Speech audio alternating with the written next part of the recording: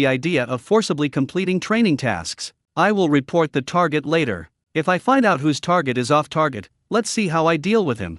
Yes. The crowd immediately responded neatly, then immediately loaded ammunition and started shooting at the target again. Bang bang bang bang bang. The continuous gunfire began to ring again in the range, and the first day of training soon ended with gunfire. The training on the second day was more intense than the first day, and the Shensui companies and platoon units took turns conducting rifle shooting training from the morning, shooting targets early in the morning and then going to breakfast, then practicing the cue, and then practicing the gun after the cue. According to gun is the posture of holding a gun, such as lying prone when shooting in a lying position, with elbows as support, and a bullet case on the muzzle to keep the bullet case from falling off, or standing position to hold the gun, with a standing shooting posture, and holding it. Hang bricks or kettles in front of the gun. This kind of gun training is also very effective in improving the shooting level, and it can also save ammunition, and effectively improve the shooting level without consuming less ammunition. Of course, the Shens guards are not short of ammunition. In addition to holding guns, they should still practice live ammunition shooting. Some companies practice rifles in the morning and shotguns in the afternoon, while others practice shotguns in the morning and rifles in the afternoon.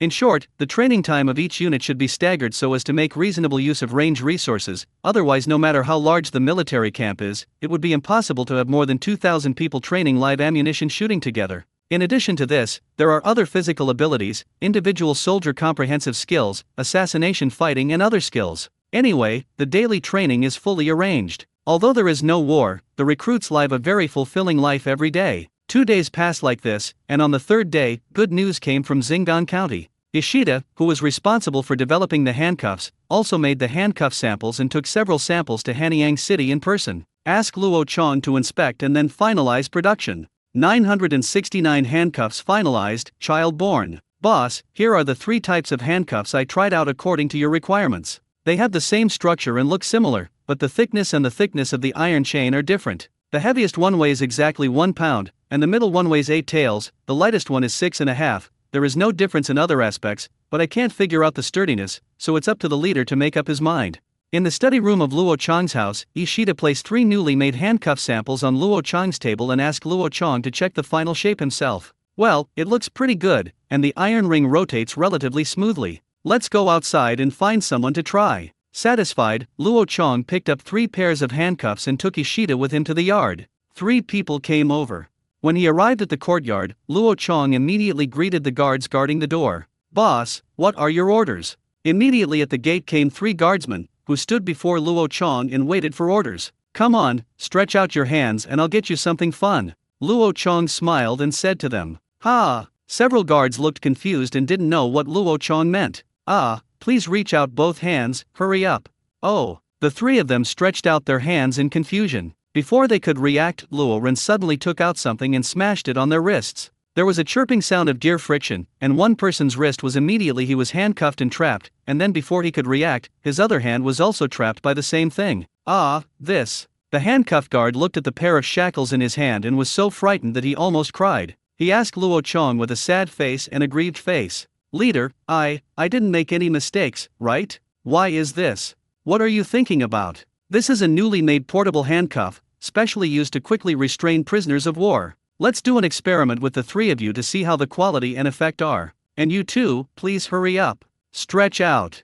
Luo Chong saw that he was almost crying with grievance. He explained angrily immediately. Oh, that's it. It scared me to death. I thought I had made some mistake. After hearing Luo Chong's words, the guard immediately breathed a sigh of relief, raised his hands and wiped the cold sweat seeping out of his forehead with his sleeves. Luo rolled his eyes at him, then quickly put handcuffs of different weights on the other 2, and then continued. Well, these are 3 types of handcuffs of different thicknesses, mainly to check their sturdiness. Now the 3 of you can start to break free. Except that you can't use tools, you can break free no matter how you want. Use all the strength to suck milk. Come out and see if you can break free. Ah, that's it, good. The 3 of them responded, and they really began to use their strength to suck milk and began to break free. All 3 of them were gnashing their teeth for a while, and their faces were red from holding them in. Such a posture could maximize the strength of the whole body. At this very moment, there was a soft click, and someone really broke free from the handcuffs. Leader, look. Ha! Luo Chong immediately went over and took a look, and found that there was something wrong with the 6.5 handcuff,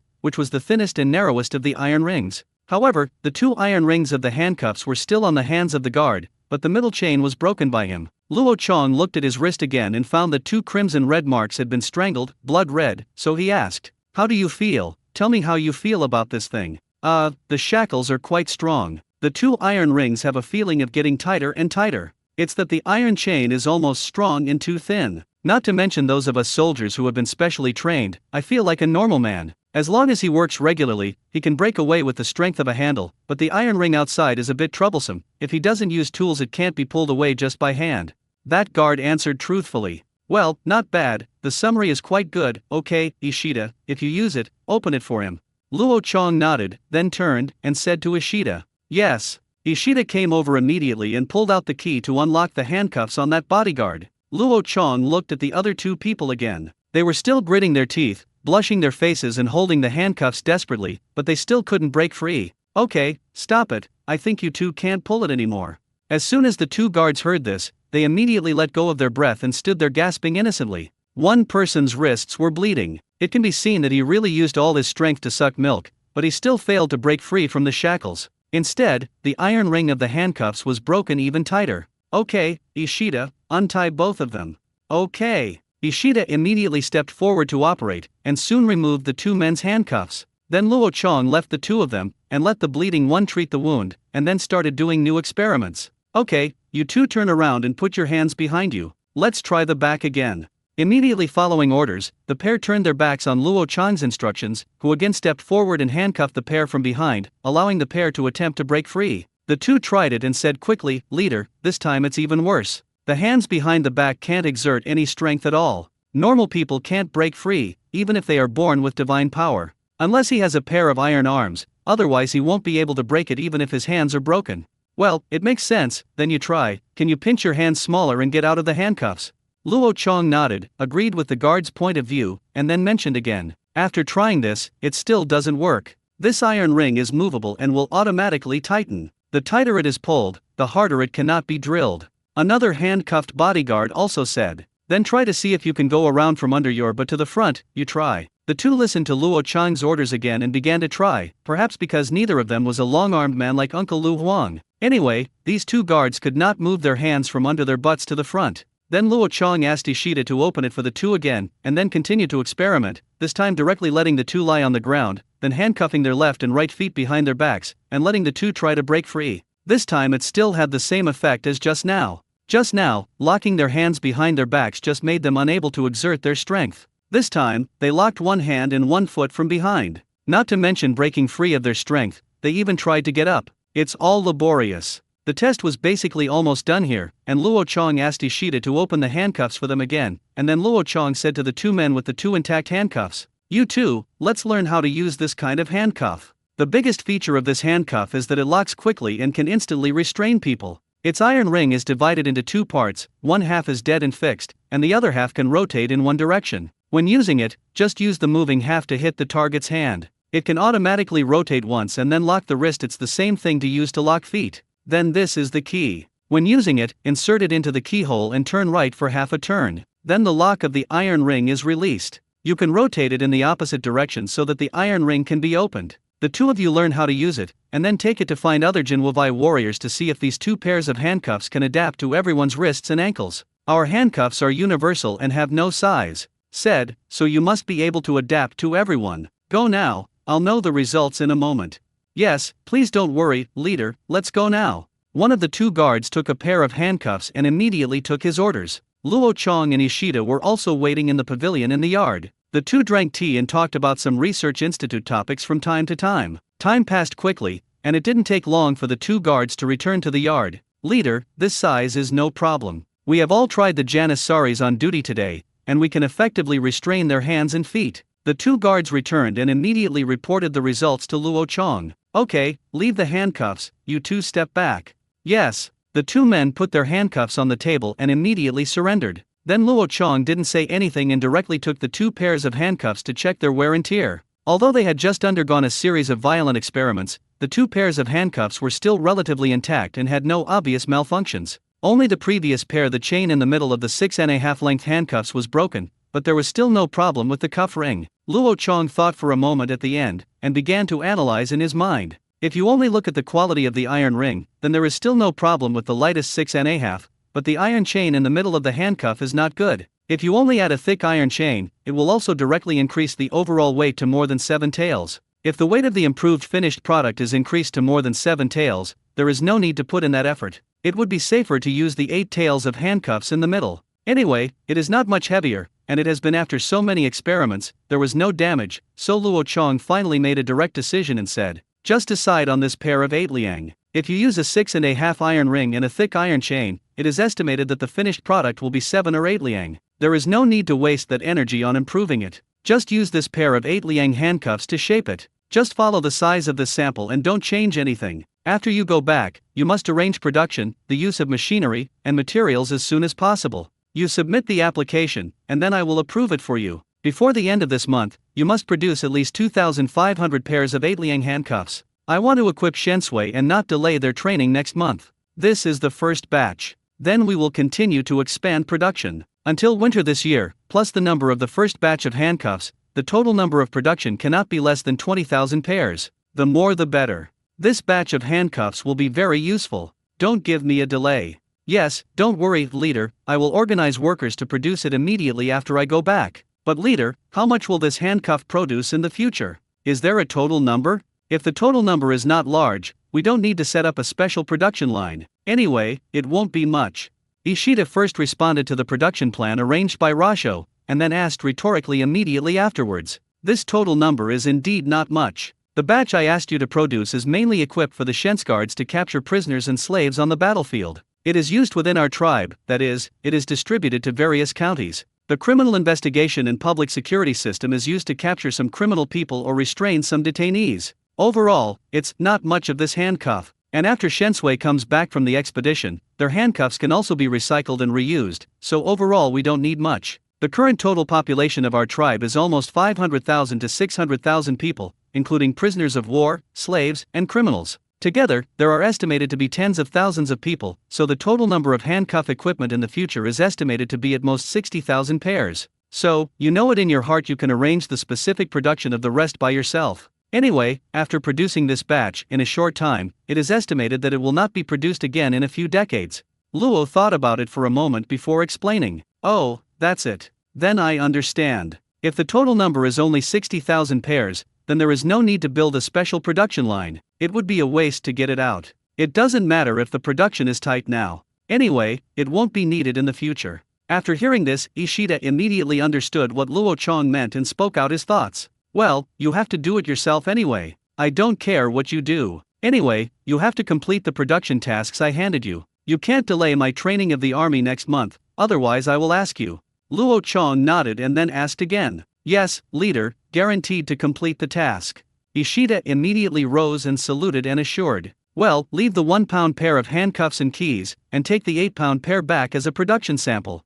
Yes. Ishida responded again, and then began to go back and organize production according to Luo Chong's arrangement. Now there are more than 20 days left before the end of the month, and 2,500 pairs of handcuffs will be produced, which is at least 100 pairs a day. It is indeed a bit difficult at first, but it will probably be fast after a week. In short, delivery before the end of the month is not a problem. Ishida is gone, and Shensui's training continues. Luo Chong still stays at home every day. In addition to giving instructions to official documents handed over from various places every day, the rest of the time is to teach Luo Cheng and Luo Lan to read and study, and then to take care of them. Mother! The labor period of Zayadi and Zhan Ying is also getting closer and closer. Finally, half a month after the official establishment of Shensui, Zhan Ying ushered in the birth of her second child. After some hard work, Luo Chong gave birth to her third child. 3 children. Luo Chong's third child was a boy. Because of proper maintenance and sufficient preparation, the birth process of the child was smooth, the mother and child were safe, and the Han tribe also had a scale this time. Luo Chong specially asked someone to put the child on the scale and weigh it. He weighed more than 6 pounds, nearly 7 pounds, and was considered a relatively healthy baby. 970 Luo Crossing and Luo Ji. Zhan Ying named Luo Chong's third child Luo Sing, which means the prosperity of the Han tribe and the prosperity of the Luo family. After all, is he the second boy? Can he not prosper? The leader's family was filled with people, and the entire city of Hanyang fell into a festive celebration. Many people who had a good relationship with Luo Chong sent gifts. The governors of the 8 counties of Hanyang were the first to hear the news, but they had official positions and were not allowed to leave the jurisdictions they managed at will without Luo Chang's summons, but they still sent their wives or other family members with them. Gifts come to visit. Luo Chang naturally accepted it one by one, which was a happy thing, and there was no reason to refuse. In the following days, an endless stream of people came to give gifts, including Xiaodi's mother Shang, who showed enough generosity as the mother of the Han tribe's chief lady, and even specially sent some cotton she had knitted by herself, saying that it was for children to use as diapers. Many people came to visit Zhan Ying's natal family, especially her sick wife's family. The sick wife was originally hired by Zhan Ying from within the clan to help them, and later she got the business of a photo studio from Luo Chang. Now the whole family is doing well, and this time I just took advantage of this opportunity to come and get close. Engaging in interpersonal relationships, especially this kind of clan relationship, is the foundation of Han civilization and the foundation of Han civilization. Luo Chang will not object to this. Although he often suppresses those wealthy families, suppression is suppression. If you don't object, you will return or not. Objection: this is imperial power and cannot be generalized. The people of Hanyang City were very happy when they heard about this. Luo Chang also set up a thank you table at the door of his house. A pot of boiled red-skinned eggs was placed on the table. Anyone who passed by Luo Chang's house must be given one or two. No, just for good luck and joy. Many people also come here to give gifts. No matter how much cotton, brown sugar, eggs, or millet, no matter how high or low, Luo Chang accepts them all. Of course, there are no gifts in return. As for those with higher status, there are no gifts in return. When the child is 1 month old or 100 days old, Luo Chang will serve wine to others. On the 4th day after Luo Xing was born, he happened to be on a sick break. This kid even came to visit him. Now he also has a wife. In addition, Luo Chang gave him the task. Now this kid is very interested in giving birth to a child. Things are particularly interesting. Okay, the child has watched it too. You boy, hurry up and take advantage of Xiaomu to go back and work hard. Before Shensui goes out to fight, even if you can't give birth, you have to let your wife conceive one. Go home quickly, stop playing with me. Luo Chang patted Chu's shoulder and said. Go was sick and scratched his head and giggled. After chatting with Luo Chang for a while, he hurriedly went home to create a human being. By the 6th day of Xiao Luo Xing's birth, Xiaodi's due date had also arrived. After working all night that night, mother and son were finally safe. Luo Chang's 4th child was also born smoothly, and he was a boy again. Luo Chang named him Luo Ji. The name is taken from the ancient ranking, uncle, Ji, from the eldest to the youngest. Ji is the 4th, just like Lu Bang was originally called Lu Ji, which means the 4th child of the old Lu family. The name Lu Bang was given to him later when he became the Lord. The birth of Xiao Luji naturally attracted a burst of cheers. After all, a man with such a powerful leader has given birth to 2 children in a row. This is a true portrayal of the prosperity of the people. It shows that there are successors to the Han tribe. Everyone is happy. Of course it is inevitable to give another gift. Originally, just a few days after the delivery, it was a bit unreasonable for Luo Chang to receive another gift. But, the second lady has given birth to a child and everyone has come to give gifts, and the eldest lady has given birth to a child and everyone has to express it. Luo Chang is not good at refusing, otherwise what do you want Xiaodi to think to herself? She finally gave birth to a child. The second lady's place is so lively and has so many gifts. When she gets to her place, she has nothing and is deserted. No need for Xiaodi to think too much. Luo Chang is afraid that she will suffer from postpartum depression.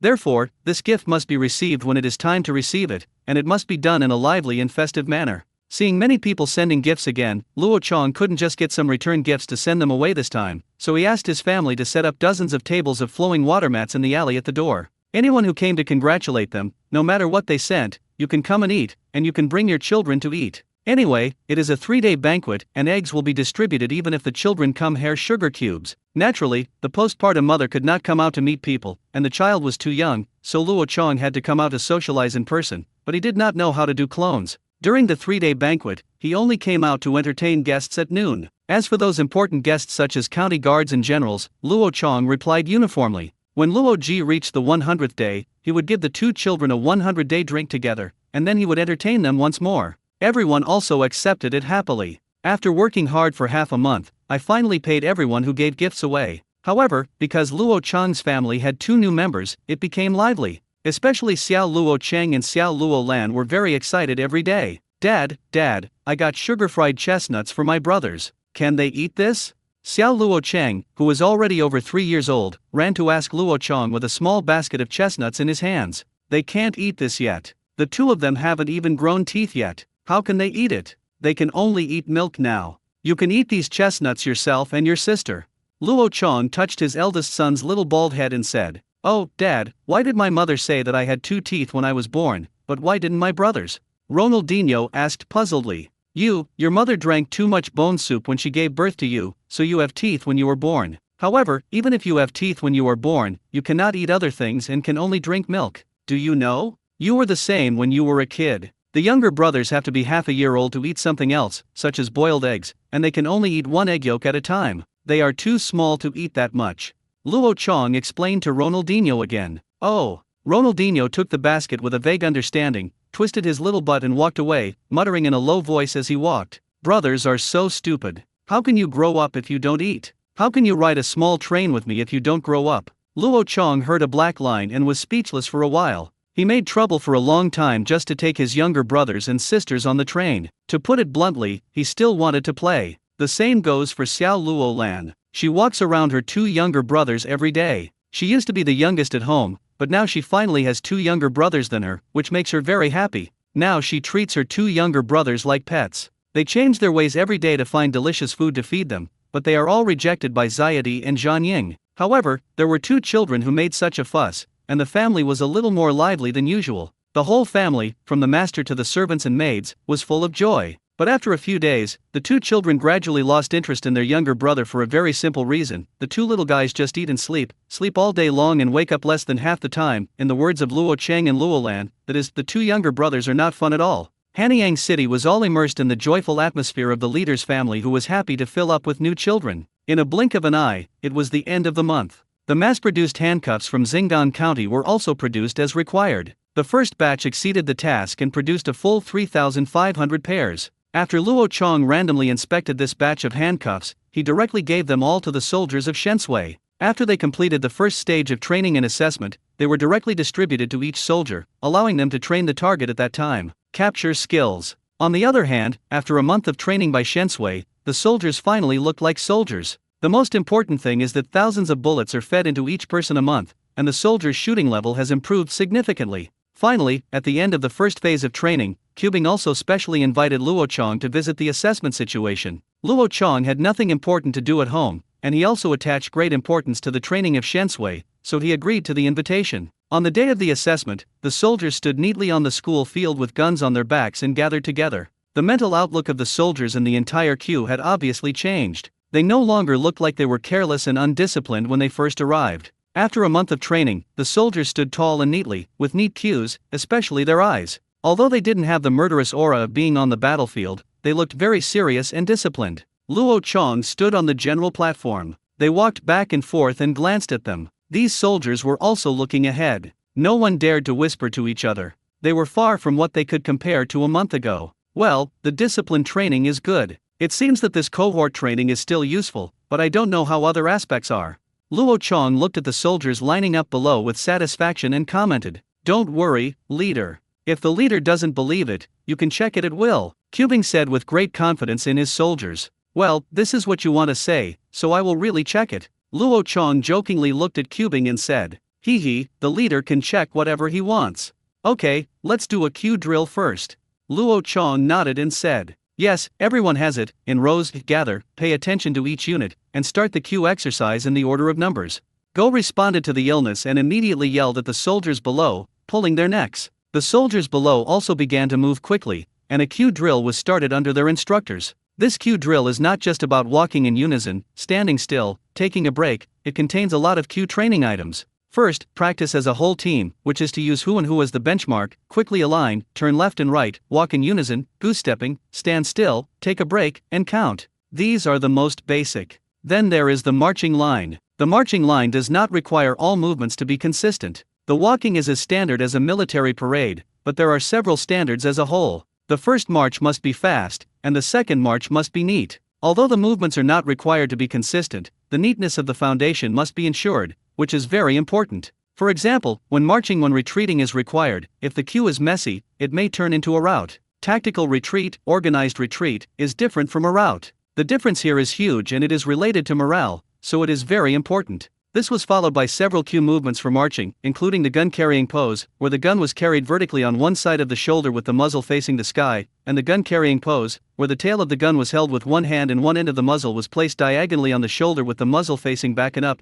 and finally, the gun-splitting pose, which was the marching posture with the bayonet held diagonally up in the parade. After all the soldiers of Shensui turned around the stage from the point according to this process, Luo Chong also nodded repeatedly as he watched from above, and was very satisfied with it. At the same time, Luo Chong was also sighing. I have to say that especially the gun-splitting action, such as the 81st bar, the 56th barrage, and the 95th bar, all of them are not as powerful as the big bolt and bayonet. A bolt-action rifle nearly 3 meters long, plus a bayonet half a meter long, with this length alone, and one thrust forward, with that momentum, is simply not comparable to an automatic rifle. Of course, this is about the spectacularness of the split gun type, but in terms of firepower, of course it cannot be compared with automatic weapons. Well, it's not bad. Are the soldiers all energetic? This gun-splitting action is also very good. Then let them do an assassination exercise to see if they are proficient in it. Luo asked again, nodding his head and looking at the warrior below. Yes, everyone has it. The whole team is gathered in the school field to conduct assassination drills. Cubing agreed and shouted to the soldiers below again. The instructors also reacted immediately, running into the school field with a queue of soldiers, then distancing themselves at intervals of 2 men, front, back, left, and right, to begin an assassination drill. This distance was a bit large, but there was no way. The Han tribe's rifles and bayonets were too long, and together they were about 1.8 meters long, and the soldiers were too close to cast them. After the formation was completed, the soldiers below quickly shouted slogans and practiced the active assassination exercises while shouting, "Kill!" All the soldiers neatly made a lunge thrust. "Kill!" The soldiers turned around again and came out with a flicker on the butt of their gun. "Kill! Kill!" More than 2,000 soldiers, armed with 1.8-meter long spears, lined up below to practice assassination exercises. They had to shout "kill" every time they made a move to strengthen their momentum. That scene is really shocking. It is much more powerful than the videos of thousands of people assassinating and fucking Luo Chong once watched on the internet. In fact, to put it bluntly, it is the effect of the long bayonet with a large bolt. Use the Type 95 rifle. The multifunctional military stab drill makes you feel aggrieved just by looking at it. It is not as effective as the Type 03 rifle, at least the one is longer. After the assassination drill was completed, Luo Chong also nodded with satisfaction. He stood on the platform to watch. In response to the sentence "stand high and look far," the entire queue can be seen at a glance. Is there anyone inside to make up for it? His movements were half a beat slower, and he could clearly see that it was for this reason that he was satisfied with the assassination, because basically they didn't see anything too wrong. The soldiers were still very familiar with the movements of the assassination operation, which shows that they usually did a lot of training. Okay, that's it for the queue and assassination assessment. If you pass the test, let's start the shooting assessment below. Yes. 971 excellent assessment results. Shensui's shooting assessment began quickly under Luo Chong's order. The shooting assessment is mainly divided into various posture assessments for 3 types of firearms: rifle standing, kneeling, and lying position. Each of the 3 positions shoots 15 rounds of ammunition at 300, 400, and 500 meters. Each position at each distance is 5 rounds of ammunition, and after all shots are completed, the number of rings is compared, and the final assessment score is based on the number of rings. Then there is the rapid-fire reaction assessment of the shotgun. The shooting field is set in an arc shape, and the target position is laid out on the dial. They are fan-shaped shooting areas from 10 o'clock to 2 o'clock, and fixed targets are set in the direction of the hands. During the assessment, 1 soldier is entered at a time, and the examiner loudly reports the shooting direction behind the soldier's back. The soldier needs to shoot the target in the direction according to the instructions. The assessment requires not only hitting the target, but also hitting the target in the direction mentioned. Otherwise, if you hit the wrong target, you will be treated as off-target. The shotgun shooting assessment is 8 bullets per person, and there is only 1 round, all shot in a standing position, and what is required is a reaction speed. Finally, there is the self-defense shooting assessment of the short-barreled shotgun.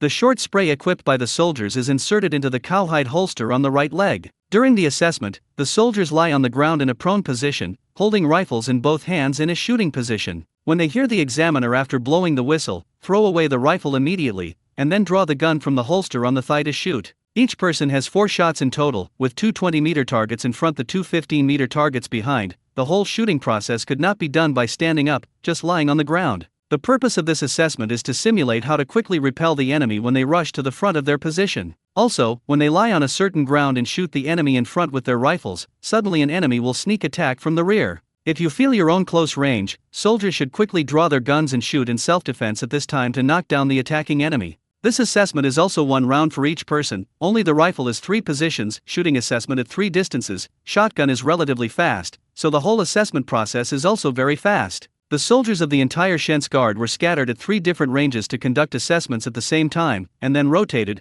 just like their usual shooting training. From 8 a.m. to 2 p.m., the entire assessment was completely completed, and the instructors were also quick. Summarize the score sheets and show them to Luo Chong. While all the soldiers were going to eat, Luo Chong and the people from Cubing and Shensui headquarters looked at the assessment results of these soldiers. The performance of the Q and assassination were uniformly checked by Luo Chong. As a criterion for scoring, all the soldiers' scores were still judged based on the results of the shooting assessment. Short spray self-defense shooting, a total of 4 shots, a total of 6 points, 1 point for hitting a target position, and the remaining 2 points will be awarded by the examiner based on the soldier's shooting accuracy and reaction speed. Shotgun rapid fire assessment, a total of 8 shots, a total of 10 points, 1 point for each target, and the remaining 2 points are also scored based on reaction speed and shooting accuracy. Finally, there is the rifle assessment. The rifle shooting has a total of 45 rounds, 3 distances, and 3 postures, which means there are a total of 9 targets, each target has 5 shots, and the ring is full of 50 rings.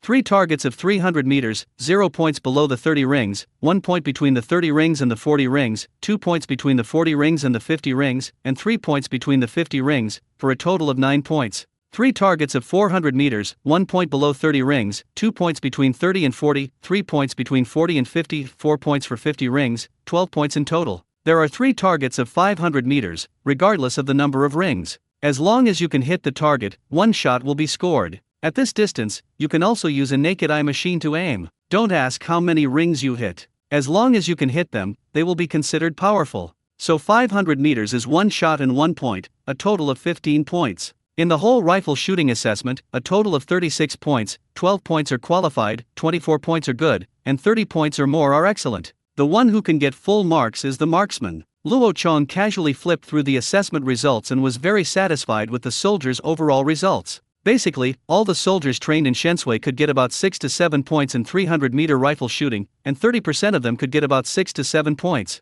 People can get 9 out of 10 points. Among them, the best score is the 300-meter shooting in the lying position. Many warriors can hit a full ring score of 50 rings. This is to get 3 points. The shooting in the kneeling position is relatively stable and can basically get 2 points. The standing shooting is slightly worse, but the worst can also get 1 point. The entire Shensui, with 2,400 soldiers trained, did not miss a single target during the 300-meter rifle fire. For this overall level, Luo Chong was quite satisfied, but as he expected, after all, he was fed with so many bullets. Without the shooting accuracy, he would be sorry for the so many bullets he provided. Coupled with the large 8mm bolt equipped by the Han tribe, it was also outstanding in accuracy, so it was not a surprise to be able to achieve this result. You must know that the level of modern soldiers shooting with Type 95 is similar to that of the Han tribe now. After training, all recruits can generally achieve a good result of 95 rings with 10 bullets from 300 meters. This is the effect of feeding bullets. In the 400-meter target shooting, the average score of Shensui soldiers can also reach 8 points, and most soldiers can get more than 6 points,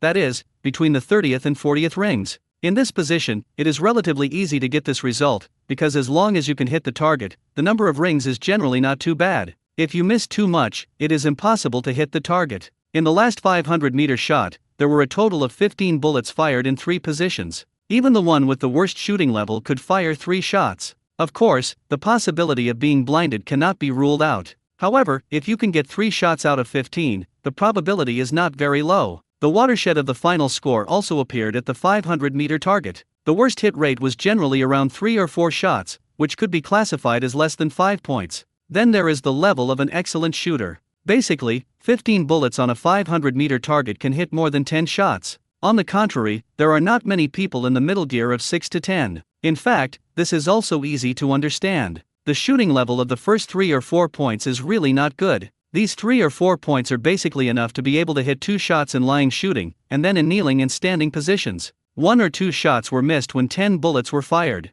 This is where their scores come from. On the other hand, another group of outstanding shooters basically have good shooting skills. In the 500-meter shooting, they abandoned the concept of ring numbers. They can all play well. Anyway, if you don't look at the ring numbers, you can only calculate the target rate. Basically, they can achieve more than 10 out of 15, which shows that they can really hit, see, and hit accurately, and have their own experience when they get the tips and techniques of shooting. Moreover, there are quite a few excellent shooters on the 500-meter target, which actually reaches about 50%, almost 1,000 excellent shooters. Therefore, in the final comprehensive score, all members can reach the passing line of 12 points in total, and the group of people who have just passed can reach 25% of the total number of people. Good grades with more than 24 points in total can reach 60% of the total number of people, and outstanding shooters with more than 30 points in total can reach 15% of the total number of people. The reason why a good score of 24 points or above accounts for such a high proportion is mainly because there are too many extra points for the final 500-meter target, which is why this phenomenon occurs.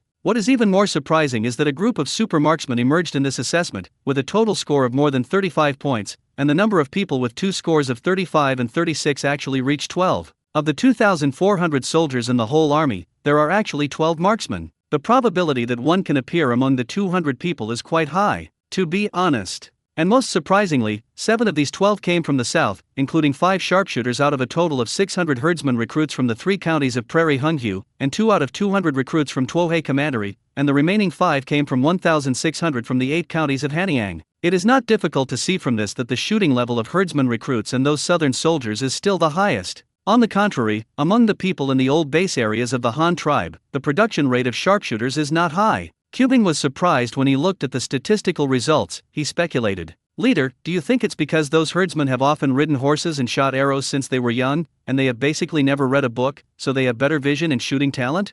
And the people of the 8 counties of Hanyang, even before they started farming, mostly used traps, spears, guns and other weapons when hunting. In addition, the 8 counties of Hanyang were the first to popularize education, and they were the first to popularize education here. Lamps, for various reasons, have led to the overall shooting level of the 8 northern counties being low. Well, what you said is possible, but this issue is not important. No matter where they are from, they are all people of our Han tribe, so it doesn't matter where they are.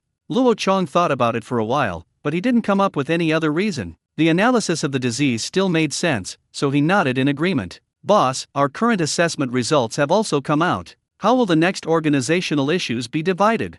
After listening to Luo Chang's words, Cubing no longer struggled with the issue of this marksman origin, but asked about the next army construction. Do you still need to choose this? Just follow the shooting results of the rifle. Remember, no matter how powerful the shotgun is, we are an army with rifles as the main weapon, so Shensui also has the most riflemen. Our smallest 9-man squad is divided into 3 tactical groups. Each tactical group has 2 precision shooters covering 1 assault player, so each squad has 6 riflemen and 3 assault players. According to this ratio of arms, there are also assessment results, from top to bottom. Those with good rifle shooting scores are riflemen, and then select commandos based on shotgun shooting scores. Use this configuration to reorganize into 3 battalions. The total strength of the 3 battalions is 2,189, and the total number of Shens Guard soldiers is 2,400. Then there are still 211, the one with the worst grades. These 200 people will be directly under your guard headquarters. Place them in guard units, heralds, and logistics transports. Then there is the issue of officers. The officers at the squad level are mainly the squad leader and deputy squad leader, and there is also a firepower team leader. There are 3 people in total. They are promoted from the soldiers according to their shooting performance. If they choose 2 rifles that are good, they will be the squad leader and deputy squad leader. Then choose a shotgun that is good and be the leader of the firepower team. During wartime, he is responsible for commanding and leading 3 shotgun commandos. Then there will be the platoon leader and deputy instructor, who will be appointed by your instructor team. In addition, each platoon will set up a platoon headquarters. In addition to the 3 platoon leaders and instructors, 9 people will be sent to form a logistics class to be responsible for food, ammunition, and other chores. Then there are the company commander and deputy company commander, and the instructor, who is also appointed by the instructor group. Each company has a company headquarters. In addition to 3 chief officers, there are 2 logistics classes of 9 people, plus the company chief officer, a total of 21 people. In the end, there are the battalion commander and deputy instructor. Just like the company platoon, the logistics class has been increased to 3 classes with 27 people, plus 3 chief officers, a total of 30 people.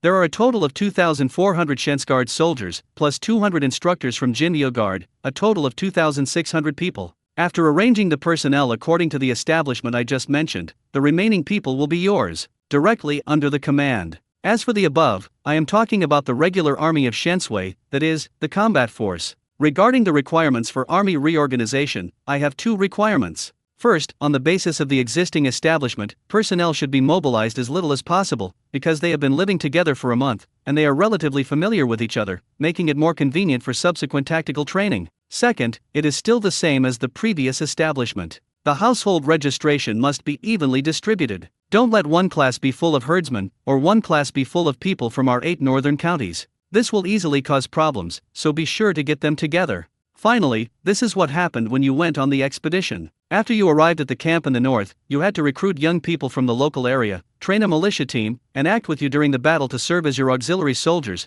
mainly to transport ammunition and food, as well as auxiliary tasks such as capturing and escorting prisoners. When the time comes, you must teach them the prisoner catching skills you have learned and conduct simple training. I have ordered more than 20,000 pairs of handcuffs for you. These handcuffs are for those militiamen, not for you. When the time comes, your Guards will send out combat troops to rush forward and let those auxiliary soldiers follow you to capture prisoners. Otherwise, if you catch them yourself, you will have to fight, capture prisoners, and watch. The strength will definitely not be enough. For example, for some auxiliary tasks, you can just leave them to those auxiliary soldiers. Luo Chong explained Shensui's formal preparation and reorganization plan to Cubing, and then explained the future expedition. It was only now that I learned that Luo Chong had made so many handcuffs to equip the militiamen, not for them. When I first saw the handcuffs, I was still worried about going to the hospital. The soldiers of their Guard were really redundant with this equipment. The soldiers all used firearms. This thing would either die or be injured after hitting the enemy. Of course, in this era, as long as they hit, there is basically no possibility of life, so let them capture the prisoners unless they surround the enemy and then force the enemy to surrender, otherwise it would be difficult to capture the captives. And handcuffs, don't look at the fact that they are not heavy alone. A pair of handcuffs only weighs 8 or 2, but the soldiers of their Guard each have to be equipped with more than 2 weapons, plus ammunition for 2 weapons, as well as water bottles and backpacks, etc. The weight carried by an individual soldier is already very large. If you bring a few more pairs of handcuffs, it will be an extra burden. It will have a great impact on the soldiers' actions. 972 Summer Development. But now it's better. After a long time of trouble, those handcuffs are equipped for the auxiliary soldiers, so that there is no burden in going to the hospital. After Luo Chang's explanation, he stayed in Shensui's military camp for 2 more days. Seeing that Cubing had completed the second reorganization and the appointment and dismissal of officers at all levels, he officially launched the second stage of training before rushing from the military camp. Returned home. In the next time, Shensui had 2 or 3 months to train, and then he was about to start his expedition in early autumn, from here to Weixin County to assemble, and then boarded a ship from Weixin County and took a waterway to the camp of the northern survivors to join Yi there. Luo Chang's task was also very intense. He needed to prepare ships for the Guards in these 2 or 3 months, as well as equipment for the soldiers to use in winter, including military coats, sweaters, woolen pants, cotton pants, and velvet leather boots, gloves, hats, and the most important quilts are all necessities for winter operations. It is much colder there than the 8 counties of Hanyang. It's not okay not to be prepared, especially with a lot of southern soldiers. In addition, Luo Chang had to prepare a factory ship for them to transform into a simple arsenal with 1 ship. He did not expect this ship to produce firearms, mainly to reload bullets for them. The pure firearms army only dealt with logistics, and bullets were not like arrows that could be reused. In addition, the combat location was far away from the Han tribe, so ammunition could only be provided to the front line by reloading bullet casings. Fortunately, this technology is now very mature in the Han tribe. If you get sick, you will use equipment to produce bullets. Hand reloading ammunition is even easier to operate. By then, some women will be recruited from the local area. After simple training, you can do this job. So in the following month, Luo Chang began to get busy, first going to the shipyard in Liaoyang County and asking them to find a bark in good condition to transform into a water arsenal, and then starting to raise the fleet for the expedition north. At the same time, another transport fleet was formed to transport winter supplies to the camp in the north from now on, mainly iron ingots, cotton cloth, and other things. By the way, these ships could also go to the north to explore the road first. After all, the Han people there are few people going there, so they are not very familiar with the waterway. The ship sent by Yu Yi to transport asphalt also successfully arrived at the dock in Liaoyang County.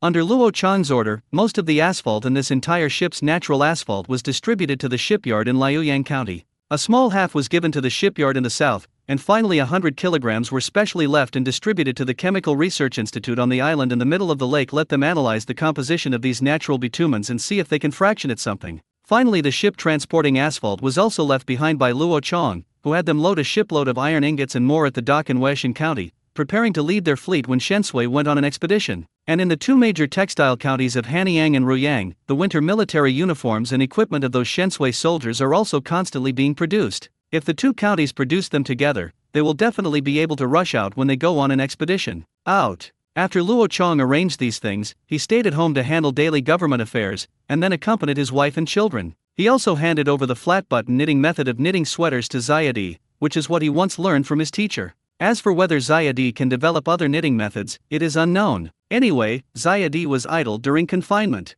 She also liked this kind of knitting and was very interested in knitting sweaters, so she studied it in the house every day. At the same time, the Industrial County locomotive works in New Steel County were constantly busy. When the road construction team repaired the railway in the mining area of Xingan County Iron Mine, the locomotive manufacturing plant also produced the second batch of Endeavour steam trains and officially delivered them to Xingan County Iron Mine. Use. On the day of the delivery, Dali and Lin Fei even specially called Luo Chong to visit. Luo Chong also personally presided over the delivery ceremony and announced that the mining railway was officially put into operation. With these two trains, and the air hammers heavily equipped in the iron mining area, the entire iron ore mine has more than doubled in terms of mining speed and transportation capacity. With the same manpower invested, the output efficiency of the mining area has been increased several times. In the past, the steel mills in Xingan County could only invest up to 4 blast furnaces at a time to start construction at the same time. No matter how much iron ore would not be supplied, but now that the output of ore has increased, more blast furnaces can be used for simultaneous production. After finally vigorously reporting it to Luo Chong thought for a moment and finally decided to start 4 more blast furnaces and start 8 at the same time. The remaining several blast furnaces were used for rotation repairs. After all, the current earthen blast furnaces of the Han tribe are still too low in technology and many of their functions are not up to standard, so they need to be shut down for repair and inspection after being used for a period of time. At this time, those blast furnaces that have completed the repair and inspection can be activated so that workers will not have a holiday, nor will the steelmaking plant reduce production. The steel output of the Han tribe also doubled in an instant due to the investment of this railway and 2 trains. If it were not for the lack of manganese steel, the iron production of the steelmaking plant alone would be enough to build a heavy-duty railway. It is a pity that heavy-duty railways are not just as simple as ordinary steel, but must be manganese steel with better rigidity, strong bending resistance and higher hardness. In addition, there are tungsten steel and nickel chromium molybdenum, which are alloy materials of steel. The Han tribe currently cannot produce them. Nickel chromium alloy steel is used to make stainless steel. The role of stainless steel in food and medicine is irreplaceable. Not to mention the role of tungsten. In addition to being used to make bulb filaments, its biggest use at this stage is to make barrels. Improving the heat resistance of the barrel also has a service life. If there is really no tungsten steel, use molybdenum steel. Yes, although the performance is worse than that of tungsten steel, it can still meet the standard. If you have a heat-resistant barrel made of these 2 steels, the Han tribe can try to make continuous fire automatic weapons. Unfortunately, in the field of special alloy steel, the Han tribe is now like a sucking doll. It depends on the output. It's awesome, but depending on the variety and quality, it's rubbish. This is mainly due to the poor level of chemical industry. Luo Chong has no good solution now, so he can only use time for researchers to slowly explore and accumulate. The construction of various parts of the Han tribe is proceeding in an orderly manner, but there is also a troublesome thing that has not been solved to this day, that is, the water transportation of the locomotive, and the water transportation of the carriages. How to load the train onto the ship, this is the biggest problem. If it were modern times, with big ships and heavy cranes, it would be nice to just hoist the train onto the ship. It would not be a problem at all, but the current Han tribe obviously did not have such conditions, so the Weishan county in charge of this matter Lu Guangju, the governor of the county, found Luo Chong on his head. Leader, we have now modified a dedicated locomotive carrying vessel. The deck and beams inside are reinforced and can carry 4 locomotives at a time. However, we have now encountered a problem, that is, the track on the ship and the shore. We can't think of a better solution to the problem of unstable track docking. Leader, please see if there is a solution. On the shore of the dock in Weishan County, Lu Guangju stood there with Luo Chong, pointed at a strangely shaped sailing ship and said to him, it was a train-carrying ship converted from a Han tribal standard bark, with a length of 40 meters and a width of 12 meters, with a total of 5 decks above and below, and 5 cabins. Originally the ship's side should have been very high, floating facing a building, and there were nearly 3 decks above the waterline, but now the middle position of the ship has been cut off from the uppermost main deck, and the side of the ship in the middle position has also been cut off from one level, which is flush with the top of the 4th deck, which is equivalent to cutting off one level from the middle position of the ship, but the front and rear ends of the ship have not moved, so it has become the current ingot type with high ends and low middle. The 4 rails were arranged transversely along the mainmast, 2 in front and 2 behind, that is, the ship could carry 4 bows horizontally at a time. The front of the Endeavor is not that long. The locomotive in front and the tender behind are not 12 meters together. With the width of a 3-mast sailing ship, it can fit a locomotive horizontally, and there is still a little space in the front and rear. It's okay to lay it out like this, just. Luo Chong couldn't help but ask Lu Guangju, who is responsible for the modification of the ship. How was it designed? Although the main deck was cut off by one layer, putting the 4 locomotives on it will still cause the center of gravity to be unstable. If something so heavy is pressed on it, the center of gravity is too high. Don't say you can't install it now. Even if it's installed, it's easy to roll over, you know. Luo Chong pointed speechlessly at the modified bark and said, "This," the shipbuilding craftsman said. They considered this issue, saying that when loading the train, they should first fill the lower 2 layers with sandbags as ballast, so that the center of gravity can sink and roll over. It's probably not possible. The load is too large and the boat will run slower. In addition, they said that using existing ships to transform, they could only design the layout like this. At first, they also thought about wearing it vertically, but that way, firstly, there was less installation, and secondly, it was difficult to trim. If the train was installed at one end, or both sides are easily overturned. If placed in the middle, they will be blocked by the mast on the central axis and cannot be installed at all, so they designed it this way. Lu Guangzhou explained to Luo Chong very helplessly that he did not change the ship himself, and he did not know how to build ships. Anyway, Luo Chong is recognized as the smartest. If you have any questions, you must find the leader. So what is your loading plan like? Just stick the boat to the shore and drive the train up? Luo Chong asked, pointing to the end of a railway track on the shore that stretched in the direction of the lake. Yes, but there is obviously a problem with this plan now. The boat is floating in the lake and cannot be stabilized. There is also a problem with the water level. It is different in every season. Not to mention the season, even the weather will affect the water level. The deck of the ship is high and low, but the height of the lakeshore remains unchanged, so there is no way to dock. In fact, this is not the main thing. The impact of seasons and weather is relatively small. The key is the weight of the ship, because the train is very heavy. Every time one is installed, the ship will be pressed down a little, so that even if the first one is barely installed, the car is not easy to install at the back. Also, when the train goes to the deck, the side that gets on the boat first will definitely be pressed down, so that the deck of the boat will not be flat, the train cannot go up, and it is easy to be hit by the weight of the front of the train. Squeeze the boat out. Lu Guangzhou explained their plan again and said, "Well, this is all nonsense. You guys must not be able to install it like this. Let me think about a problem with the water level, a problem with the center of gravity shifting, and the hull tilting." Luo Chong quickly thought about the solution in his mind. The water level problem is actually easy to solve, that is, get a dry dock and a gate, one end is connected to the lake. When using it, drive the boat in first, or drag it in, and then close the gate, and then pump or release water as needed to reach the required height. The remaining center of gravity offset problem can also be solved by some simple and crude methods. First, use a hard connection to forcefully lock both sides of the ship so that it cannot warp up. Then there is the loading method. Don't load one at a time, so that the side that is pressed by the train first will definitely sink, and the other side will definitely warp. The correct way to load it should be to load both sides together, front and back together. 2 trains board the ship from both sides at the same time, so that both sides can be trimmed. As for the problem that the train would sink the hull if it was loaded on it, this would just need to be loaded and watered into the dock at the same time. Since it is low, just fill it with more water and let it float up again.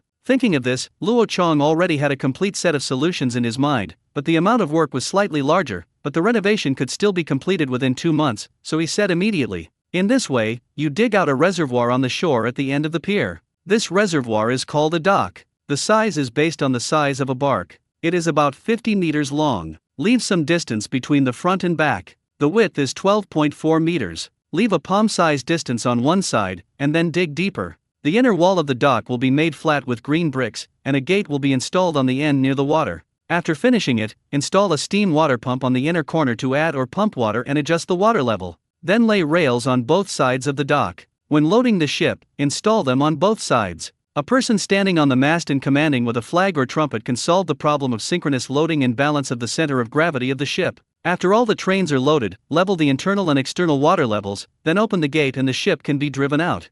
Luo Chong said as he gestured with his hands about the shape of the dock. Lu Guangzhu's eyes lit up after hearing this. This method is wonderful, and it uses all the existing things. Just dig a pool on the shore to solve this problem. You can also use the size of the dock to limit the shaking of the hull. Leave 20 centimeters of free space on one side. After the boat comes in, insert a few 20 centimeters thick wooden stakes on both sides of the boat to completely freeze the boat. In this way, it can't move even if it wants to. There are so many of you, why haven't you thought about this problem for a long time? 973 Food and population. After Lu Guangzhi listened to Luo Chang's plan, he quickly found someone to discuss it, and then made a drawing. They also dug a hole in the ground for simulation experiments. Finally, they determined the construction plan, and then immediately found land to prepare for the start of construction. As for the gate mentioned by Luo Chang, they were going to make one directly out of wood. Luo Chang thought about it, but there was nothing wrong with it. If they made one out of iron, let alone the problem of how heavy it would be, I'm afraid this gate alone would not last a month or two. It can't be made, but there is a lot of wood here, and the wood is slightly lighter and easier to open. After thinking about it, Luo Chang agreed to their plan and went straight back after watching the scene for 2 days. It's really meaningless to watch a group of people dig a hole with shovels, and I don't know when the Han tribe will be able to build an excavator or loader. This thing is actually very useful, especially when used in infrastructure. It can be used to make various construction machinery. The only problem is that the Han tribe does not have an internal combustion engine, and of course, there is nothing wrong with making a simple internal combustion engine now, and most importantly, the Han tribe does not have the same liquid fuel as gasoline and diesel, which is the most critical. Motivation is a big problem. This is not to say that steam engines cannot be used to make cars, but that they are too large and unstable in heat, so they have to be cold all the time, someone has to wait for the furnace, and liquid-fueled engines do not have to be so troublesome. Moreover, Luo Chang vaguely remembers that the power of the construction machinery used a special liquid motor, neither an internal combustion engine nor a steam engine. Of course, the main power was still a high-power diesel engine, but the transmission mechanism and the direct action on the wheels and robotic arms were liquid motors, or hydraulic pumps. Thinking of this, Luo Ren suddenly came up with the idea of whether he could use a steam engine to drive a hydraulic motor and make a similar device, such as an excavator, a loader, a road roller, or even a tractor. Once this structure could be successful, he could make large construction machinery and agricultural machinery, which would not only speed up the construction of the Han tribes, but also develop large tracts of land in the south. The current situation of the Han tribe is that from Tuohe County in the south to the capital, or from the Liaoyang River to the grassland and Hungye Lake, this large area is a vast and fertile torrent impacting the plain. In addition, the latitude is suitable and the climate is humid and warm. It is very suitable for the development of agricultural planting. No matter what you plant, you can get a good harvest.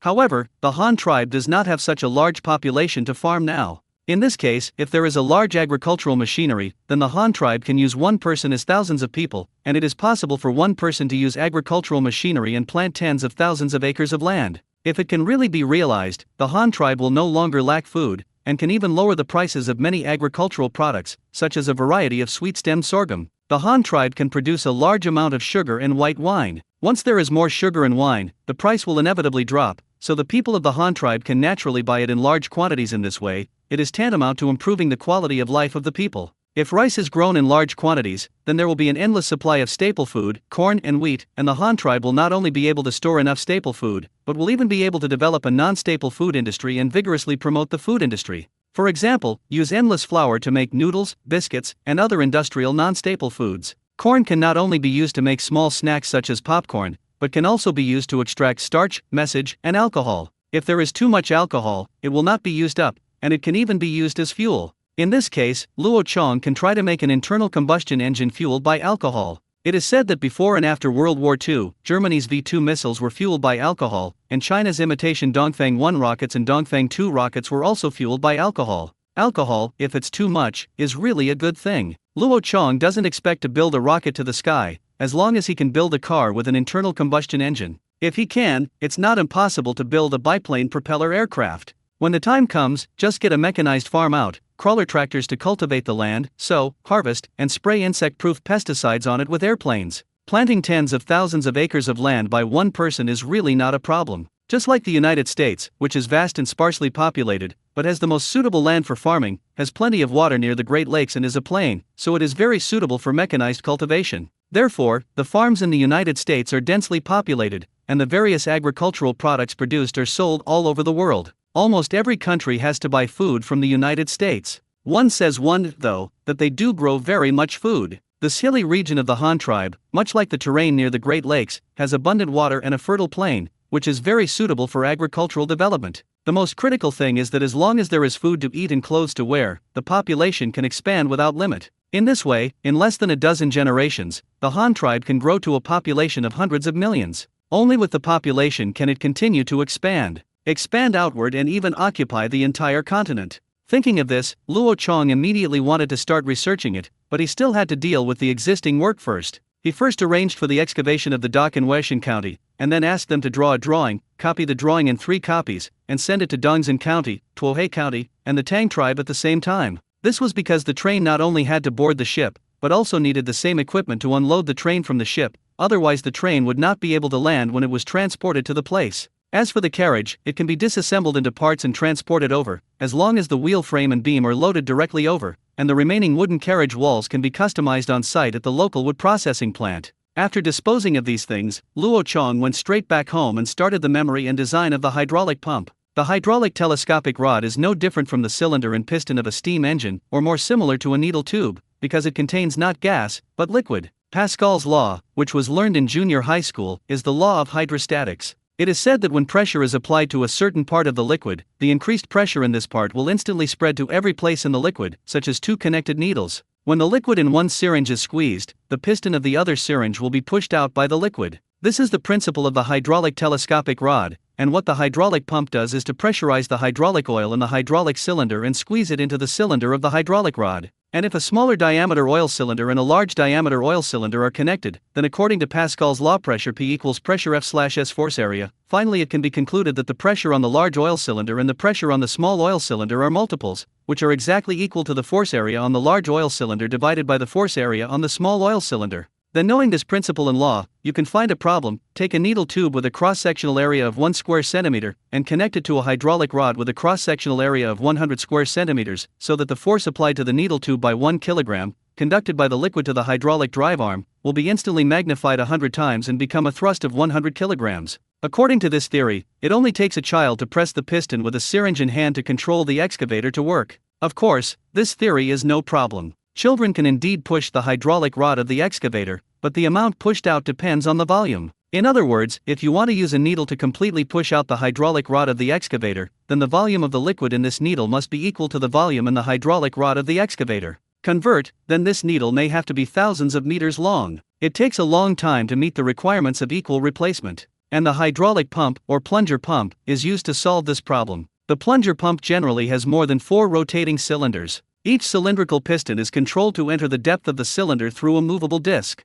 Then, by controlling this swash plate, the plunger pump can be pumped from one end when rotating oil, and then output pressurized liquid oil from the other end. To put it simply, it is to connect countless needle tubes to a hydraulic drive arm. The oil in one needle tube may not push out the length of the hydraulic rod, but I can keep injecting the needle tube inside. If there is not enough oil in one tube, I will inject it. Thousands of tubes can be pushed in. As long as enough hydraulic oil is pushed in, the hydraulic rod of the excavator can be pushed out. If you need to shrink, turn the hydraulic pump in reverse, so that the oil inside can be sucked back into the cylinder. In fact, the principle of the plunger pump is very similar to the existing air compressors of the Han tribe. One is to use an air pump to pressurize the cylinder, and the other is to use a hydraulic pump to pressurize the cylinder. The only difference is that the plunger pump is there are at least 4 pressure cylinders, while there is only 1 cylinder on the air pump. The power machinery invented by humans, except for electric motors, is basically the same. They are all derived from the piston principle, and the earliest piston principle may be the wooden bellows.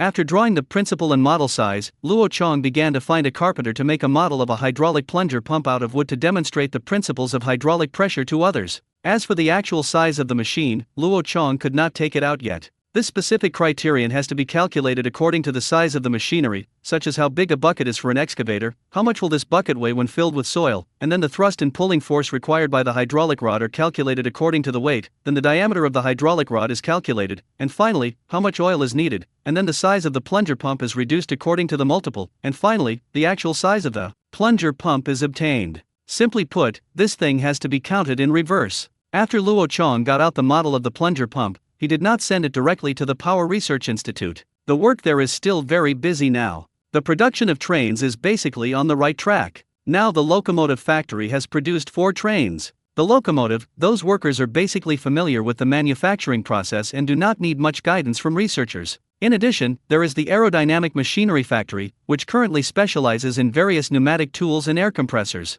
In this regard, the Han tribe has formed its own system. Except for some small pneumatic tools that are still in the research stage, other production work is handled by workers. There are not many researchers. Then there is also an arsenal, which is currently engaged in the manufacture of 3 firearms of the Han tribe. The steam engine factory was responsible for the manufacture of various types of steam engines, and the workers were also journeymen. The last main machinery plant currently mainly produces various customized large-scale equipment, including large stone crushers, sugar water presses, and stone grinding mills. This is used for grinding or in producing cement. Under normal circumstances, this general machinery factory is what the tribe needs, and they develop it. There is no fixed production project, and there are various things produced. Therefore, this general machinery factory also needs the most researchers, and many researchers have their own research in it. Responsible project. If you want to develop new large machinery, especially excavators, loaders, tractors, etc., it will definitely require a lot of manpower investment, so Luo Chong has to find a time when they are not too busy.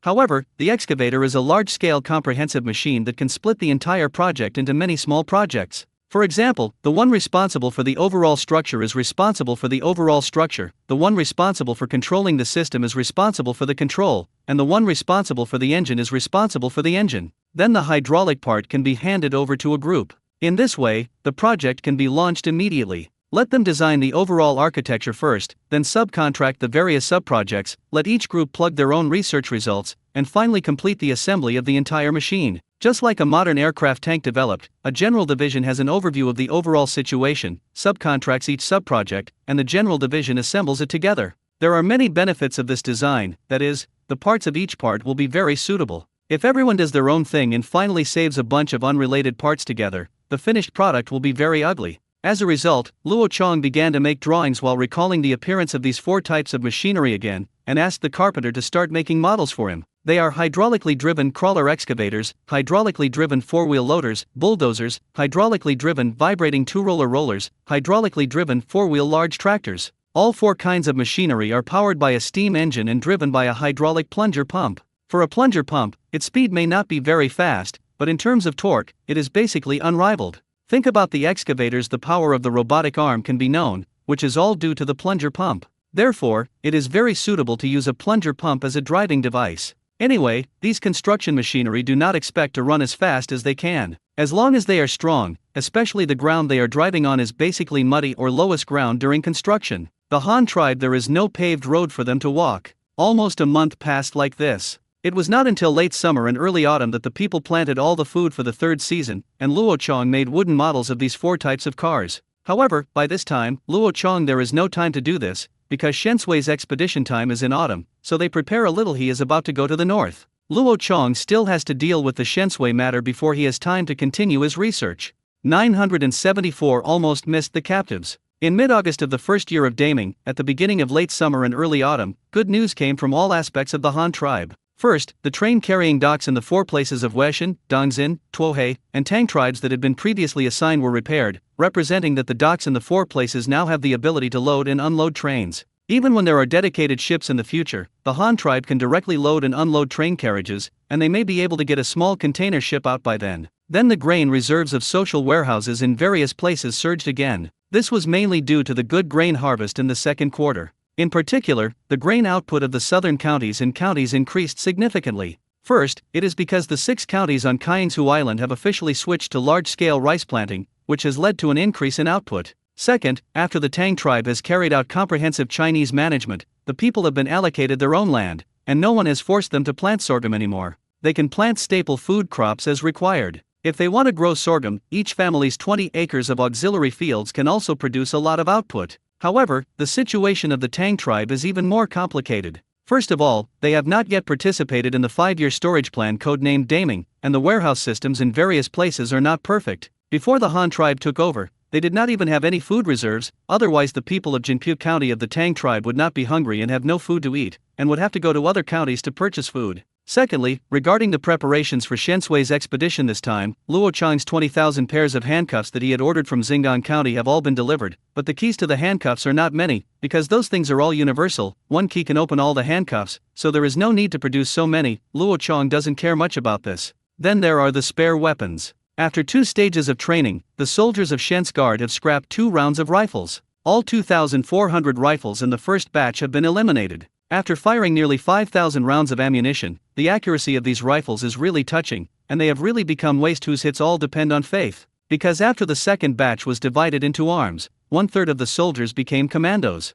They were no longer equipped with rifles, so the second batch only had 1,600 rifles. After the second stage of training, this batch of rifles also became the shooting accuracy was so impressive that I had to replace a batch of rifles again. This time, the Xingdong County Arsenal produced another 3,200 rifles and delivered them to Shensui. According to Luo Chang's order, half of them were used to change the soldiers' equipment, and the other half were allowed to carry them with them on the expedition. If the war was fierce, then good time to provide them with spare weapons. However, the only good news is that the shotgun does not need to be replaced. Although each of these shotguns equipped with Shensui has fired tens of thousands of rounds, the barrel of this low-pressure smoothbore shotgun is basically there is no damage, and a weapon like the sprayer has no accuracy at all. It is originally shotgun, so what accuracy is required? So this batch of shotguns can continue to be used after just a bit of normal maintenance.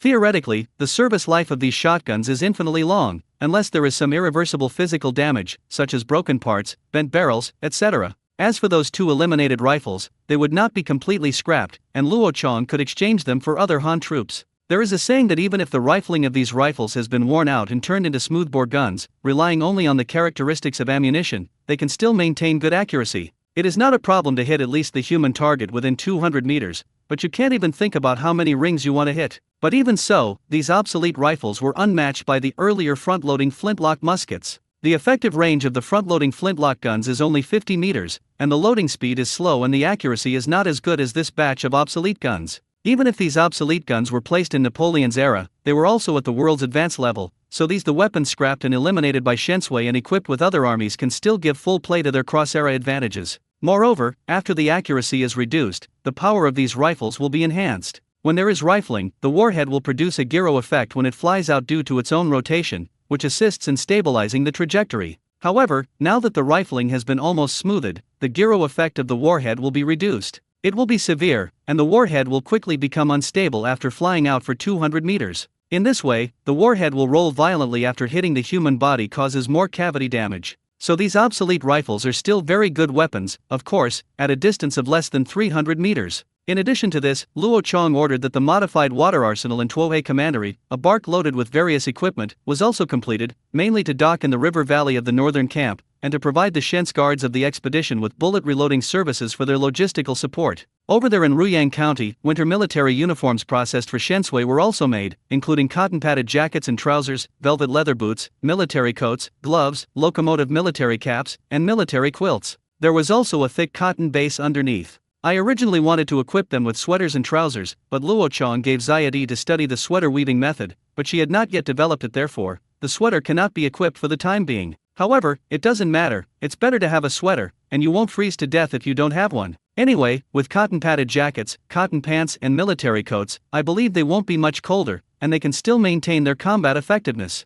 The last good news is that my sick wife is finally pregnant. She finally gave him a child before going on an expedition. Although she doesn't know whether she is a boy or a girl, she at least has offspring. In this way, even if she goes on an expedition and dies outside, she will not be pregnant. Not a single child was left behind, and it can be regarded as maintaining the Han tribe's rule of not going out without a queen. After several days of contact, when it was determined that all aspects of the expedition were ready, Luo Chang took those winter supplies to Shensui's military camp. As for the handcuffs produced, he no longer sent them here. When the time comes, we will directly load the train and transport it to the dock in Weixin County for loading, and then follow the expedition fleet north. The expeditionary fleet, which had been docked in Liuyang Commandery, now also began to assemble at the dock in Weixin Commandery, and when the time came, they would set off immediately after loading up their soldiers. Luo Chang arrived at Shensuizhong with a convoy full of winter supplies, and then delivered the supplies to Qubing. The commander of Shensui was Qubing, and the deputy commander was a Jinmyo guard named Lu Jian, who was also selected from Luo Chang's personal guards.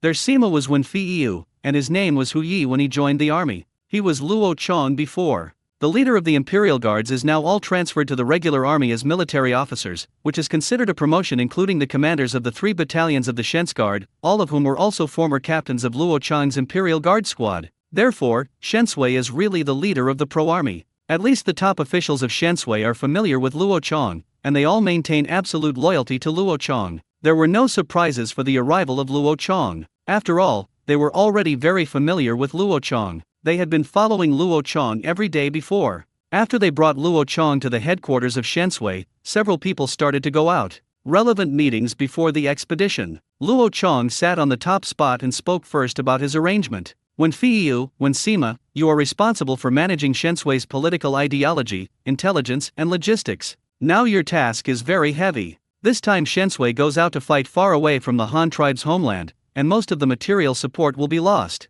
Although there are several large-scale camps in the north, the production capacity there is limited, and the help it can provide you is also very limited. So before this expedition, you have to check carefully and bring as many things as possible. Bring more, not only to calculate the combat consumption, but also to calculate the non-combat loss. This time I brought you winter cold-proof equipment. After a while, you ask the soldiers to collect it according to the model, and then try it on. If you have any questions, please modify it quickly. You still have a few days left. Before August 28th, you must depart from camp on time, then arrive at Weshan County Pier within 2 days, and then board the ship to go north. You must calculate this time. Yes, leader, I have written it down and sent it to the soldiers for them to try on in a while. But leader, is it a bit early for us to issue winter clothes now? It is only August now. Although it is early autumn, the weather is still very hot. I can't wear cotton clothes now, right? When Fiya nodded and asked Luo Chong again after responding to the mission. It's getting late. The solar terms vary from place to place.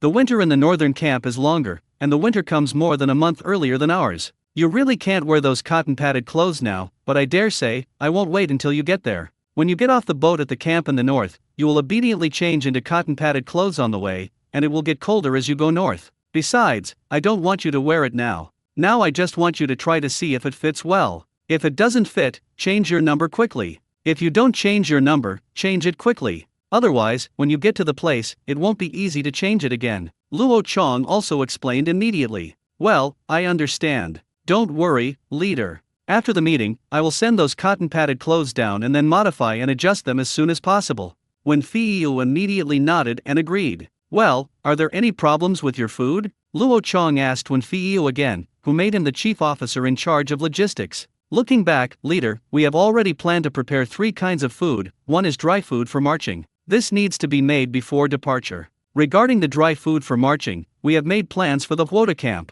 Then there is the food that Shensui eats on the ship. According to the voyage, we have reserved food for the army for 2 months, mainly 2 types of flour, wheat flour and corn flour. This will be conveniently made on the ship. The last thing is the food during the battle. We brought enough food for Shensui for 2 months, and the remaining food could only be replenished by the local camp. I heard that there is also a lot of food storage there. It shouldn't be a problem to supply more than 2,000 of us. When Fiyo once again reported on the food situation of their Shensui. After hearing this, Luo Chong frowned and pondered. When Fiyo was relatively well prepared, he calculated the food supply in the 3 stages exactly. However, Luo Chong still felt that there should be problems. They did not calculate it. Missing details. When Cubing saw Luo Chong's expression, he asked doubtfully, "Boss, is there any problem with the food? Couldn't the northern camps provide us with food?" Impossible. I am not only responsible for logistics, but also for intelligence. According to the information given by the leader, there are currently nearly 30,000 people in the northern camp. The rice, corn and wheat they mainly grow there are only 2 crops per year. However, the food is definitely sufficient, otherwise they would not be able to attract new people every year. When Fiyu immediately shook his head and said that he was very confident in his judgment. However, Luo Chong just felt that there was something wrong, but he couldn't remember it for a while. No, we must have missed something. I was thinking about this before, but suddenly I forgot about it. I couldn't even think about it. Luo Chong said as he thought desperately. Several people heard Luo Chong say this, and it was hard to say anything. When they went to the hospital, they sat there and fiddled with a pair of handcuffs, while Zlazra played around. The noise immediately drew Luo Chong over, and then Luo Chong saw the pair of handcuffs in Cubing's hand, and his eyes immediately lit up. With a snap on his thigh, Luo Chong said immediately, "By the way, I remembered that your Shensui had enough food, but you forgot to count them as prisoners."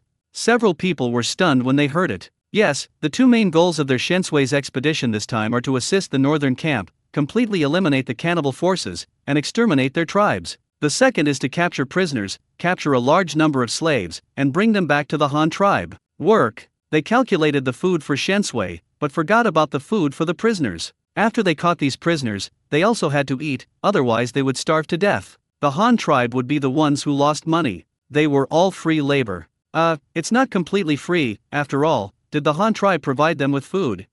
Yes, I forgot to count the prisoners. The leader prepared 20,000 pairs of handcuffs for us this time. If we captured 20,000 prisoners, we would have to prepare rations for 20,000 people in advance, otherwise we would have captured the prisoners. If we starve to death, we will catch them in vain and waste food in vain. Leader, what do you think about this? The rations for a population of 20,000 are not a small amount. Hearing Luo Chang's reminder, Wen Feiyu immediately knew what the problem was. There is no way. I will raise some more fleets for transporting grain for you. Our Han tribe is now in the storage stage, and the summer grain has just been harvested. We have a lot of grain, and it is no problem to feed another 200,000 people, so you don't have to worry about food. This transportation is a little more troublesome and requires a lot of ships, but you don't need to transport too much. If you bring enough food for the prisoners on the road, it will be enough. I tell you, when you get there, you will start scouting the target, launching it in the form of small battles and guerrilla warfare, and capture the prisoners as much as possible. After you are caught, you will be handed over to temporary auxiliary soldiers for custody, and then if you have enough prisoners of war, you will load the prisoners of war directly into the ship and deliver them. There is no need to detain them there for a long time, so there is no need to bring so much food. But 20,000 people is not a small number, so it doesn't matter if you bring more. Go to the hospital, please remember. Don't forget to remind me to raise ships and transport food later, otherwise I'm afraid I'll forget. Luo Chang said to them again. Yes, don't worry, leader. Cubing nodded and immediately wrote a memo in his notebook. Ahem, we have finished talking about logistics, so let's talk about combat. Luo Chang looked at the top commanders of their 4 Shens guards and said again. I don't know if the previous chapter was blocked by a report from a kind reader. I am applying for lifting the ban. Wait a minute. Chapter 975 Shensui goes to war. The next step is the arrangement of combat methods, allowing more than 2,000 Shens guards to fight a huge race. Then a large-scale battle is impossible. Not to mention a battle of tens of thousands of people, even the Xin tribe can easily fight. It is difficult for thousands of people to participate in the battle. Why does the establishment of Luo Chang to Shensui 9 squads per platoon specially customized to take into account the scale of the war? The real 3-3 system is that every 3 units form a higher level unit, with 3 squads and 1 platoon, 3 platoons and 1 company, 3 companies and 1 battalion, 3 battalions and 1 regiment. But Shensui is not. Shensui has 9 people in a class, 9 classes in a row, and then going up is the 3-3 system, so I heard Luo Chang say. Your battles are basically ambushes and guerrilla warfare. The scale of the battle is not large, but the dispatch rate of the troops will be very frequent. Under normal circumstances, only 1 platoon of troops needs to be invested in each battle to meet tactical needs. There are 3 battalions of Shens guards, totaling 27 platoons, so how many battles can you launch at the same time, do you know? Luo Chang said as he went to the hospital to take the school exam. After thinking about it, if the 27 platoons fought 27 battles at the same time, the leader would obviously not ask such a mentally retarded question, so since the leader asked, it must have profound meaning, so he listened to him said. If it is necessary to fight at the same time, then use up to 20 platoons, and the remaining 7 platoons will be reserved as reserves to support possible unexpected situations on the front line at any time. Go said tentatively. Yes, no matter what kind of battle, you must keep the reserve team and don't put all your troops into it at once. Otherwise, if there is a slight accident, you will be caught off guard, and then you will easily make mistakes. Once the commander makes a mistake, it is easy to lead to the failure of the entire battle. In combat, there is only one situation where you can invest all your troops, that is, in a positional defense battle, when the enemy is outnumbered and we are outnumbered, and the enemy has used all the attack methods. When you feel that you can defeat the enemy with one blow, only then can you suppress all your remaining troops. War is not only a battle between soldiers on both sides, but also a duel between generals on both sides. To put it bluntly, what is fought in a war is the generals. The soldiers are just chess pieces in the hands of the generals. From the time when the 2 armies formed their formations before the official battle, the generals on both sides, the psychological showdown has already begun. Guessing each other, analyzing each other, judging the intentions of the other commander, and thus deploying one's own troops in a targeted manner, it is really time for the soldiers of both sides to fight to the death, and then it has reached the final stage of the war, that is, the decisive stage.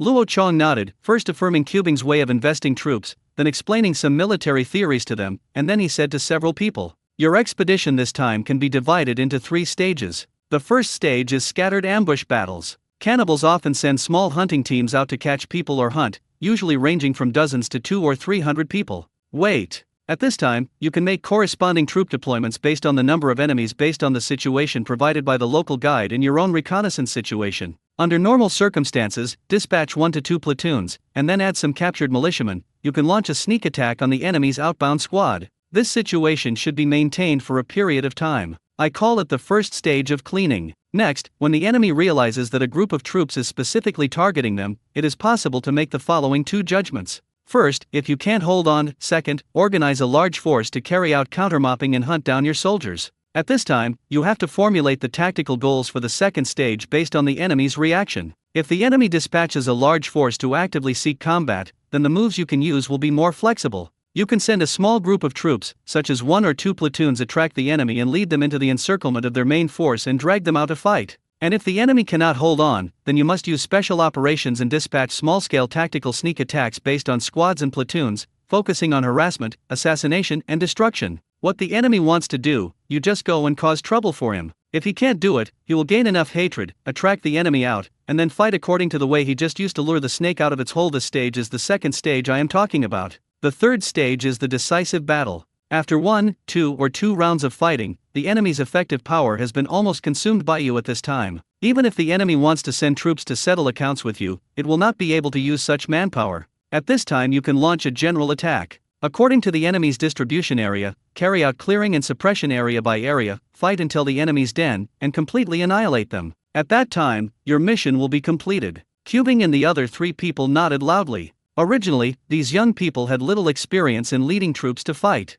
Although now under the guidance of Luo Chong, they know how to train and lead troops, but in combat, they still have no idea. After hearing Luo Chong's 3 stages this time, he immediately understood how to fight this battle, and he felt confident immediately. Don't worry, leader, we must keep your battle plan in mind, complete the suppression of cannibals as soon as possible, and capture more prisoners for the tribe. Cubing and Wen Feiyo quickly assured Luo Chong. Luo Chong nodded and stopped talking about anything. He had already said everything that needed to be said. Shen Sui's logistics materials had also been raised by himself. He could say what he wanted, and even how to fight the war. He also gave a plan. Next, it depends on how these young people carry out his orders. If they fight this battle well, they will gain a wave of combat experience. If they get sick, it can be regarded as training a few generals. In the future, the Shen's Guard will expand the army, and Luo Chong will be much more convenient. After the meeting, everyone was busy again, and Luo rushed to contact various places to prepare food and ships to prepare for the transportation of food in the northern camp. Just when contacting the ships, Luo suddenly found that he had ignored another problem.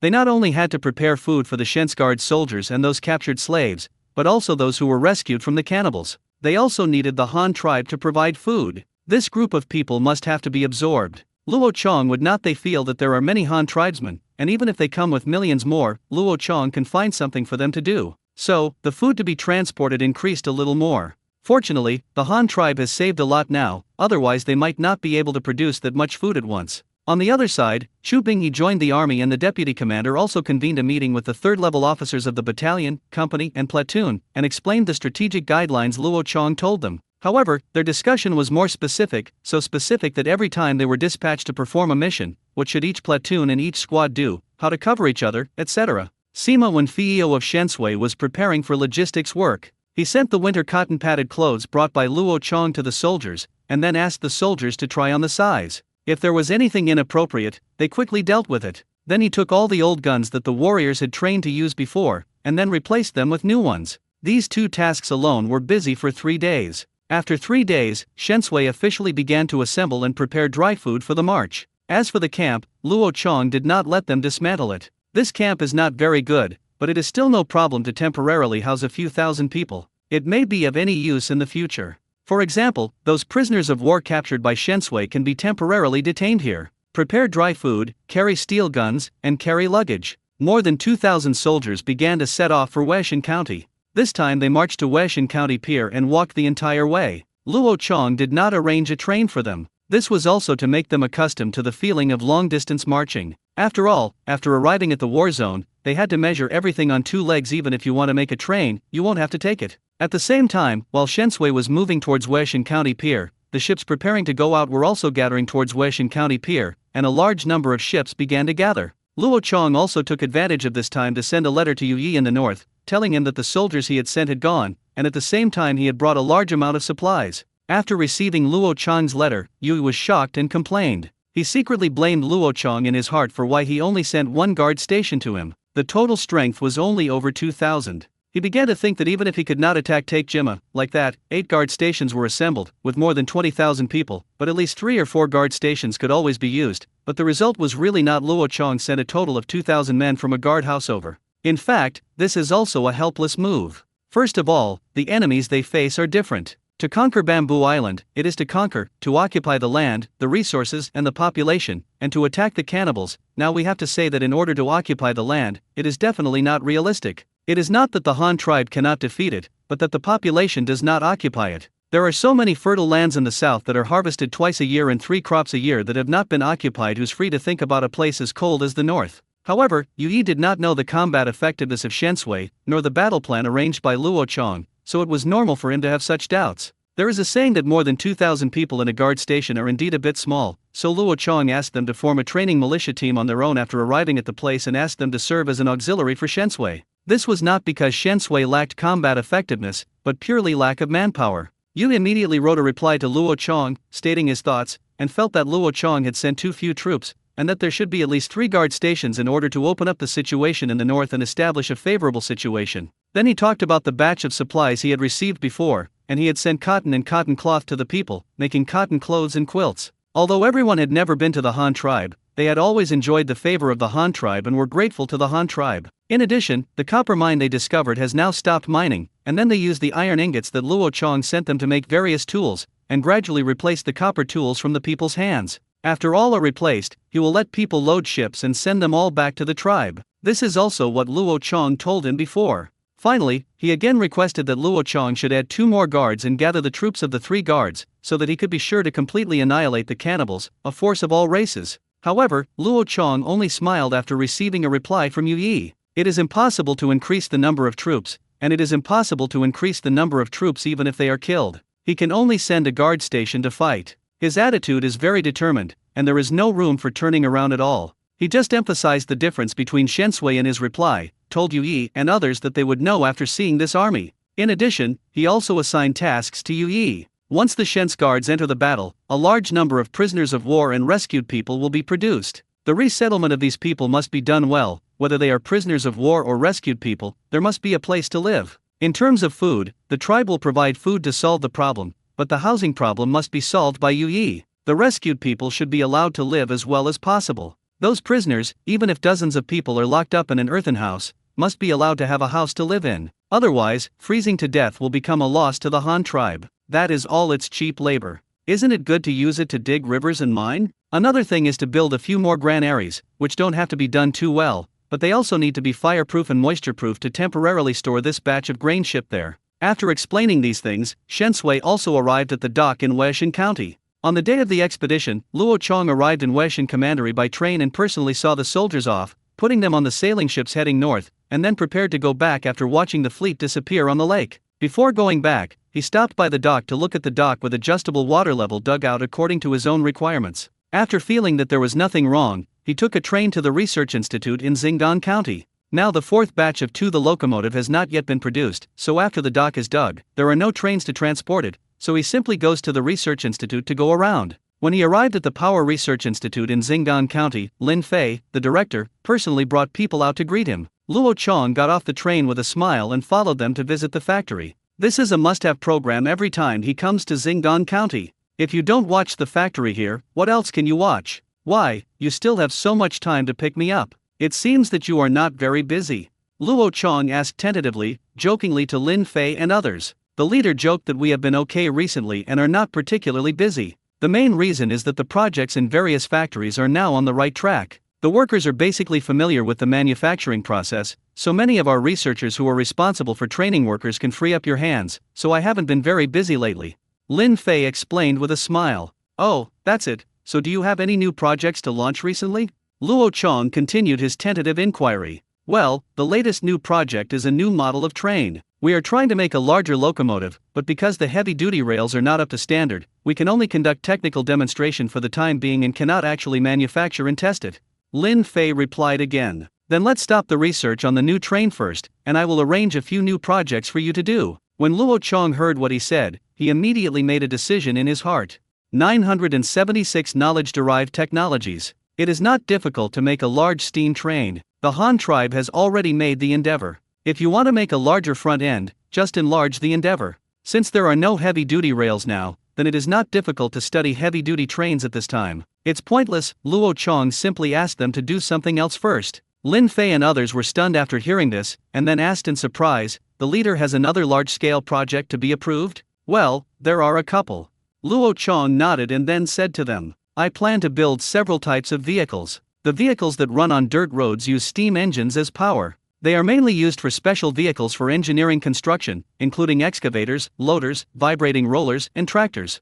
Boss, don't you have a large truck or something? Lin Fei asked curiously. When Luo Chong heard his question, he first shook his head, then nodded again, and then said, things like trucks do not need to be specially made, because having a tractor is enough. A tractor is equivalent to a tractor that does not need to run on the rails. If you hang a carriage on the back of it, then it is a large truck. If you hang a plowshare on its back, it can even be used to cultivate land instead of cattle, which is equivalent to a universal tractor head. So with this thing, you don't need to make a special truck, one vehicle can be used for multiple purposes. Is it not good to save energy and money?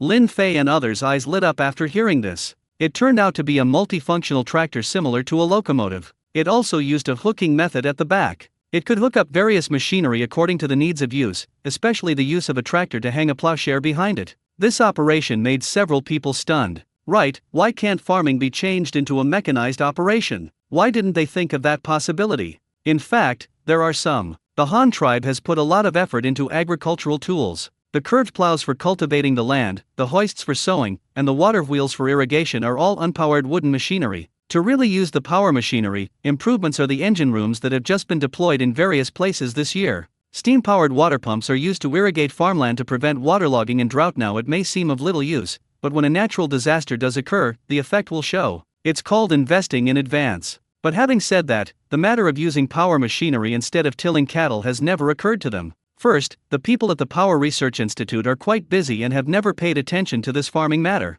Second, there is the current use of cattle for farming by the Han tribe. The Han tribe currently uses the government to raise cattle collectively, and then the people pay to rent them. In the final analysis, the number of cattle is still not enough, so they can only concentrate resources and allocate them to meet the demand for cultivated land. This is the quantity. It cannot be met and can only be balanced by the system. However, as a result, the Han tribe could almost meet the needs of cultivated land, and there was no urgent need for alternatives to cattle cultivation. Urgent need is the condition for the birth of an invention. Without need, there would be no birth. In addition, they have no ideas, so it is normal not to think about it. Therefore, after several people heard Luo Chang's thoughts, they all felt a bright feeling in their eyes, as if they had discovered another new world. Boss, didn't you say before that you wouldn't consider a car running on a dirt road until that internal combustion engine was made? Why did you change your mind again this time? Could it be that the leader had the idea of an internal combustion engine? It's not right either. Didn't the leader just say that he would use a steam engine to develop a new project?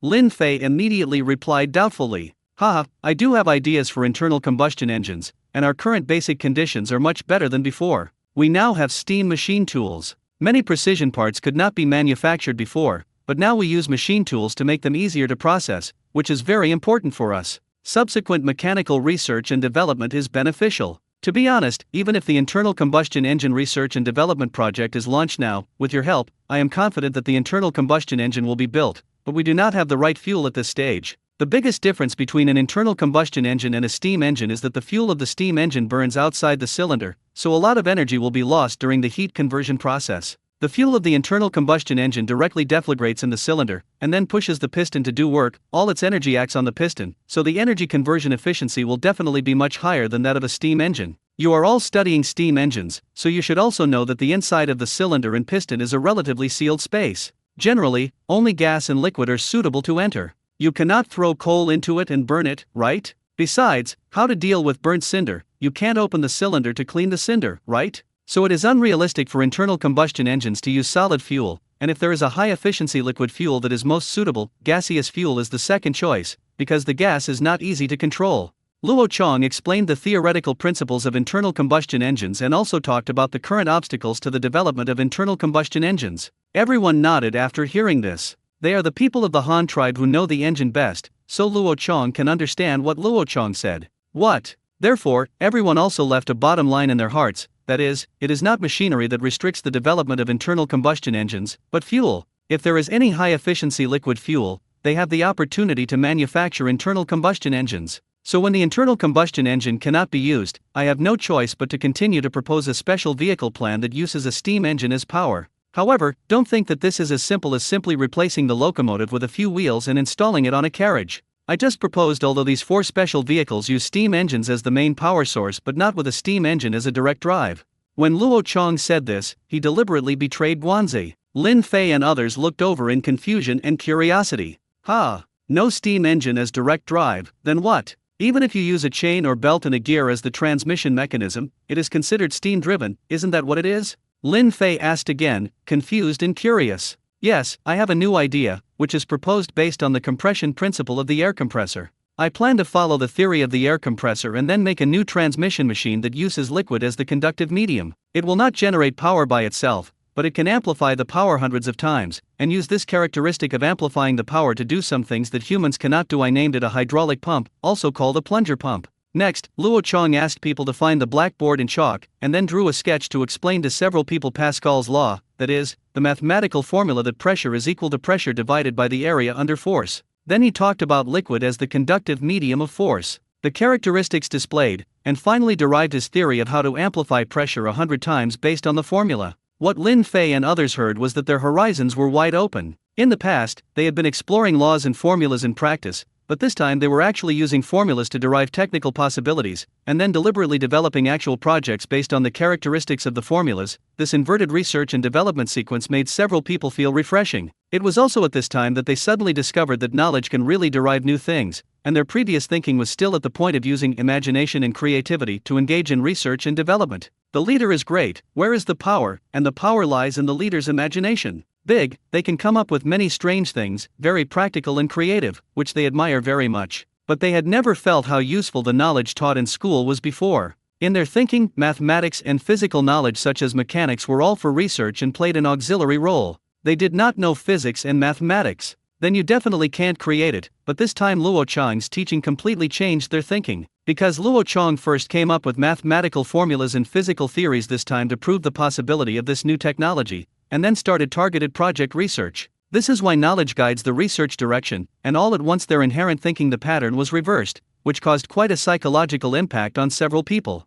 The plunger pump is designed based on this principle. Of course, there is actually no new technology. It is just an improvement based on the original old technology using advanced theories. You can use this plunger pump. It is regarded as an advanced version of the air compression pump, but this time it does not compress air, but liquid oil. Luo Chong explained it to everyone again. Boss, why do you have to use oil? Can't you use water? A researcher asked curiously. This question is a bit stupid. Machinery is like this. When designing, you first consider the operating principle, and then consider whether the materials you use can meet the design requirements. Otherwise, no matter how powerful your design is, materials and manufacturing processes that do not meet standards are in vain. The projects we study must be based on the existing material technology level. I ask you, is it the viscosity of water or liquid oil? What material are you going to make of the hydraulic rod I just mentioned? Luo Chong first taught him a lesson as if he were joking, then asked 2 questions and asked rhetorically. The man was stunned when he heard this, and immediately answered. Of course, the viscosity of oil is high, so the fluidity is worse than that of water. Of course, the hydraulic rod uses steel as the material. The leader just said that this hydraulic rod will release 100 times the huge force under the action of the plunger pump. Such a large force, if steel materials are not used, the cylinder may be squeezed out by the high-pressure liquid inside. Oh, I know, the leader is worried that the viscosity of the water is not enough, and the processing level of the hydraulic rod may not reach a complete seal. At that time, the water inside may be squeezed out of the gap by strong pressure? Halfway through that researcher's words, he promptly found out what the problem was. Luo Chong nodded, confirming his point of view, but then listened to Luo Chong say again, "You are right, but this is not the most important thing. In fact, our current processing level can completely process airtight cylinders. Otherwise, steam engines will not be widely used. Even steam can be sealed. If you want sealing water is certainly not a problem. But have you considered other issues? If water is installed in the hydraulic rod as the transmission medium, it will often rub in the piston and cylinder. Will this cause the piston to rust and corrode, and finally lead to air tightness? Weaken? That way, a cylinder burst of the kind you just said is almost certain to happen. The second is the freezing point of water. If you use water as the conduction medium of the hydraulic rod, will the water inside condense into ice if used outdoors in winter? How will your machine work then? Could it be that you have to bake the machine with fire before using it? But using liquid oil will eliminate these problems. The oil is inherently anti-corrosion and anti-rust, and has a high viscosity. When poured into the hydraulic rod and used as a conductive medium, it will not only not corrode the piston and cylinder of the hydraulic rod, but will also be able to. It is well maintained, and the freezing point of oil is lower than that of water, so it can maintain outdoor operation even in winter. However, ordinary oil is not good either. It is best to use compound oil, mix several oils according to the proportion and reach the required standards. This also requires a lot of experiments. First of all, the oil has to flow back and forth in the plunger pump and piston cylinder, and the flow is very frequent and violent, so the oil cannot foam, and then the oil must be as thick as possible while maintaining fluidity, not to mention it's like porridge, at least hang a cup. That is to say, after the oil flows, a layer must be left on the inner wall of the container to adhere to it. Finally, the freezing point of the oil must be low, and it must maintain operation at low temperatures as much as possible. In order to achieve this goal, it can even add sugar or salt, as well as alcohol. Sugar and alcohol can all reduce the solidification temperature. After Luo Chong finished speaking, everyone suddenly realized that there was so much emphasis on the oil of this hydraulic oil. However, after everyone listened to Luo Chong's request, they relaxed in their hearts. Because of the requests made by Luo Chong, they knew that the Han tribe has this similar oil ready-made, which is tan-ripe tung oil. Tung oil has always been used as a varnish in the Han tribe, and is also used to prepare paint. The maintenance effect on metal can be seen, and the fluidity and viscosity are almost in line with the requirements, which is what Luo Chong said about the resistance to low temperatures and the inability to lift foam. I don't know, this still needs to be determined through experiments. Then, leader, how will our research project develop this time, or will it be carried out in groups as before? Lin Fei asked again at this time. Yes, you don't have to worry about this. Regarding the styling design of these vehicles, I actually already have a plan, drew some sketches, and asked a carpenter to make a model car. However, the actual reference value is not great, mainly to give you it is used to show the overall structure and operating principles. You need to actually calculate the specific size. I have already asked the guards to get this estimated delivery within 2 days. Then there is the project establishment and group research. This is what I think. The 4 types of vehicles are put together to establish the project, because the power and transmission they use are actually almost the same technology. Then the specific point is to split it into a power group and be responsible for the development of a dedicated steam engine. The Power Research Laboratory is responsible for it. They have experience in researching steam engines. Then there is the transmission group, which is mainly responsible for line laying, hydraulic rod, and the plunger pump part. It can be divided into 3 research groups below, and the R&D group of the air compressor is responsible for it, because this plunger pump and the air compressor are very similar. Finally, the overall frame and machining of the car body, this aspect is done by the team that develops the train, and they also have their own understanding of the large mechanical aspects. As for hydraulic oil and rubber hollow tires, as well as hydraulic hoses, this has to be handed over to the Comprehensive Research Institute on the island in the middle of the lake. They are better at doing this than you. When Luo Chong heard Lin Fei's inquiry, he immediately explained the research organizational structure of the project. Lin Fei and others also nodded frequently after listening. 977 For the sake of future generations, we must continue to work hard. After Luo Chong handed over the research and development tasks, Lin Fei began to prepare the research and development team. It took a day to implement all the research groups assigned by Luo Chong into the responsible person. Who is responsible for each group and how many members there are, all make it clear. After all the others gathered together, Luo Chong gave these people another big lesson. He talked about the relationship between pressure and the theoretical knowledge about the amplification of liquid transmission force that he had taught before, which also made these people happy. Eye-opening. 2 days later, Luo Chong's personal guards also sent his mechanical models and drawings from home, and then explained them in more detail. They taught these people for a full week alone. However, the content of this lecture is more detailed, and it is carried out in groups, such as how the plunger pump works, and the conversion of power, etc. How big a plunger pump can meet how much weight of machinery. As for the team responsible for the car body and machinery manufacturing, Luo Chong mainly talked to them about issues such as levers, counterweights, and center of gravity.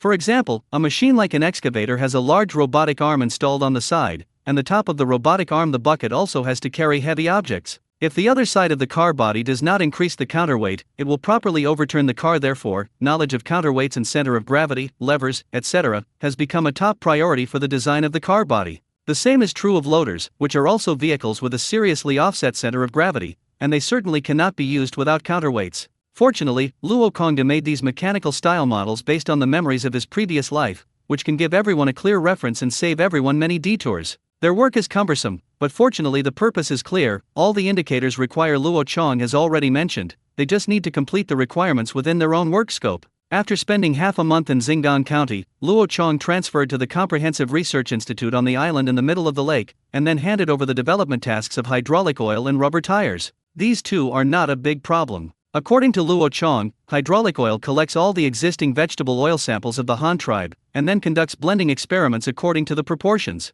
It can always produce a similar hydraulic oil. This aspect is not bragging, even modern hydraulic oil uses vegetable oil as the main formula. Luo Chong does not require more advanced ones, as long as they can be used anyway. As for rubber tires, the Comprehensive Research Institute already has experience. They have already made hollow tires for bicycles before, but the Yukimiya rubber used at that time was replaced with rubber this time. Since the Han tribe began to vigorously when supporting the Tang tribe, they also purchased a lot of rubber from there. Rubber is currently only purchased by the Han tribe's government. This is the only one. It's useless if others ask for it, so the price can be set by the Han tribe, so the price given is not very high. This is the buyer's market. In other words, no matter how low the Han tribe bids, they will have to sell it. If they don't sell it, there will be no second company that will buy it. However, the consumption this time is still very large, especially for things like loaders and tractors. The wheels are very large and the diameter is higher than a person. However, the Power Research Institute has not given specific data at present, so there is no way to open the mold and make it. The last item is about the production of hydraulic hoses. This thing is very important, otherwise, if the quality is not up to standard, there is a high probability that an accident will occur with a burst pipe.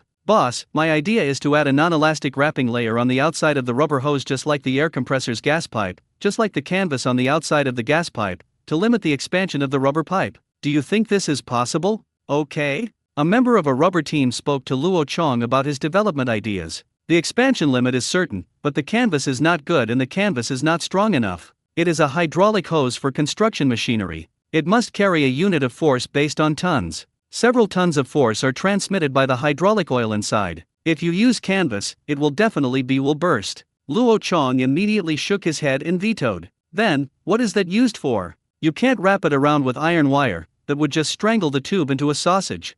The head of the rubber team said in embarrassment. Well, you can't use iron wire, but if the iron wire is denser, replace it with iron cloth, so it should be almost done, right? Just do it like this. I asked Xingdong County to try out some iron cloth, and then you are going to try to make 3 layers of rubber tubes, 3 layers inside and outside, 2 layers of rubber plus a layer of iron cloth, and finally put a layer of canvas on the outside, so that it should be able to restrain the liquid pressure inside. You guys, just prepare the hydraulic oil first, and wait until the specific plans and materials come over there, and then you do it again. After Luo Chong finished speaking, he left directly, and then started running back and forth between his homes in Xingdong County and Hanyang County. Construction machinery is definitely a big project. Luo Chong was very concerned about it. Although he didn't do much work even if he went there, but often some of the ideas he provides can save everyone a lot of detours. 50 days passed in a flash. In mid-October of the first year of Daming, the season had already reached the end of autumn and the beginning of winter. After busy with important matters such as autumn harvests and winter storage in various places, it was finally the 100th day of the birth of the third and fourth sons of the Luo Chong family. He, the father, also began to prepare a banquet.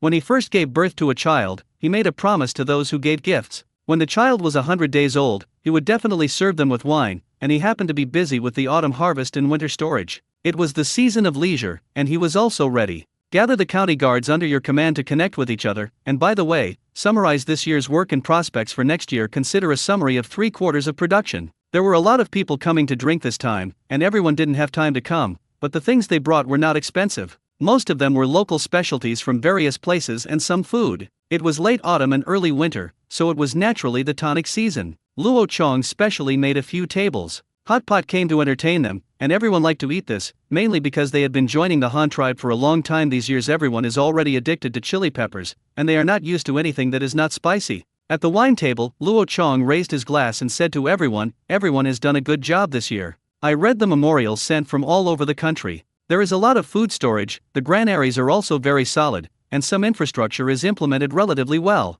Good, but this is not enough. Everyone must continue to work hard, not for us, but for our descendants.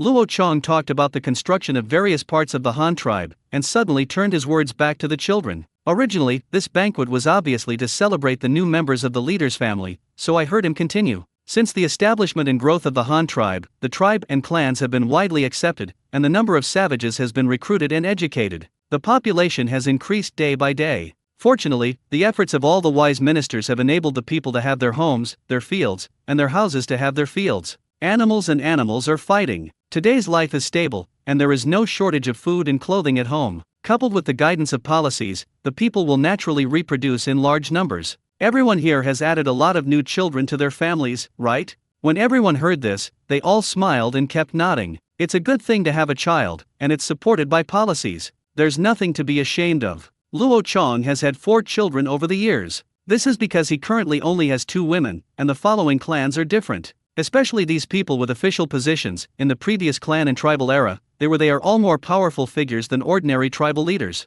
To put it simply, they are all the small group of people who have priority in mating. How could they have fewer children? We have indeed had a lot of heirs over the years, 6 or 7 of them, and about 10 of them. In this regard, we have caught up with the leader. Leader, you can't do this. You are younger than us, you need to work harder. Dali and Luo Chong, who came from Xingdan County, are considered to be from the same family. They are both the earliest members of the Han tribe and speak more presumptuously. When Luo Chong talked about his descendants, he immediately continued. Oh, of course I know that you have many children, and you can't even remember the many children, right?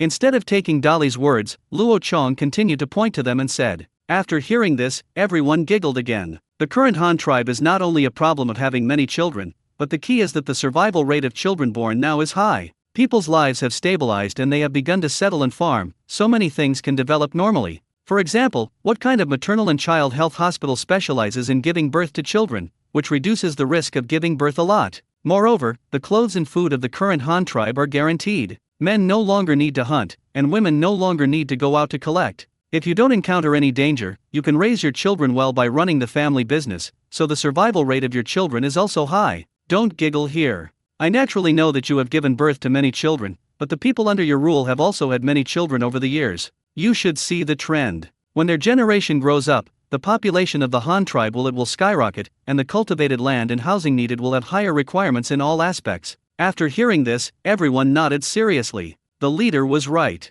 The population of the Han tribe has indeed increased dramatically in recent years, but these populations have not yet become a demographic dividend. To let these populations show their value, at least it will take about 15 years. When these children grow up and join society, set up their own businesses, and start giving birth to offspring, the Han tribe can really enjoy the dividends brought by this huge population. The leader is right. People have indeed given birth to many children in their families in recent years, especially in some older counties such as Fumaguan County, Danshan County, and Madian County and Hanyang County, which were the first to be established. In counties, even if there is only one woman in the family, over the years, each household has an average of more than 5 children. Further east, there are many children born in Liuyang County. Our Danzin County and Huashan County were built in the same batch. They are similar now. There are also many counties in Ruyang County. The 2 newly established counties on the contrary, there are fewer children, and the newly established Nanzang County and Makino County have even fewer children, but this is only a matter of time. At the dinner table, Jing Yan of Dongzin County said while rinsing mutton.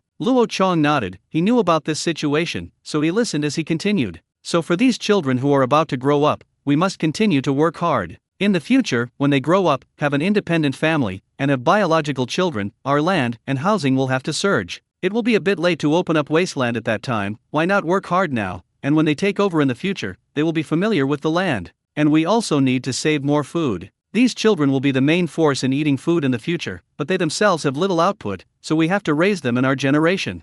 As soon as Xian of Liuyang County heard Luo Chong talking about grain, he immediately had something to say. Leader, when it comes to food, I think the food you mobilized for this expedition to the northern cannibal tribes is a bit too much. 30,000 people have a ration for a year, but the troops you sent are only about 2,000, and they can't eat that much. How can a guard station need more food than the original troops sent to Kaingshu? Yes, I am also wondering about this problem. As soon as the food was transported away, my heart suddenly became empty. I originally implemented the storage plan for the Year of the Destiny this year, but I saw that there were so many stores in the warehouse. I felt so at ease with the grain, but most of it was transported away and the warehouse was almost empty.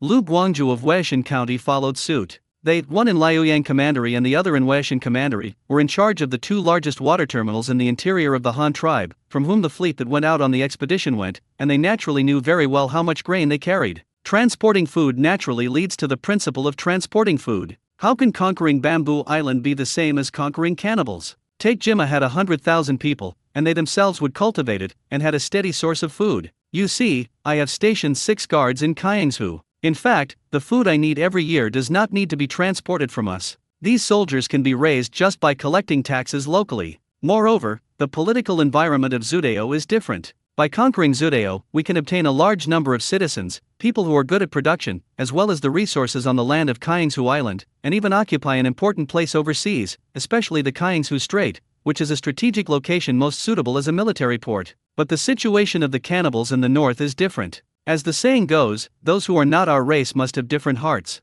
No matter what happened to the Xin tribe in Zudeo in the past, they are humans like us, clan tribes, and the cannibals in the north are different. Not to mention that those huge red-haired ape are simply monsters, even those totem warriors who feed on people, and they cannot be regarded as the same species as us, so why did the Han tribes conquer them? Naturally, it is to completely solve the threat from the north, clear the way for our Han tribe to continue to expand its territory, and completely eliminate those giant monsters coming from the snow-capped mountains. What benefits can our Han tribe gain from this war? That is, the slaves of the great multitude of cannibals, and the people who were rescued from there, and the food I want is for these slaves.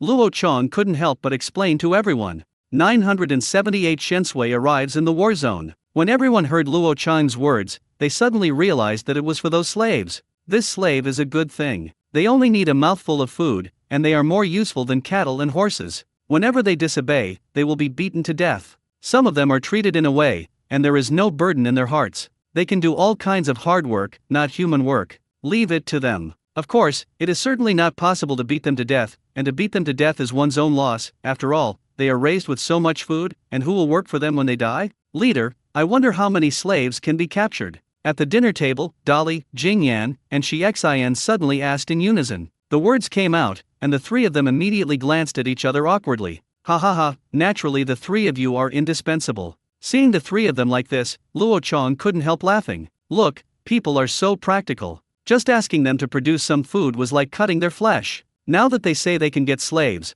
the 3 of them are scrambling to be afraid that they will get less. Xingdong County, Liaoyang County, and Dongzhen County all have mines in these 3 places. An iron mine, a coal mine, and a base-hand copper mine are all industries that require a lot of labor. If there can be a large number of slaves to replenish them, naturally, you have to fight for it. The more you get to yourself, the better. The purpose of this expedition against the cannibals was, first, to exterminate the race of monsters, and second, to capture those totem warriors who were driven by the slaves of our Han tribe. According to Yu Yi's report, there are naturally many cannibals there, and it is estimated that there will be tens of thousands, or even more. The specific number that can be captured depends on the abilities of the frontline soldiers. At this point, Luo paused, and then continued to everyone. You don't have to worry. The tribe will definitely use it without your people. In fact, I have other plans for the people in your 3 mining areas. Now the Power Research Institute is developing more for civil engineering. Of course, these machines have many functions and are used for mining. After these machinery are equipped in the mining area in the future, the manpower used in your mining area will be reduced, just like the effect caused by equipping trains now. So I am going to replace the original citizen miners in Xingdong County with slaves, and then after they were trained, they entered various factories in Xingdong County to work. Now there are more and more factories, and the demand for skilled workers is getting higher and higher. Just cultivate a group from our own miners. On the Dongzhen County side, I am also preparing to exchange some slaves for a group of original coal miners. These people can continue to engage in frontline management and technical work in the coal mines. In addition, I have ordered Yufu to go south to find coal mines. If new coal mines are developed in the future, the miners here in Dongzhen County will definitely send a large number of people to support them. Finally, there is the base-hand copper mine. In fact, there are not many miners used there. After we have machinery in the future, we may only need 100 of our own workers to meet the mining needs. Others who have been laid off will also be transferred to the south. For the development of new mines, they will be used as technical backbones by then. If there are still slaves left captured in this battle, then send them to the capital and let them build the capital. After repairing the capital, they will build bridges and railways. Anyway, there will always be endless things for them to do. If it doesn't work, they can still do it. Let them move the bricks. In short, these slaves are our wealth. Since we send troops to fight, we must have benefits. We will not fight a battle that is not beneficial. After Luo Chong said this, everyone agreed and nodded nonstop, right? If there is no benefit, what kind of war will I fight? I am still busy with my own affairs. Who has time to take care of the outside world? Leader, do we need to mobilize more troops from the south? Since it is to capture slaves, I'm afraid more than 2,000 people are not enough. As soon as Dali heard about the slave, both eyes were shining, and he immediately suggested to Luo Chong. Luo Chong couldn't laugh or cry. Just now, these people thought they were using too much food, but now they have taken the initiative to ask for more troops. However, he knows the specific situation in the north, so he is not worried. Luo Chong waved his hand and said again, "No need, there is an army of Shen's guards. They have advanced weapons and all firearms. In terms of combat capabilities, no equivalent enemy can be found in the world. As for the shortage of manpower to capture prisoners, I have ordered Shen's guards to form auxiliary troops locally and go out with the army to be responsible for capturing prisoners.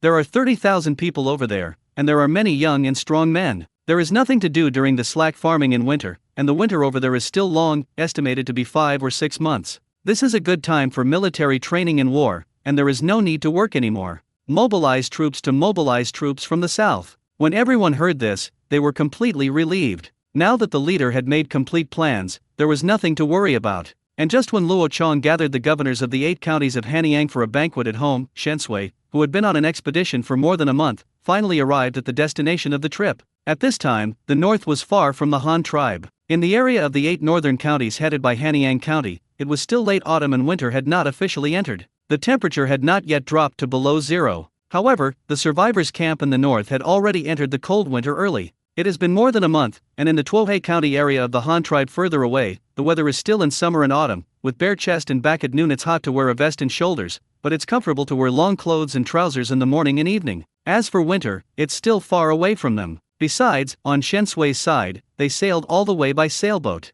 The further north they walked, the colder the weather became. At first, everyone thought it was a big summer. So early on, the leader sent out all the winter equipment such as cotton clothes and pants. As a result, before they even reached the place, they began to involuntarily add clothes to themselves halfway. Cotton jackets, cotton pants, and cotton coats were wrapped around the body one by one. In the end, even cotton boots, hats, gloves, and other things were reluctant to be taken off the body, and all of them wrapped themselves into rice dumplings. When the camp was still 10 days away, ice appeared in the river. After walking for 2 more days, ice floes appeared. By the last 5 days of the voyage, the entire river was frozen. Fortunately, it was now winter. It didn't last long, the ice in the river was not very thick, and the cold wind blew the sails, which could push the wooden boats forward. Finally the convoy finally arrived without a hitch at that River Valley wharf where the bereaved camp was located. Yu Yi quickly led the camp officials to the pier to greet the army. When he went to the hospital, he also wore a cotton hat from the locomotive. His nose was red from the cold.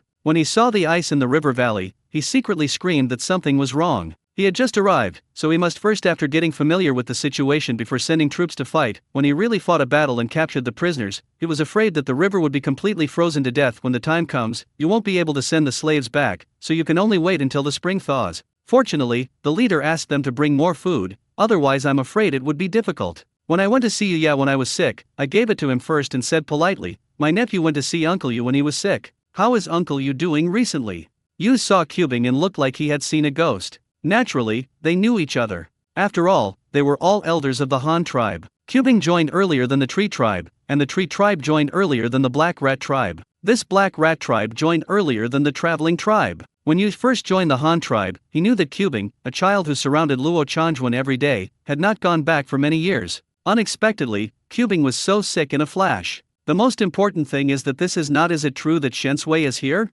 What's this kid doing here? Don't tell me that you are the leading officer of Shen's guard. Yuno stared at Chu's illness as if he had seen a ghost and said, "Hee, that's really a coincidence. Uncle, you really told me that I am the commander of the Shen's guard personally granted by the leader, and I am fully responsible for the war against the cannibals. This is my seal and token. Uncle Yu, if you don't believe it, it can be tested." Go was sick and didn't get angry when he heard what he said. He immediately raised his head and said carelessly, trying to pretend to be a general, "No, the leader really asked you to lead the army to fight." When Yuno saw those things, he still couldn't believe it and asked. Although he knew that it was impossible to fool him with a set of fake seals when he went to get sick, he still didn't want to believe it. "How old is this disease?" "No, Uncle Yu, you don't understand. Our Shen's guards are different from other guards' armies. They all use new weapons, and their tactics are also brand new. Even their organization is different from other guards' armies." The leader said that instead of pulling a team of other guards to reorganize, it is better to reorganize a new army.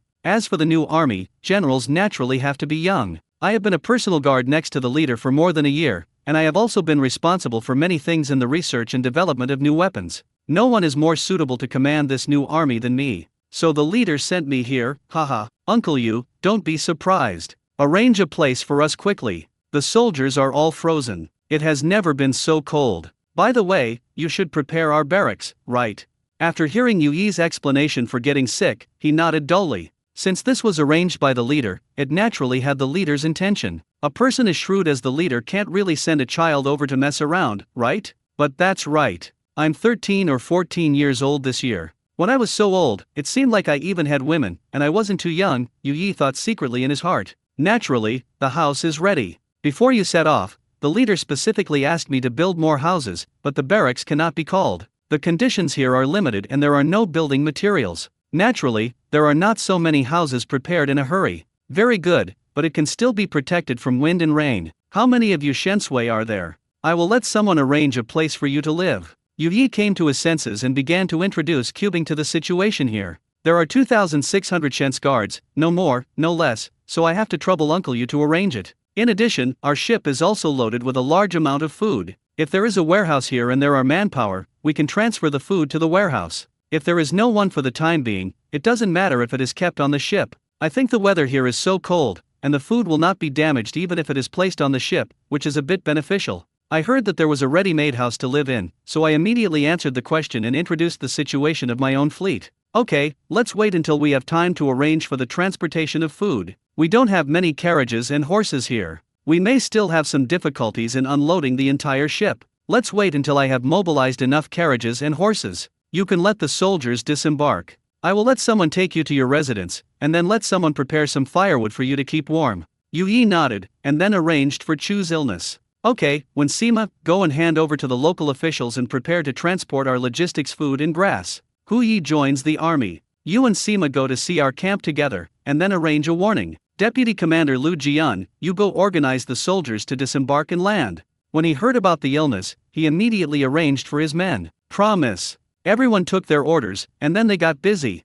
Lu Jian, the deputy commander of Shensui, was responsible for leading the troops. Several ships shouted, and then asked the messenger to blow the assembly call. The soldiers who were riding in each ship began to form a formation on the deck, and then stepped on the thick wooden boards. Planks lined up to board this snow-capped pier. Especially some warriors from the south, whose faces were already red from the cold at this time, but their mental outlook was still good, especially after leaving the cabin and smelling the air here. Unlike the salty and humid sea breeze from the south, the air here was very refreshing, cold and dry. There was almost no water in the air, and some water was frozen into ice residue. Moreover, living in such an environment, they would emit white mist from their mouths and noses every time they breathed, which was a spectacle never seen by southern warriors, and they did not expect that even the breath they exhaled would turn into white smoke like steam after it had cooled to a certain extent. Teams of soldiers dressed in pine-branched green army coats, with logo-type service caps of the same color, pedals with suede boots, mittens on their hands, a ring of carrying gear around their waists, and a strapped square backpack behind them, with an ordnance shovel attached to the backpack and a fire-burning stick on their shoulders, began to gather in the snow on the shore of the pier. Everyone began to line up with various slogans according to their own organization. These strange costumes and strange weapons immediately attracted the attention of the local people. Many idle people came out to watch this elite army said to have come from the Han tribe. Is this the most powerful warrior of the Han tribe? Why don't you see people with long swords like them in Yuchinchi? Doesn't it mean that the armies of the Han tribe all use long swords and shields? You know a lot, but you didn't say that all armies have to use long swords and wooden signs. That's called sword and shield soldiers. Isn't there any other spearmen, short spearmen, euphorbia soldiers, etc., as well as long-range archers, crossbowmen and so on? Who knows what they are? You understand? Don't you understand that you didn't recognize it? The person next to him replied. But they all wore the same clothes, which is easy to recognize and impressive. Look, those soldiers are lined up. The onlookers were discussing there, while local officials such as Yu Yi, who was standing next to Cubing to watch the Shensui gathering, frowned when they saw the weapons carried by the Shensui soldiers. Especially Yuano, he didn't understand what that weapon was for. 979 reasons for not being able to send troops immediately. The one on your warrior's back is the new weapon, the leader said? An iron bar on top of a wooden stick? Look, the tail end of the wooden stick looks a bit like the wooden support of a divine arm crossbow. How is this thing used? Yuano stood next to Chusik and watched the soldiers of Shensui line up, and couldn't help but wonderfully ask about the weapons they were using. Yes, it was invented by the leader. It is a long-range weapon made using the principle of gunpowder pushing projectiles. It is the same thing as artillery. These weapons are actually a small artillery piece with reduced power. Cubing looked at the soldiers in front of him and subconsciously explained to Yu Yi, but just halfway through his speech, he suddenly remembered something and said it again. "Oh, by the way, I forgot, Uncle you have never seen artillery." Yi couldn't help but feel a little embarrassed. Yeah, he really hadn't seen the artillery. He hadn't even heard when the leader got the artillery out again. It had been almost 4 years since he came out, and the artillery was made 3 years ago that winter. After that, this batch of artillery went to the grassland and defeated Madun. A year later, based on the precipitation of artillery manufacturing technology and technology accumulation, Luo Chong built the most primitive steam engine according to the method of boring artillery. Almost 2 years after the steam engine, it was not until the beginning of this year that the Han tribe saw the appearance of trains and muskets almost exactly more than a year after the steam engine. Even Cubing participated in the research and development of muskets and ammunition, but he did not fiddle with smokeless gunpowder or gunpowder that could fire spontaneously. Instead, he fiddled with photosensitive agents from these chemical gunpowder, and together with Ao Fei, he built the world's first wet camera, and then the leader improved it to be more portable based on their camera principles' more inexpensive dry photography techniques. These 4 years were 4 years of great technological explosion among the Han tribe, but Yu had been separated from the Han tribe for too long. It's not that there was no contact, but that no one brought him these messages. Ahem Yi covered up his embarrassment with 2 dry coughs, and then said to himself, "Although I have never seen artillery, I have seen gunpowder, and I have also seen the leader use gunpowder. The power of gunpowder is indeed powerful, but it was used in the first place. It was still relatively dangerous, and it could only be prepared on site when used. Now the tribe has figured out how to use gunpowder whenever they want."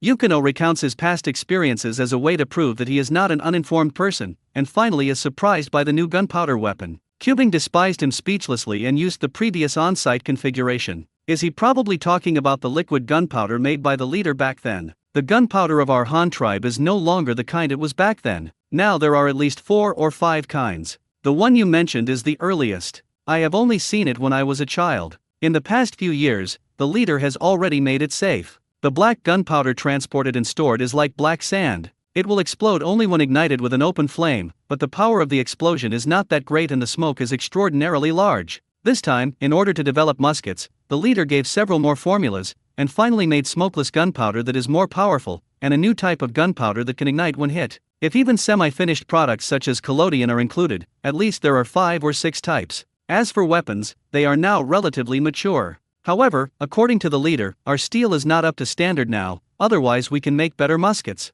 Cubing introduced the development history of Han tribe gunpowder to Yui, a man who had been separated from the tribe for several years, in detail, and finally said with emotion again, "Uncle Yu, the tribe has developed rapidly in recent years, especially in terms of production technology. There are many novel things. There are too many things you don't know. It seems that you need to take some tutoring, otherwise when you return home, I'm afraid I won't dare to know the Han tribe." Yui was even more embarrassed when he heard that Cubing, a former brat, was talking to him like this now, but he would not be fooled by Cubing. After all, he was still an elder, so how could he be looked down upon by his juniors? So I listened to him quibbling. Don't I have important tasks that I can't go back to? Otherwise, why would this happen? You little brat is still taunting me. Aren't you able? Since you are giving me makeup lessons like this, I will leave it to you. If something happens to the tribe if you don't tell me anything new, let's see how I deal with you. I'm speechless again when I'm sick. Is this relying on my old age to sell my old age? Say, but you started to act like an adult.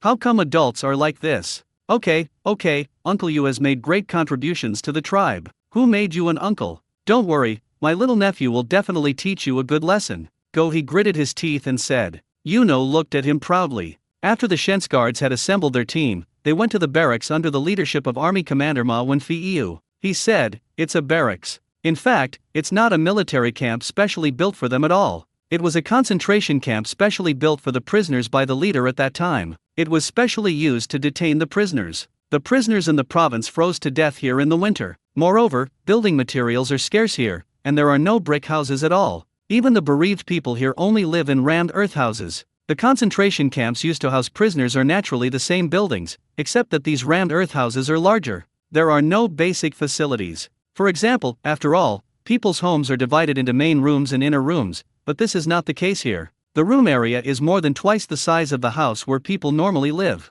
There is nothing in the house, but on both sides of the house. There is a kong on one side, and these 2 kongs are actually daytime shops, with straw simply spread on them. A room can sleep at least 30 people, and a squeeze can even fit 40. The whole room is very dark. It is basically dark without opening the door. There are windows, but they are relatively small, and they are all opaque windows nailed with wooden boards. It is not dark when closed, but it is so cold. Who dares to open the windows? After all, the material conditions here are still insufficient, not even the paper-making ones. On the side of the 8 counties of Hanyang, not to mention that every house can install glass windows, but the paper-painted windows can really be purchased by every household. Some soldiers couldn't help but curse when they saw the barracks here, because it was better than the barracks they had built by themselves in the back mountains of Hanyang County. They didn't even have a paper window. As soon as they entered in the dark, it affected their mood. However, when the fire con was hot and everyone was lying on the con, the true fragrance mode started immediately. There's nothing they can do about it. They slept in the cabin for more than a month.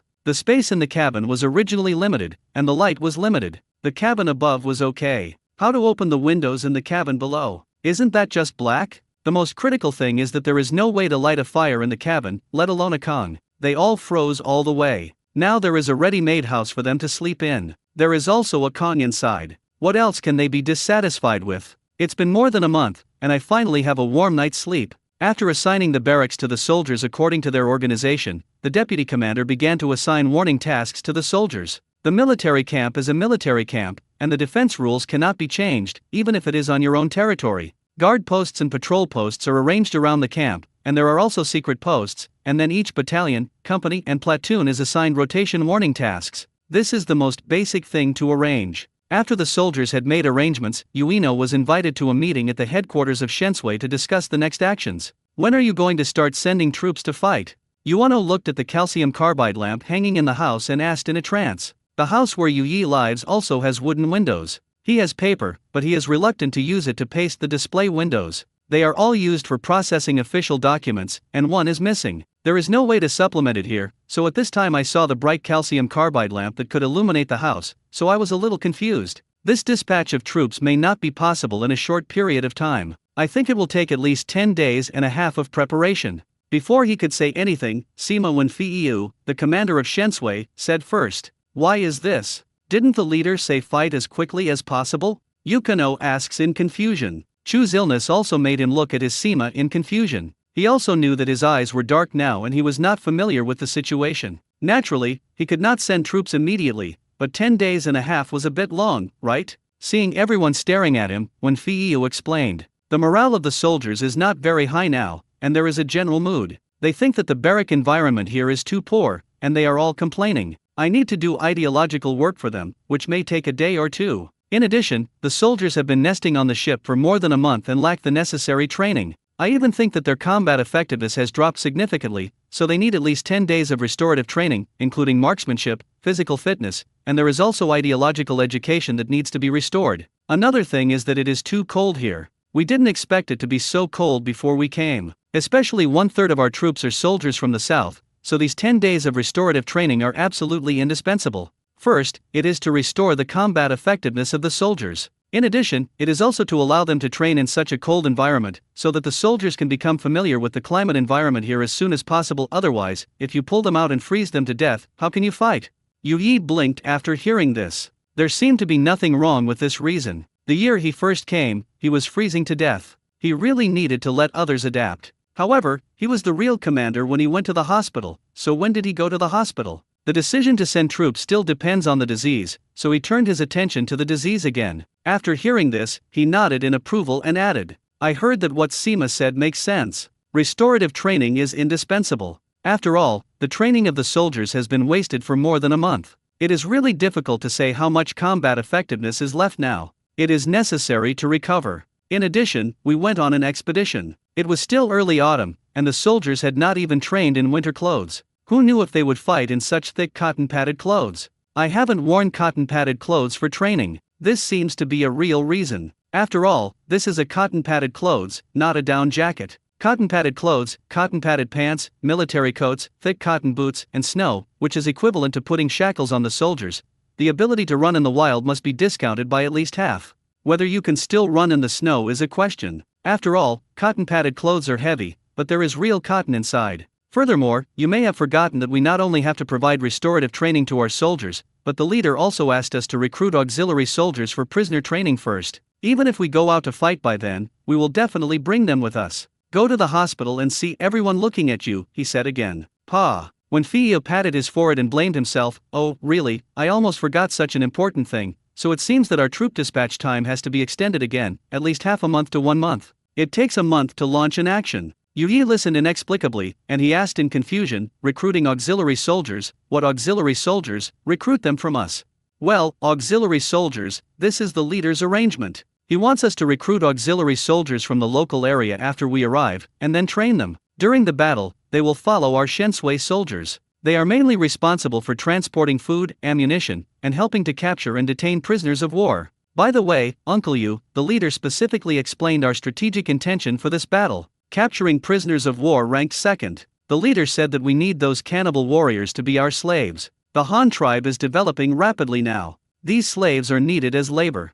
After hearing Chu's explanation, Yui immediately nodded. He knew about capturing the prisoners. The leader even told him because of this. After all, he was allowed to build so many houses for prisoners. How could he not know? So he asked directly. How many auxiliary soldiers will be recruited? How many young adults can be recruited here?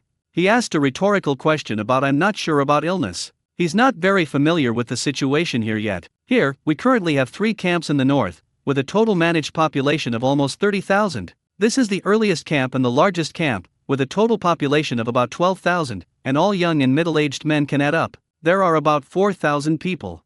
Yukino introduced. Cubing and others were surprised. This population ratio is absolutely unattainable in the 8 counties of Hanyang. Why? Because there are too many new students in the 8 counties of Hanyang now. Minors account for 5 of the total population. More than 3, most of them are children, and the total population of 10,000 is at least 6,000 children. Only newly built immigrant counties like Nanzang County will have few children after all. They were all formed by young people who were just coming of age. But he didn't dwell on this. This was not something he had to take care of. After thinking about it, Cubing asked again, are your young men here enough for food and cotton-padded clothes? Can you go out for activities this season? There is enough food, and we also grow food here. Although there are not as many rice as corn, we are still self-sufficient and have enough cotton-padded clothes. For months ago, the leader specially supported a batch of cotton and cloth, which had been distributed to various companies before winter. The family made cotton-padded clothes, and they were used to freezing, so it was no problem to go out for activities. Yukino again introduces the situation here and says, after listening to the disease and thinking about it, I finally made a decision, then recruit all the young men who have nothing to do, and train them all. Some will stay in the camp to defend, and some will follow us in action battles, and then fight with the camp. The defenders were rotated out, and 4,000 people were almost enough. Yui was stunned when he heard this and asked in disbelief, all 4,000 people were requisitioned? Then, what about the weapons? We don't have as many people here as armor and weapons and equipment. 980 Insightful Yui. Hearing Yuano asking about weapons, Cubing thought for a moment and asked, what weapons are those cannibal warriors usually equipped with? The main thing about what weapons you equip depends on what the enemy uses, and then you can equip the right weapons in a targeted manner. Yuino does not hesitate. There is no one here who knows more about the cannibal warriors. They are equipped with a large number of spears, and each person has at least 1 stone axe for throwing, which can also be used to chop people. A few people are equipped with bows and arrows, but the quality of their bows is relatively poor, and the effective range is only about 50 meters, and there are fewer arrows, and there are also shields made of branches, which are also quite a few. After hearing this, I thought for a while, and then said, then let's keep everything simple. The auxiliary soldiers are all equipped with wooden shields, and then equipped with a long wooden stick, and then there are ropes and handcuffs. Having these equipment is almost enough. They don't have to rush to the front during battle. After our Shens guards take control of the battlefield, they will step forward to capture the prisoners. In order to catch them alive, they cannot use weapons that can easily kill people. A long wooden stick is good. It can not only protect yourself, but also defeat the enemy. It will not kill you. Just control the enemy quickly. In this case, the equipment for 4,000 people is easy to handle. The wood processing factory here can make it, but it is just equipped with shields and wooden sticks. Is this okay? It won't go wrong, will it? Urano thought for a moment before saying, don't worry, no problem, they are all auxiliary soldiers. We will only let them go up when we have complete control of the scene, and our soldiers will cover them by then, and nothing will happen. Go to the disease, he assured again. That's okay, I'll listen to you, I'll make arrangements right now. Yuno nodded and stood up, greeted Cubing and went out. In the following time, the entire Shensui and bereaved camp became lively. Shensui's military officers and deputy commanders were fully responsible for the soldiers' restorative training. Army Sima Wenfia began to prepare logistics, mainly placing the 2 factory ships brought by the fleet, and then began to let the following crew members produce ammunition, and incidentally unload part of the food in handcuffs. Yuno and the officials in charge of the camp administration discussed recruiting the militia, before the administrator went to take charge of the specific recruiting operation. It should be noted that this time the auxiliary soldiers are compulsory recruitment, which is the same as Corps V service. However, this is military service, which is different from the recruitment system of the Han tribe's Guard Army. In other words, this group of auxiliary soldiers there is no military pay, and they do not belong to the formal military sequence. However, if there are casualties, the tribe will still provide pensions according to the standards of active duty soldiers. There is no salary in the first place, and it would be really unreasonable not to provide pensions. In addition, food is provided by the tribe during military service. To sum it up briefly, it means that if there is no money, there will be military pensions for casualties. Those who are injured and disabled will be given titles. Those who sacrifice will be given titles to their heirs. Widows and orphans will be treated as martyrs. Benefits. Originally, it might have been a bit troublesome if it had been done in Hanyang County, because the Han tribe recruited regular troops who were out of work. If you don't pay the army, they will be gone for several years. Who cares about the women and children in the family? Even short-term recruitment of auxiliary soldiers like this is impossible without giving a penny, but it is different here. The people in the bereaved camp only knew that the Han tribe had sent regular troops to fight. Now they still needed some help. Instead of letting them fight, they asked them to capture prisoners and asked all healthy young and strong men to go. Money, but it's just a matter of food. As soon as the people heard this, they obediently began to enlist in the army without any intention of opposing it. The main reason is that there is a huge shortage of materials here. Apart from food, there is no serious output at all, so there are no transactions at ordinary times, let alone currency. Therefore, they have no concept of money, and they have no expenditure on life, just like this. The cotton and cloth were issued by the tribe, and they had no use for money at all. Moreover, their life model is still in the transitional stage of semi-private and semi-shared. These people used to live in tribes under public ownership. After joining the Han tribe, they began to gradually transform into private ownership. However, except for the fields here, which are planned for everyone, the food is harvested by themselves, and the rest is basically publicly owned. Even the meat they eat, in addition to the livestock kept uniformly in the camp, is eaten by hunting parties going out to hunt or fish, and after catching the prey, they have to bring it back to each household to share the food. Most importantly, Yi often took them out for action, and never mentioned giving money. The people didn't care at all. They only thought that like the previous tribes, the tribes would arrange actions in a unified manner. In this conscription, the people heard that they had divided your mine, and even food so clearly, and they were even a little unaccustomed to it. When they wanted to come, the tribe wanted to organize all the men to go out to fight, so they went to fight. Well, where are so many troublesome things? Such a situation was obviously not thought of by Chu Sik. He joined the Han tribe since he was a child. By the time he could remember the events, the Han tribe was already privately owned, so he clearly distinguished property, welfare benefits, etc. This concept had already been deeply understood. It was deeply engraved in his mind. However, it doesn't matter, as long as the people are willing to fight. In fact, the same is true. The winter here is at least 6 months, half a year is winter, and it is impossible to grow food. For such a long time, it is impossible not to go out for activities. Sometimes they also need to go out to chop wood, hunt, and fish, otherwise they can only hibernate in the house without entertainment activities, which is really too difficult. Just when the administrator was gathering the militia, Ueno also went to the wood processing yard specifically and asked them to make shields and sticks. However, although there were also wind-powered sawmills here, the efficiency was still very slow. He wanted to make them in half a month. It's really difficult to collect the shields and sticks used by 4,000 people. Uncle Yu, this is easy to handle. What we bring on board should be a spare steam engine, air compressor, and pneumatic tools. I remember there is also a wind saw inside. Cutting wood is faster than a windmill. Don't worry, we have time.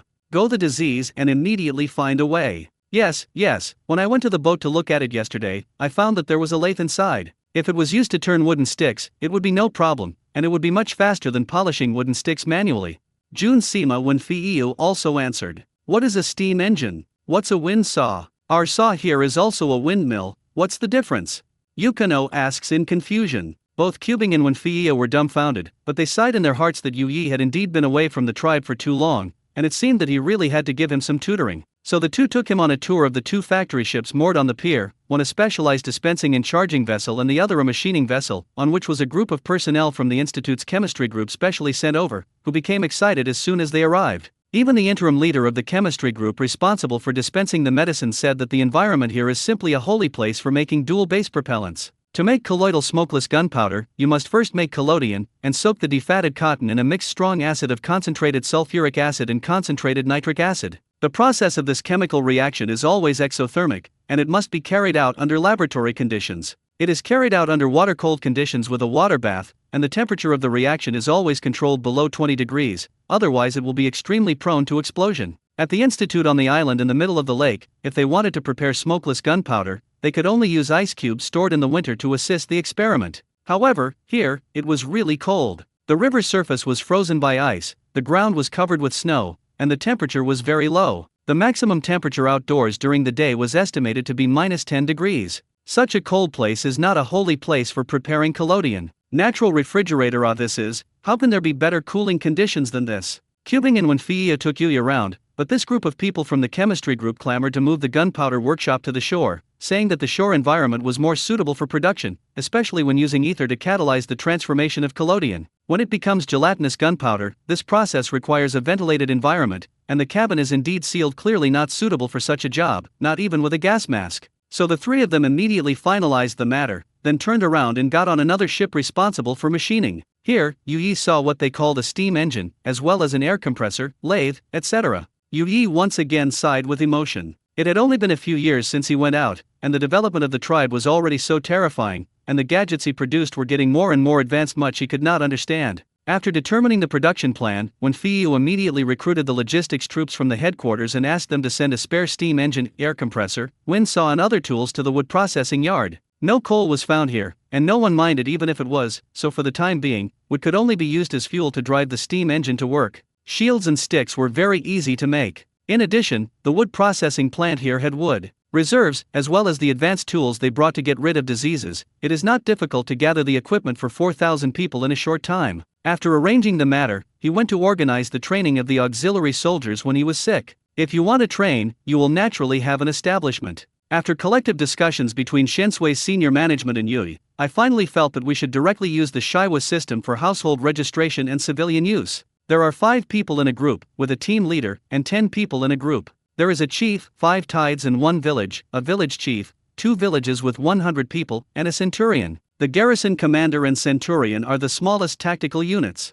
Each dispatch must not be less than 1 garrison, and combat operations must be at least 2 townships. If the platoon-level tactical unit of Shensui is dispatched, it must follow at least 300 people. The auxiliary soldiers can only act together. After the preparation and action plan and the scale of dispatch were determined, the task of reorganizing the auxiliary soldiers was handed over to Yu. The requirement for cubing the disease was to reorganize according to their blood relationship and neighborhood relationship as much as possible. For example, father, son, and brothers are organized into a team, or relatives and neighbors are organized into a team. The reason for such reorganization is mainly because there is not much time for training. It is better to find a way to exert their survival instincts and organize according to this method. If your companions are in danger on the battlefield, they will consciously and desperately help without others saying. As the saying goes, fathers and sons go into battle, and brothers fight tigers. That's what it means. Township parties and fellow clansmen are sometimes better at working than comrades in arms. It would be even more powerful if the 3 relationships of township parties, fellow clansmen, and comrades in arms were combined. After all the auxiliary soldiers were reorganized, they began to be transferred to Shensui for training. After getting sick, a company of soldiers was directly transferred to be responsible for training. One company had 243 people, one person led 20 recruits, and 4,000 auxiliary soldiers had 200. An instructor is enough, and the remaining 40 people can do other things, such as organizing and coordinating training, etc. On the other side, Shensui's own training did not fall behind, and he began formal restorative training. Cubing also specifically targeted the current situation and made adjustments to the training, especially adding physical training and armed marching in the wild. The ability allows warriors to adapt to the climate and snow glaciers here as quickly as possible. Shooting training reduced the amount of live ammunition training. The amount of live ammunition training per person per day became 30 rounds of ammunition. The remaining time was all placed on the weight-bearing guns, such as standing guns and hanging bricks or kettles on the barrels, allowing the soldiers to adapt to aiming in the snow background and practicing wearing cotton-padded guns in cold climates.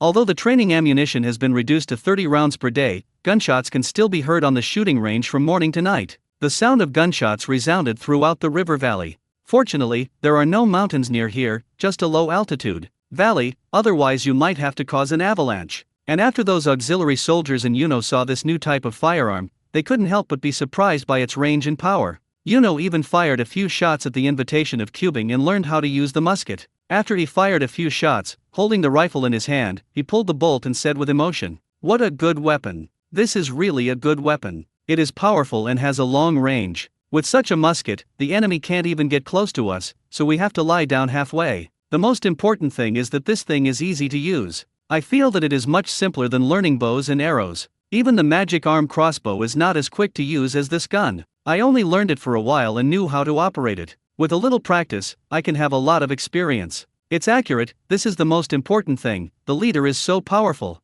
Go Bing heard this and smiled beside him. He continued to add, yes, this musket is powerful, has a long range, is easy to operate, and is easy to use. It is simple to learn and easy to train. It is indeed a good weapon, but Uncle Yu still ignored the most important point. Yu was stunned when he heard this and asked in confusion, the most important thing? Isn't it easy to train and quick to get started? Bing shook his head and explained, the operation is simple and easy to use. In fact, speaking of it, the Shenji crossbow is not bad in this regard. Compared with the musket, the rate of fire is slower and the accuracy is not guaranteed. But if you only talk about the difficulty of learning, the difference between the two is actually not big. When Yuno heard this, he frowned and nodded, and asked again, then since it is not easy to use, what else can it be? Go to the disease, chuckled and said as a matter of course the production time is fast. The steel-horned wooden composite bow installed on the Shenji crossbow has a production cycle that is too long and takes at least a year. The disadvantage is obvious, that is, it is afraid of water. When it sees water, it is easy to open the glue and layer it. And this musket is made with sufficient materials and full horsepower. It can produce hundreds of guns in one day. Of course, the shortcomings of muskets are also obvious. It consumes a lot of ammunition, the firearms are worn out, and the durability is too low. 4,000 to 5,000 rounds of ammunition are required. The bullets must be withdrawn from the first-line sequence and used as scrapped weapons and equipment for second-line troops. But even a scrapped musket is still more accurate than a bow and arrow and a divine arm crossbow at a range of 200 meters. Uncle Yu, tell me, when it is equally easy to use, which one is suitable for a large amount of equipment, muskets or divine arm crossbows? Yu Yi had already understood, so he rolled his eyes and said, do you still need to ask? Of course it's a musket. If you want to expand your army quickly, it must be a musket. Even if you want to expand your crossbowmen, you can't build so many crossbows in a short time. Haha, it's not too late, and it's a lot of words. 981 First shot at the cannibals. The advantages of the rifle are obvious. This weapon is easy to operate, easy to use, and its performance is very obvious. The key is that as long as there are qualified steel in factories, it can be mass-produced at any time, and soldiers only need simple training. It can be pulled onto the battlefield. For now, it is not an exaggeration to say that it is a strategic weapon. However, Yuano prefers shotguns over rifles. Yuano, who had just learned how to shoot, fired a barrage of shot shells at the target, and then he jumped up with great excitement. Oops, this is good, this is good. This gun has a thick barrel, big bullets, high power, high rate of fire, and more bullets. If you use this thing to deal with those monsters, it will be fine for one person to shoot 3, and I feel that this is easier to use than that rifle. To change bullets, you only need to push and pull the wood, which is so convenient. Ueno said excitedly with the shotgun. Obviously he didn't expect that this kind of tribe could actually create such a weapon. Hehe, the leader also said the same thing. When this kind of gun was first built, the leader said it was a weapon specially used to attack the giant cannibal ape. The leader also said that this shotgun is very powerful, as long as it is not the 2 elephants in our tribe. Such a big animal, other cows and horses can all be knocked down with one shot. Even hitting their giant ape is probably about the same effect. These guns have not been fired yet. When our soldiers are trained, let them taste the enemy's blood. By the way, Uncle Yu, do you have a map here and information about the enemy camp? Have you ever scouted it before? Bing first introduced the origin of the shotgun, and then asked about the map. You need a map to fight, especially if you fight in an unfamiliar environment and don't even know the geographical characteristics. How can you fight? Yes, I have been here for almost 4 years, and I have almost walked around. How could I not have drawn a map? Moreover, the team I led out was responsible for drawing maps. Let me take you there. Look, if you want it, you can find someone to copy a few copies and take them back. I want to keep the original. When Yu Yi heard this, he immediately responded and said that the map is business, and this is much more important than playing with guns. So the two returned to Yu Yi's residence, and Yu Yi did draw a map of the surroundings, and the surveying team he led was the most professional surveying team of the Han tribe, so the maps he drew were also relatively standard, and they were all based on 1 square kilometer. Fill in the map in the shape of a grid, that is to say, this map has horizontal and vertical coordinates, so it is even more precious. The entire map is drawn on top of a whole piece of cowhide, and the lines on it are ironed with hot iron needles, like a pair of soldering iron paintings, mainly to prevent the ink from falling off. The map is drawn in great detail. Every mountain, every waterway, and even how high each mountain is, the width of each river, the depth of the water, whether you can go boating, etc., are all marked in detail. Just the names of each place or the annotation information is enough to write a book. When looking at the map, you have to compare it with the annotation to understand the terrain on the map more accurately. To get sick as if he had found a treasure, he originally planned to spend a while taking scouts to scout, or taking some local guides to participate in the operation, but no matter what, it would be troublesome not to have a map. If there is a guide to lead, it will not affect the completion of the mission, but it will also affect the command, because command requires a very big view of the overall situation. It is impossible for Shensui to invest all the soldiers in every battle. According to the leader, it must be separate operations, so it is very important for the commander to distribute the offensive direction of each team. In order to familiarize himself with the local geographical situation as quickly as possible, Cubing decided to copy the map by himself and draw it by himself. It would definitely be more profound than looking at it directly. This was very important for him, the commander-in-chief. Yuno also helped on the side, mainly to make some supplements for Cubing. When he asked about a certain location on the map, Yuno could immediately tell the local characteristics, and even the different seasons of each location. Yi knew everything about what kind of changes would occur. Cubing was stunned while listening to his explanation. It seems that Yi is indeed familiar with this place. It is simply a living humanoid map. If you formulate a combat plan or something in the future, it seems that it is best to ask Yi for his advice. That's it. Uncle Yu, this cannibal's territory looks quite small, but it actually occupies a large area. How many of them are there? Cubing asked puzzledly while drawing a map. The territory is indeed not small and covers a large area, but they are not densely distributed. They have no cities or market towns. According to our Han tribe, their settlements can also be called villages. This group of people cannot farm and rely entirely on hunting, fishing, and gathering to make a living. However, the winter here is too long, at least 6 months of winter. Relying on hunting and gathering alone, they cannot save so much food at all, so in winter, they can only eat people to survive. After such a long time, eating people has even become a custom of theirs, and it is completely hopeless. Only those who have just been captured have the possibility of recovery. Therefore, these cannibals still retain the tradition of the hunting period. The number of people in each settlement is not large and the distance between them is large. In fact, it is to leave a hunting ground for each village. They are good at creating traps. There are traps everywhere in the gaps between each village. One is for daily hunting needs, and the other is to form a secret defense line to prevent enemies from invading or people they catch from escaping. Many people once I couldn't accept the act of cannibalism and wanted to escape, but very few could escape. When they were so hungry, they had to flee in the wind and snow, and they had to avoid traps along the way. Most people could not insist on walking outside and died in the snow. They either froze to death halfway, starved to death, or fell into a trap and could not escape. They died of hunger and cold, and not counting death, even the corpses had to be dragged back and eaten by the cannibal hunting team. It's horrible. After hearing this, he was stunned and asked in confusion, Uncle Yu, why do you know their situation so well? Oh, there are more reasons for this. I took in people who escaped from inside and knew part of the situation from their mouths. I also took people in to scout through the gaps between the villages. Of course, I knew them clearly. Situation. Yukino said rather proudly. Cubing nodded, pondered for a long time and asked again, Uncle Yu, what do you think this battle should be fought?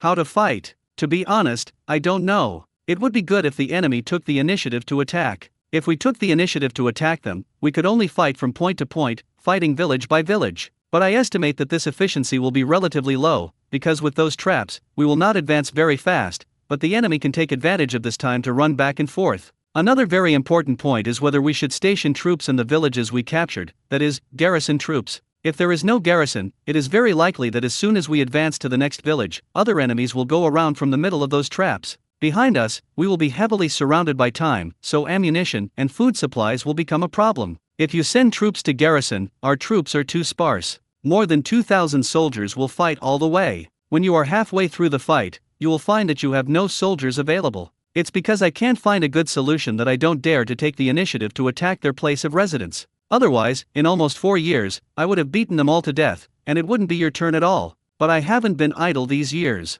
Although I can't take the initiative to attack their settlements, I have been fighting with the cannibals on the periphery, especially the squads that ambush them when they go out, or the squads that take prisoners back. They are the targets of our ambushes and sneak attacks. Even if we can't annihilate them all every time, we can still inflict heavy damage on them. They can't do anything to me.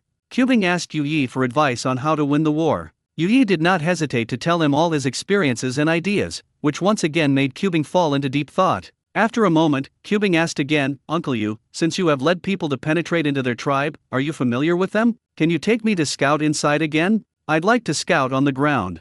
No, never go. When he heard the idea of going to the hospital, Ueno was immediately shocked and dissuaded him. Why? Go to insoluble questions. They have many traps. Who knows how many years they have dug traps in this land? Not only the deep pits they dug, but also many other traps. There are many traps. People who have not lived in them for a long time have no idea about the location of these traps. In addition, those beasts hidden in the forest are very dangerous. If you have to go inside for reconnaissance, I suggest you go again in spring. In spring, the ice and snow melt and the temperature rises. Even if we are trapped inside, we will not freeze to death so quickly. Another advantage is that when the snow melts, many traps will be exposed, and our danger will be reduced a lot by then. Summer is not suitable either. The weather here will either not rain or be a heavy rainstorm. If we encounter flash floods in places with traps everywhere around us, then we will not have to live. Autumn, like winter, is full of fallen leaves and winter is full of snow. These things will cover up most of the traces of traps. It is the most difficult season for in-depth reconnaissance. I led the team in once before. That time, in order to cover up the operation and prevent it from being discovered by the enemy, I brought more than 20 people in total. As a result, the large number of fallen leaves in autumn covered up the trap and caused us huge trauma. We didn't even see the enemy's face in pits, swamps, and falling rocks. We had already lost 6 people and injured 3 others. Another very critical point is that the enemy will often patrol the trap. One is to catch prey, and the other is to repair the trap. That time, when we suffered 9 casualties, we encountered more than 40 enemies. The patrol team pursued us. As a result, we were not familiar with the terrain and didn't know where to go or where not to go. However, the enemy knew the location of the trap and his speed was not reduced at all. The faster they pursued, the more our men panicked, and many in the flight accidentally touched a trap and were then captured alive by the enemy behind them. That time was really dangerous. More than 20 people went in and only 8 of me escaped. I have never told anyone else about this in the camp. Since then, I have never done anything. With the intention of in-depth reconnaissance, it is only possible to achieve some victory by ambushing their team from the outside. You said his original experience with lingering fear, dissuading him from going to the hospital and not to conduct in-depth reconnaissance alone. He also frowned after hearing about going to the hospital. After a while, he asked again, then, Uncle Yu, do you know every time the enemy goes out? Root, if you want to ambush an enemy who is going out, what area will it usually be in? This, I really know that the enemy's marching route is usually those rivers. They also follow the principle of being close to water sources when traveling far away. This should be unchangeable. The first is to ensure the supply of fresh water. Secondly, you can hunt animals drinking water by the river. Thirdly, if it doesn't work, you can go down the river to fish. And fourthly, a place with sufficient water sources like the river. The vegetation is generally also relatively dense, making it easy to find fuel for making fires or making tools. I have stationed secret posts at the locations of these rivers. If there are enemies in these areas, they will send a person to inform me. The remaining people will continue to stare, usually in groups of 3, from time to time. Rotation, this can not only ensure the safety of our camp, not to be touched by the enemy at the door, but also facilitate us to learn the news in advance, then go and ambush those enemies who are out. Yukino explains. After hearing this, Chu's 6 eyes lit up. This is good. It turns out that Yu Yi has already made arrangements, so the next step will be easier. As long as he gets the news that the enemy is out, he can immediately dispatch the trained soldiers to ambush the enemy. You can complete the first phase of the battle plan mentioned by the leader. Uncle Yu, will you take me to those outbound passages for reconnaissance in 2 days? Just so I check the map. Go sick and ask again. This is no problem, just tell me when you want to go. Yuno did not shirk this time and happily agreed. As long as he was not allowed to enter the enemy's hinterland, he was simply fearless. Not to mention the well-armed and well-trained Shent's guards, the survivor hunting party led by Yu Yi himself, never misses them at all every time they ambush the cannibals. It took him 2 days to go to the hospital and copy out a nearby map, and it was enlarged to a larger scale with many annotations on it. Then he went back to the meeting and summoned the battalion and company commanders to the guard headquarters to copy the map together. To win over each company and even each platoon of Shensui, they must have a map, which will make it easier for him to command the action. When they copied out the second map that day, Cubing took the map he copied and found Yu Yi, and then asked him to take him to the passage areas where the enemy came in and out for field reconnaissance. This time they followed the action. Only a guard platoon directly under the Shensguard command set off together, with a total of more than 80 people. 982 underground post. Each soldier of the guard platoon was heavily armed, with a full suit of cotton clothes, cotton trousers and cotton boots, a hat for the locomotive, and a double-breasted army coat, carrying a gun on his shoulder, 2 bullet cases on his belt and his waist, a multi-purpose kettle, a gun stab, and above all a quilt on each man's back, with an ordnance shovel pinned outside the quilt. Each squad leader was also issued a pair of monoculars. The platoon leader not only expected a telescope, but also a compass to discern direction, and the ignition was started by rubbing a hunting knife and flint and was issued to each soldier. As for the equipment for getting sick, that's even more. He also has telescopes, compasses, and even maps, as well as military portable small calcium carbide lamps for lighting, document packs for issuing orders, and his seal tokens, etc. A lot of things. Of course, it is definitely impossible for him to take them by himself, otherwise what are the personal soldiers for? The group followed Yuno and set off towards several surveillance points beside the river. In the marching procession, the soldiers maintained a guard formation. Everyone had their guns in their hands instead of carrying them on their backs. Everyone had 1 foot deep and 1 foot deep. They stepped on the snow with shallow feet, and the long rifles in their hands could be used as crutches. Of course, as long as they were not muzzle-pointed. Uncle Yu, where is this place? Walking in a low-lying river valley, looking around to get sick, there was a vast expanse of white. At this time, the river water had been frozen, and it was covered with a layer of snow, making it impossible to tell where the river was and where it was. Land. This is the upper reaches of the 2 water systems of our Han tribe. Whether it is Ruyang River, Liaoyang River, or the wetland lake northeast of Liaoyang River, they are actually just branches of this river. Of course, the branches of this river are not only Liaoyang River and Ruyang River, but also many other water systems, which are generally connected. When Yuno heard the question about his illness, he immediately explained. Oh. Cubing looked around at the surrounding terrain while unfolding the map to compare something, and then he asked again, "But where is the river you were talking about? Why didn't I see it?" Ha, the river is at your feet. You sweep away the snow under your feet. Below is the ice on the river. Urano can't help but remind funny. Ha! When Cubing heard this, he was stunned. He immediately brought a soldier's shovel from his soldiers and plucked it twice in the snow. As a result, he actually saw the transparent ice surface. It may be because of the low terrain that the wind blows the snow all over the river valley, making the snow more than a foot thick, and there is living water flowing under the transparent ice surface, which is crystal clear, and even the transparency of the ice surface is very high, and with luck you can even see the swimming fish in the water. This is really a river. Go said in surprise. Hey, that's the environment here, you'll know in 2 months. Yu Yi also sighed, but did not stop at his feet. He continued to move forward with more than 80 people who were familiar with the road. The group walked along the river valley for a morning, then went ashore for more than an hour without eating lunch, and waited until they saw a large forest appearing at the end of their sight, when Ueno took them into a path and continued on, walking for a few minutes, around a high ground, and when they came to a small forest, Ueno said arrived. "Isn't there an observation post here? Where are the people? Go to the sick and ask again." He panted and looked around, but he didn't see any house that could accommodate human habitation. Yu Yi looked at him and smiled without answering, as if he wanted to take the exam to get sick to this young general. A personal soldier next to him carrying a cowhide map tube sniffed hard, then pointed in one direction and suddenly said, "Commander, there is smoke over there, which smells like burning firewood." Ha! Cubing turned around and looked, and sure enough, he found a light blue smoke floating in an inconspicuous bush. He stared at the bushes for a while, and then looked at Yu Yi suspiciously. Yu Yi still looked at him with a smile but no words, as if he was still testing him. Go Sik groaned and immediately ordered the soldiers around him, "Everyone is on guard, go over and take a look." Yes. All the soldiers responded in unison, and then everyone aimed their guns in all directions, those places that they thought were very suspicious and could hide people, while the soldier carrying the map was assigned by Cubing to check the smoke. Bush. The soldiers loaded their rifles with bayonets, went to the bushes and used the bayonets to pluck them, and found that the smoke was a section of dead wood lying across the bushes, which seemed to have been emptied by insects, leaving only the bark of the empty shell, from which the smoke emanated. However, there were no traces of humans here, and the smoke didn't know where it really came from, so he immediately wanted to turn around and report the situation.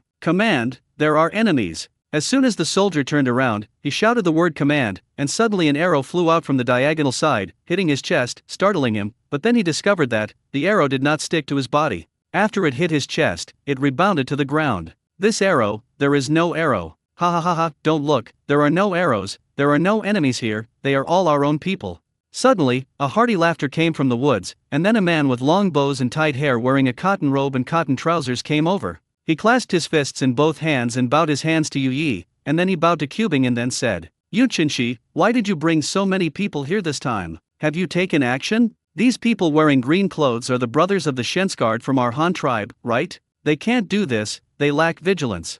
The man looked at the soldier he shot with a smile, looking disgusted that these guys were too young. You! When the soldier who was shot heard what he said, he immediately blushed with shame and anger, and immediately raised the rifle in his hand. Why, put down the gun, is the gun facing your own person? Go! Seeing that the situation was not good, he immediately shouted loudly. Then the soldier put down his gun and turned around and snorted. Hey, what are you doing? Lu Ping, be honest, how did you speak to your brother? Yuno also said something to the man with the bow, and then introduced both sides. Let me introduce to you, this is the commander of our Shen's Guard, General Xia Qubing, this is Lu Ping, the team leader in charge of this surveillance point. Lu Ping, a man holding a bow, once again saluted Qubing. Qubing looked at him up and down, and then nodded. This guy came up and shot his own soldier. Qubing was still angry at the moment. Of course I won't return the favor to such a small character. Go to the disease, this is our observation post, which is on the only way for the enemy to enter and exit, and there are only 3 people at the observation post, so in order not to be discovered by the enemy, their residences are all built underground. The smoking point you just saw is actually the chimney of the underground residence. It is specially built according to the wind direction here. The smoke blown out will not blow in the direction of the road, so it will generally not be discovered by the enemy. If it is discovered, it will be like what you just saw. The entrance to the underground outpost is in the woods, and the chimney entrance is used to attract the enemy's attention. Once someone comes forward to check, they will turn their backs to the entrance in the woods. Our secret outpost can kill the enemy from behind, just in case. You have just arrived and have not dealt with that group of cannibals. Don't underestimate them in the future and stay vigilant at all times, especially in such wilds. Although those cannibals don't have any good weapons, they are all first-class hunters, and any disturbance in the wild may arouse their alarm. You should pay attention to this in the future and be more careful.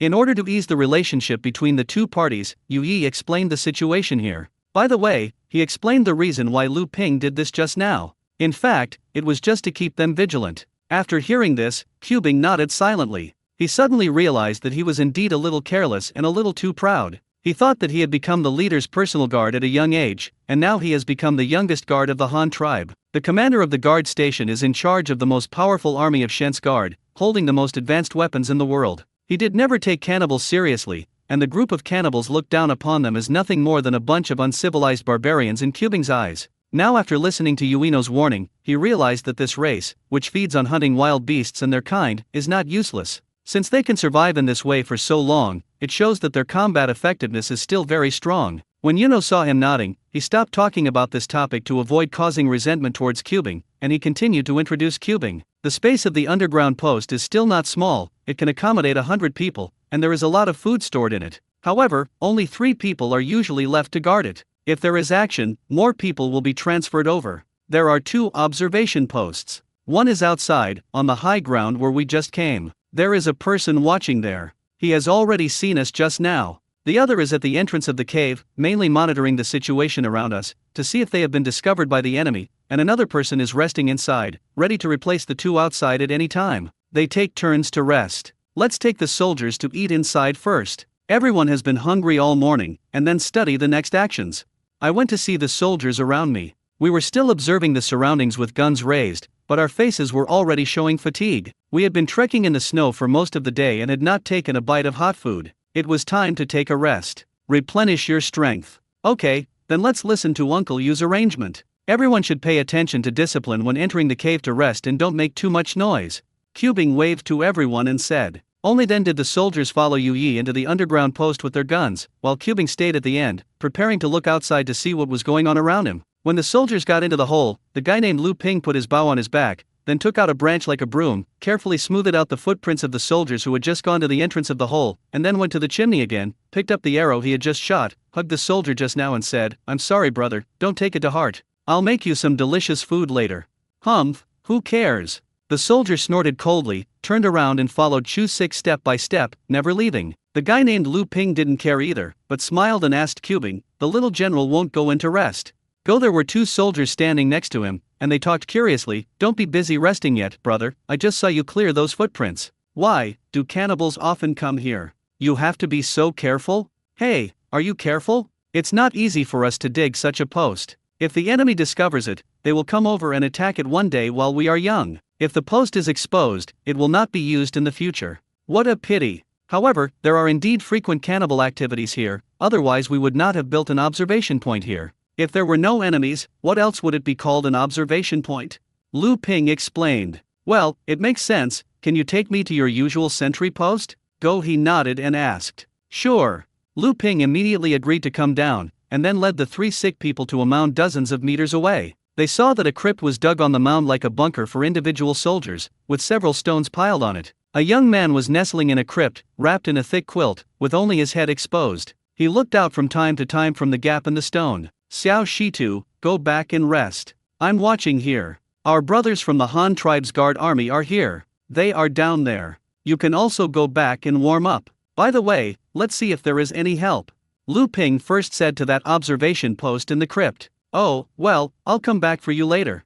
The young man named Xia Shitu only looked like 13 or 4. He was about the same age as Cubing, and his face turned red from the cold. Obviously, he suffered a lot in such an environment, and Cubing nodded to him. Lu Ping lay directly on the snow, pointed to the surrounding environment and introduced Cubing. The forest in the north is the direction of the cannibal camp, their village is in that forest, and the river valley in the east is the place they must pass every time they go out. They walk along the river every time they go south, so as to avoid getting lost. No matter how far they go, they can find it along the river. Have you seen the Wishui Bay over there? It is the place where the river turns. The rivers in this terrain are generally relatively deep, and there will be a lot of fish below. Those cannibals often come over to break the ice and fish, but what comes out is not the most powerful ones, are often the old, weak, sick, and disabled. The powerful ones go out to hunt or go south to hunt other tribes. They will appear here every 3 days.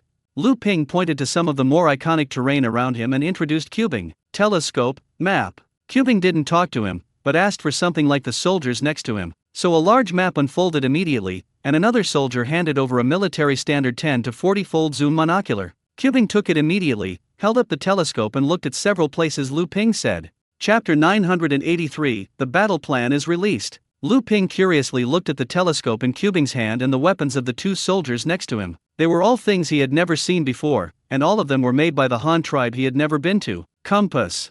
I went to the hospital and looked around with a telescope, and then reached out to ask for a compass. It was a small compass enclosed in a delicate wooden box, only 5 centimeters in diameter, and a round convex lens was capped in the middle. It is used to enlarge the scale on the compass to facilitate user observation. Most importantly, on the corner of this square wooden box containing a compass, there was also a crystal cap embedded in the wooden box, which contained water, and a bubble dangling around inside. After Cubing took it, he carefully adjusted the bubble to the center of the top circle of the crystal cap before starting to observe the compass pointer inside. The things you use are so special. I have seen this compass, and Yu Chang made them have it too. But his one is bigger than the one you use, and there is no box. What is this round thing on your compass? Why is it inside? Fill it with water, not full yet. After looking at it for a long time, Lu Ping next to him finally couldn't help but ask. Oh, you said this. This is the latest model of military compass. It is small in size, light in weight, more convenient to carry, and has higher accuracy. The one above is a magnifying glass, which can enlarge the compass scale for easy observation. It can also be used in emergencies. Remove it for fire. The one on the corner is a level, which is used to adjust the horizontal posture of the compass. Simply put, it is to lay it flat and measure it more accurately. Also, it is not filled with water, but alcohol with pigments. If it is water, it will be in this environment. It's already frozen. Go, I'm sick, and see that he's curious, so he explains, and then continues to ask. Have you ambushed the posse of cannibals here before? Well, ambushed, fought many times. Lu Ping took a look at the compass and immediately replied. So what was the final result? Go sick and continue asking. He has discovered that this is not the best ambush location, because it is in this position. Even if the enemy can be repulsed or completely wiped out, it is still inconsistent with their combat purpose. They are here to capture prisoners, not to fight with the cannibals. Fight to the death. The results of the battle range from big to small. If the results are big, we will kill a few more enemies. If the opponent has many people and we have few people, then we will run away if we attack them once, but we cannot run this way, otherwise we will expose this place. Anyway, we are the active party, so we just haven't suffered any losses no matter how hard we fight. Lu Ping explained immediately. Well, when you were young, if you ran away after the sneak attack, would they chase you? Cubing asked another key question. Chase, but start chasing for a while, and then they chase again. The commander will arrange for some people to ambush them in advance. If they are ambushed, they will not dare to chase again, and whether the enemy will pursue them depends on you. People. Lu Ping explained again. Oh, what's your opinion? This looks at people, that is, if we ambush the old, weak, sick, and disabled people who come out to find food, then they will not chase them no matter what, but will run away. But if we meet their young and strong people, the hunting team will also depend on the situation. If Yuchinchi led the team and there were not many people, the enemy would chase him. They were very angry with Yuchinchi. As long as they saw him and had a chance, they would definitely not let him go. But if there is no captain to lead the team, and we are small in number, the enemy will not chase us, but they will not run, but will stay there and continue to wait and see. If the number is about the same as theirs, they will come over and fight. If there are more people on our side than others, they may retreat.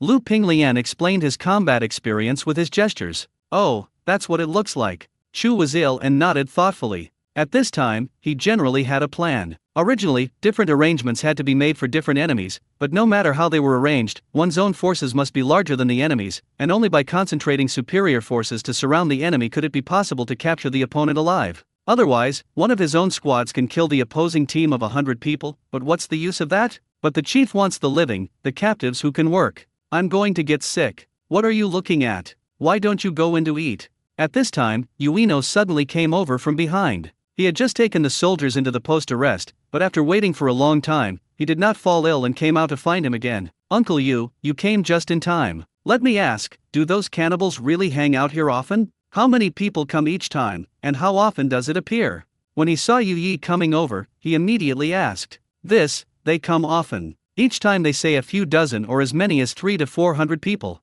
This is when they go out. If they go north from the south and arrest people again, it is not necessarily the case. It depends on how many prisoners they capture. As for the frequency of occurrence, it is almost 3 to 5 days. Someone will definitely appear here every 3 to 5 days.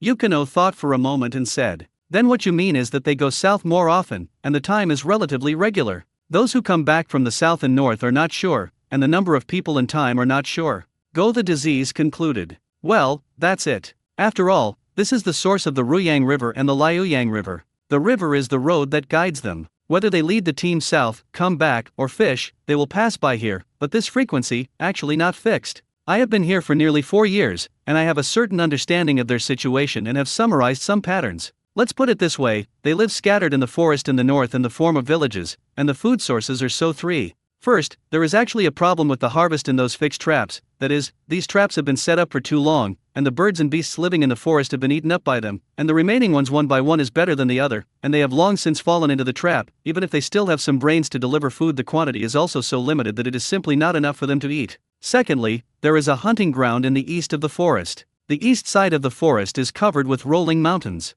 The terrain is dominated by stone mountains, sparse forests, shrubs, and grassy tidal flats. There is also a river there that flows eastward. There are usually a large number of wild animals gathered there, such as bighorn deer, mountain argali, alpacas, long-haired bison, long-haired rhinos, and wild donkeys. They are all in large groups and are the main hunting places of cannibals. Under normal circumstances, as long as they catch not enough prey in the trap, they will organize young warriors in the village to hunt in the east to obtain food. The third one is more important, that is, the weather here. The winter here is very long, at least 6 months. It mainly depends on the weather in the first 3 months. If it snows heavily in the first 3 months of winter, and it is extremely cold, the snow covers the grass on the ground and the shrubs, and the grass-eating herds cannot dig out food at all, then the herds to the east will migrate to the south. By that time, the cannibals had lost their prey for the winter here, and they would venture south to feed on the populations of the southern tribes, and even when they were too hungry, they would eat directly the people in their nests. However, the winter here is too long. Even if there is not a few heavy snowfalls in the first 3 months,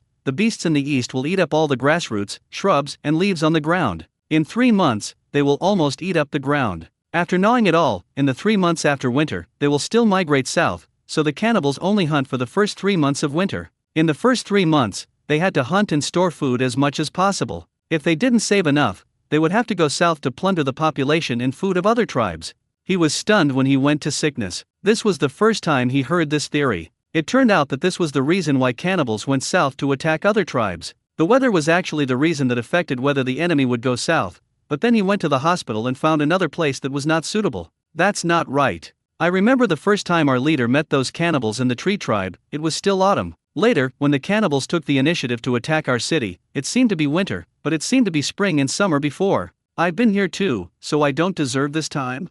Why are you wrong? Let me ask you, how long did it take you to take the boat when you came here? When Yuno heard the question about his illness, he immediately asked rhetorically, but before he could answer, he continued. It took you more than a month to take the boat. Those cannibals have no horses, no boats, and no cars. Oh, they have elephants, but they are a minority after all. So many people rely on 2 legs. Even if it starts in winter, it will take several months to get to us. If it is slower, it is possible to get there for a year. Who knows when the cannibals who attacked our tribe set out. Also, I just missed a little bit. It's not just the winter weather. If there is a late spring cold in spring, or a month and a half of spring comes late, their food reserves will be exhausted, and the east those herds have not returned, and even in spring, they will still go south. If that's the case, if they set out in spring, it's really possible that they will come to our Han tribe in autumn. Cubing was speechless this time by Ueno's explanation. If so, it is really possible, and who knows if those cannibals will encounter something on the road and delay it, such as what they attack. What tribe, then absorb and digest it before continuing to move forward?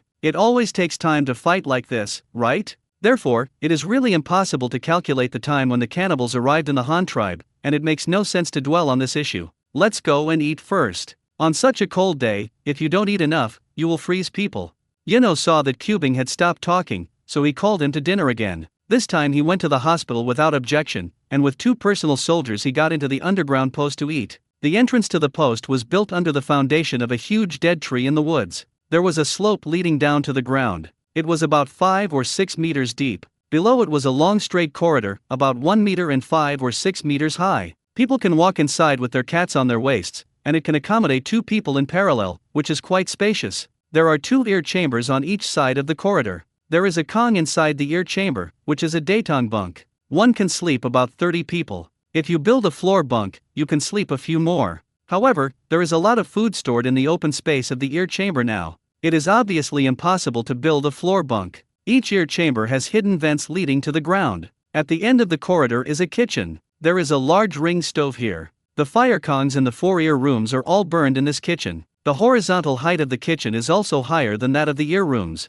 This is to prevent smoke from entering the ear room. If the kitchen is higher, the smoke can only be gathered into the kitchen. The left-behind sentry was cooking here at this time, and the young man Lu Ping had just replaced from above was now also helping in the kitchen. Everyone was eating pretty well. In addition to tortillas, there were also some smoked food. There are also a lot of bacon, sausages, and pickles. It is certainly impossible to eat fresh vegetables this season, but it is already good to have a hot meal in the ice and snow. The soldier's dining box brought food to chew sick, 4 tortillas, 2 sausages, and a pickled cucumber. While eating, he was thinking about the things Yu just said. When he was eating pickled cucumbers, he suddenly asked Yu, "Uncle Yu, where does your salt come from? I remember the tribe didn't seem to have sent you salt. There are also those cannibals, and their salt is from where did it come from?" Of course, it was not sent to us by the tribe. If we even needed tribal supplies for salt, the leader would definitely not agree to us establishing a base here. The consumption of such transportation would be too great. Our salt, as well as the salt of the cannibals, all come from the salt ponds and the hunting grounds in the east.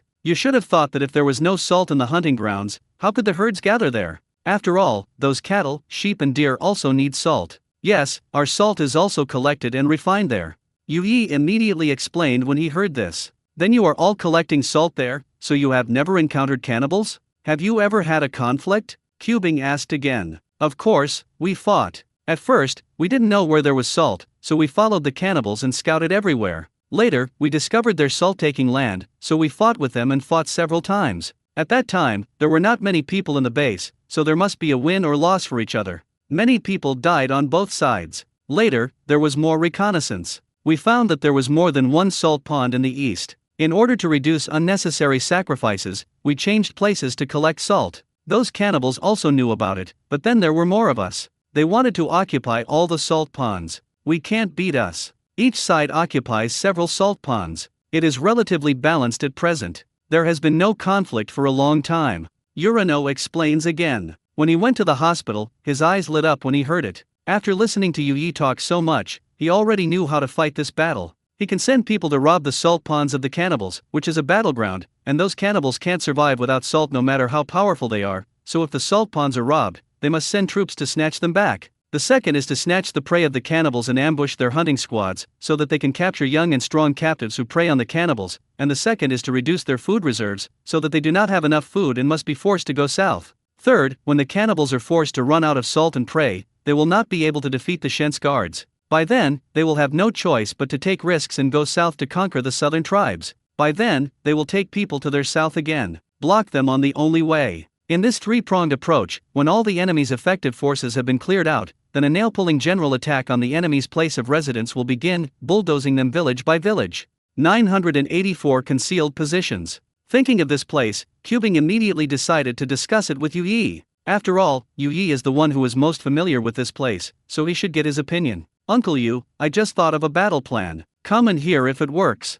I plan to send troops in 3 groups, ambush the hunting ground in the east, seize the salt ponds of the cannibals, force them to go south, and then divide them into parts. Here, block their way south. Cubing took Yu Yi aside, and then said everything he had just thought, and then stared at Yu Yi and asked, Uncle Yu, do you think this method works? Yu Yi thought for a moment before saying, it's okay, but do you have enough troops? Your Shens guards only have about 2,000 people in total, and they have to be deployed in 3 places. Wouldn't it be too scattered? I think it's better to fight bit by bit. Concentrate your efforts to fight in one place, so that at least you won't suffer. Go Sick grinned after hearing this is not a problem. Although we Shensui don't have many soldiers, our combat effectiveness is absolutely no problem. It is impossible to lose. It is nothing more than how much you can earn. Besides, the leader told me before I came here that an army like Shensui needs to use its troops flexibly. There is no need to put them all in one place. Each time a platoon is dispatched, it is enough to complete many tasks, and we happen to have 3 battalions. The reorganized army has more than 700 people in each battalion, more than 700 guns, and each battalion plus 1,000 auxiliary soldiers. It is perfectly possible to deploy in 3 places each. After Cubing finished speaking, he looked at Yu Yi and found that he frowned and didn't speak. He seemed to know what he was thinking, so he continued. Uncle Yu, I know what you are worried about. Our Shens Guard soldiers have never fought in a war and have little combat experience, but they absolutely obey orders. As long as they are clearly told what they need to do, they will definitely be able to complete the task. I also know what the leader thinks when he comes to fight this time. In the leader's mind, this battle is about training troops and generals. Soldiers also need to be trained, and generals also need to be trained. Shensui is the first pure weapon of our Han tribe. No one knows how to use the army. Although the leader has his own ideas, he has never used such an army to fight a war, so do you have to try it if it works or not? One thing to say is that the power of the cannibals is not very powerful. At least it is not as big as the Xin tribe. Since the leader only sent our Shens Guard, an experimental guard army, it shows that the leader has confidence. I have some considerations, and I also have confidence in my soldiers. I think I can give it a try. Yu Yi nodded after hearing this. In fact, he was a little worried about the performance of the soldier next to Cubing just now. This new army has only been trained for a few months and formed for only a few months. He has no combat experience at all. None of them are still so proud. Whether they can fight is still a question, but Cubing has said that. What else can he say? I can only agree. Besides, it's not his turn to make the decision on Shensui's affairs. How to fight is originally a matter of getting sick. If you get sick, take the initiative to ask for his opinions. That means that the elders and the young are in order. That is respect for oneself, but one's own. You have to know good and bad, rely on the old and sell the old. After determining the battle plan, the 2 men began to negotiate the details again, mainly the deployment of troops, but also the mobilization of food. Now the Han tribe has a total of 3 large camps in the north. One is the camp with the largest population located in the river valley. The total number of people is 12,300. Currently, it mainly relies on farming and livestock. It is also the Han tribe here. The earliest camp, where the main force of Shensui is currently stationed,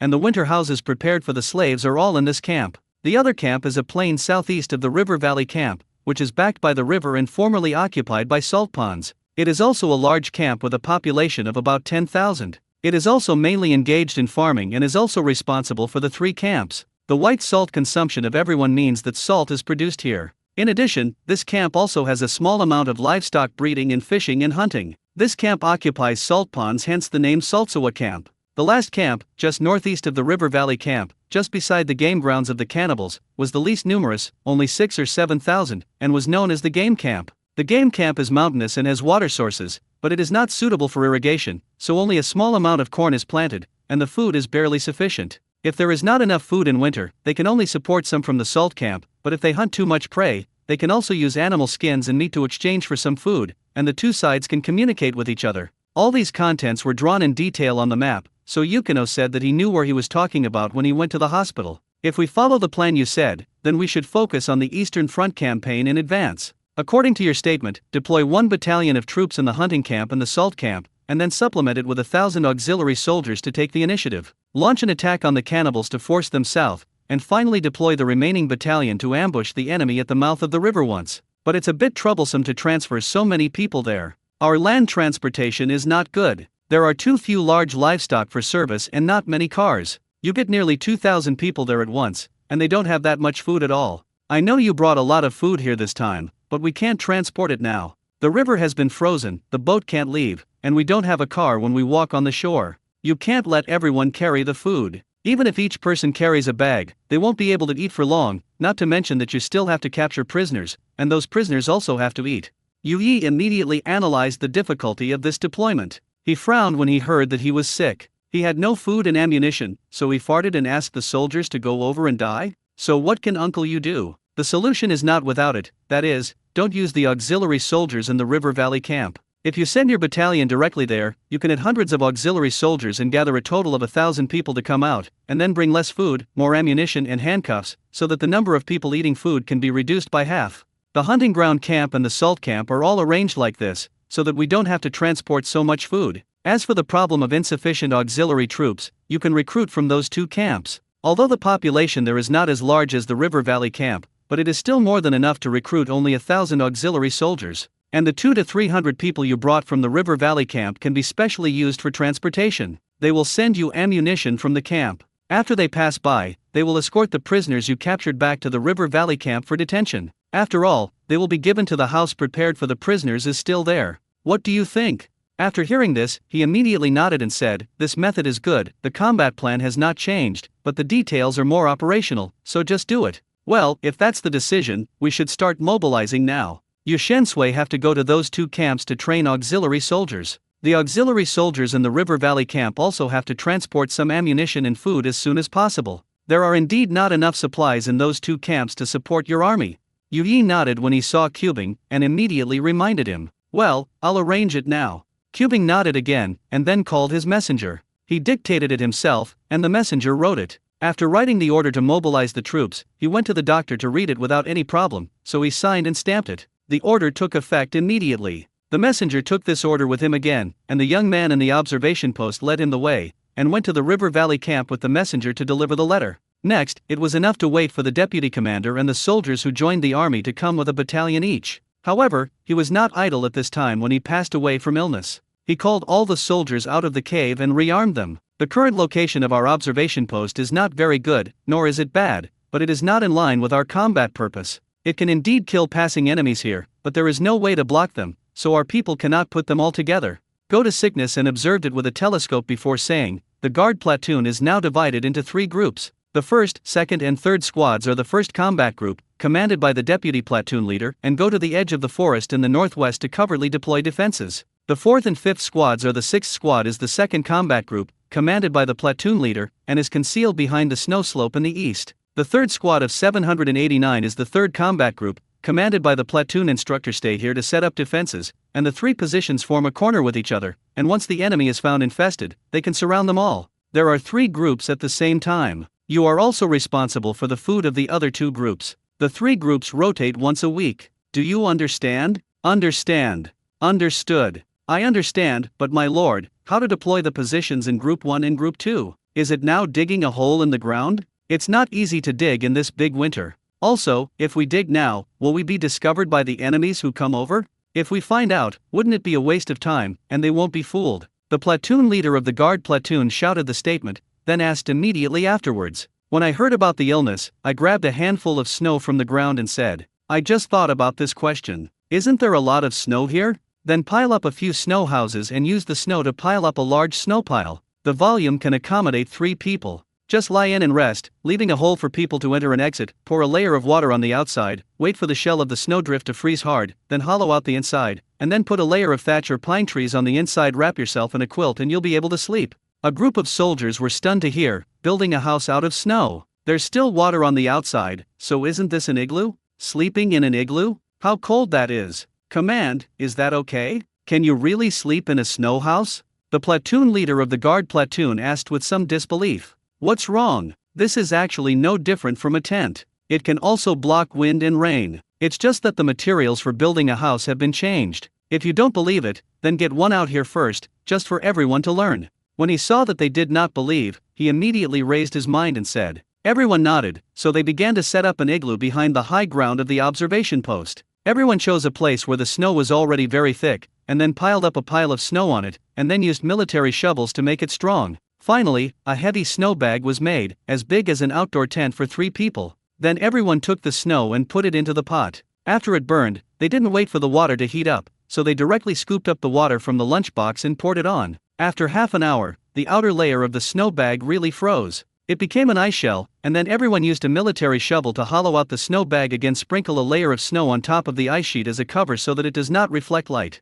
Finally, he used a military shovel as an axe, cut some soft branches in the woods and put them back inside to make a bed. Not to mention, this snow bag is quite like this when it is done. Everyone looked freshly at this newly made snow shack. From the inside, there was still some light coming in, a little gray-blue. He said after he went sick, "Didn't you say you can't sleep? Who goes in and gives it a try? Let me do it. I think this thing is pretty good. It should be okay to sleep." The platoon leader of the guard platoon also smiled when he looked at the shack. He was from the south, from Twohay County. He had never even seen snow. How could he have thought that snow could be used to build houses? However, such a thing is nothing new for Chu's illness, who has lived in the 8 counties of Hanyang since he was a child. When he was a child, he played in the snow with a friend in an alley, making snowmen, drilling snow holes, digging houses in the snowdrifts, and playing hide and seek. This is all his personal experience. Who said that a house made of snow cannot sleep? The commander of the guard platoon got in immediately. The cold air in the snow bag and the fragrance of the pine and cypress branches smelled pretty good. He lay directly wrapped in a military coat on the bed made of branches and leaves. The thick pine branches were very soft, and the round ice sheet dome blocked the cold wind outside, but air conditioning continued to blow in. But as long as the hole is blocked, it will not affect the people inside to sleep. He lay down and felt it for a moment before crawling out, and then he said excitedly, "Command, this house is no problem. It can block the wind, the ice cover is strong enough, and you won't feel cold if you put more branches underneath. You just have to block the hole when sleeping. I think it's good to pack a pack of leaves on your back. It's suitable to block the hole, so it's more convenient to enter and exit." Well, of course, you are from the south and may not have done this before, but we northerners played in the snow a lot when we were young. Almost everyone knows how to dig snow holes, so sleeping is definitely not a problem. Okay, now everyone should be able to watch it, so let's start taking action. There are still about 2 hours before dark. Everyone forms a tactical group according to their usual training, in groups of 3, and each digs his own shack. The first and second groups went to build shacks on the ground. The third group left one class to boil water and deliver water to everyone. The remaining 2 classes went to help them cut branches and come back to make the bed. Everyone should move quickly and try to make the shacks before dark. Get it all done and start taking action. Cubing nodded and immediately began to give orders. Promise. The crowd surrendered, and then began to form a group, preparing to move to their respective preset positions. But at this moment, Yuano suddenly stopped them. "Wait, go and look over in confusion, Uncle Yu, is there anything else?" Yuano then explained, "Do you have any extra fabric? If not, it's better to have someone send some from the camp to cover the soldiers' mouths and noses." Seeing that everyone was puzzled, Yu continued, "Wrap your mouth and nose, firstly, to keep warm to prevent the soldiers from frostbite their faces, and secondly, you can cover up the white air exhaled from your mouth and nose. Otherwise, if you are so close to the enemy, the white air exhaled from your mouth and nose will be it is very likely that the enemy will find out." Go became ill and his eyes lit up. He really didn't expect this problem, so he nodded and said, "We have some excess cloth, but there is really no one here. We can only send it from the camp. Are there any cloths from the camp?" "Yes, if you need it, it is best to send someone back now to save them from coming out and going back to get it," Ueno immediately reminded. "Okay, then I will send someone back." In addition, each group should also pay attention to this issue in the future. When hiding, do not expose yourself because of the white air exhaled. Also, when digging a snow cave, repair the entrance of the cave in a hidden leeward position, so as not to be discovered by the enemy. Go Sick nodded and ordered everyone again. "Promise." The warriors of each group should be again, and then they split up and went to their respective camps to start building shacks. 985 This fight is too fast. 3 people sleep in a shack, and a combat group has 3 shifts, so there are only 9 shacks in total. The 9 snowdrifts scattered around the edge of the forest do not look conspicuous, just like the snow falling from the pine trees that cannot bear the weight. Such snowdrifts abound in the forest. Who would have thought that there are so many dead enemies hidden inside? The people kept busy until evening, and finally got all the shacks ready, and then they came back and had dinner together at the underground post, and filled a pot of hot water with the kettle they had with them, and then they all went back to their shacks to sleep. Before leaving, Yu Yi and Lu Ping also told them to just sleep well at night and not worry about enemies coming. The temperature here is much colder at night than during the day. Even if the enemy comes, they will definitely come out at noon during the day, so don't worry at night. The crowd understood, and soon returned to their respective snow houses and fell asleep. So it passed the night peacefully, and the next morning all 3 positions located around the mouth of the river were quiet, and about 11 or 12 o'clock at noon, Yu Yi suddenly pedaled the quill lying beside him. The enemy is coming.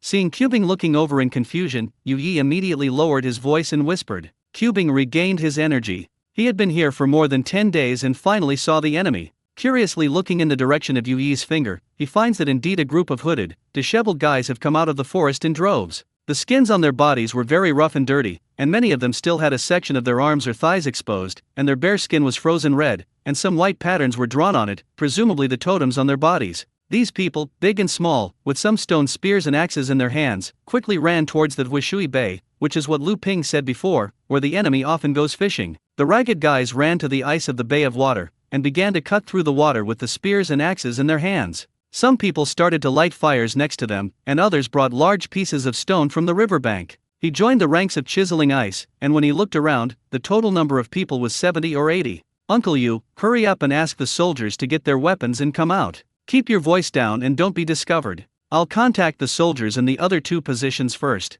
Cubing looked at the cannibals chiseling ice below and whispered. Okay, but how do you contact the other 2 positions? Don't you hear the enemy when you shout like this? Yu Yi nodded and then asked in confusion. He didn't say anything when he was sick. He suddenly took out a hollow round cake made of bronze from his arms and pulled the buckle on the side. The round cake suddenly split into 2 halves like a river clam, with a mirror exposed inside. Come out. Use this.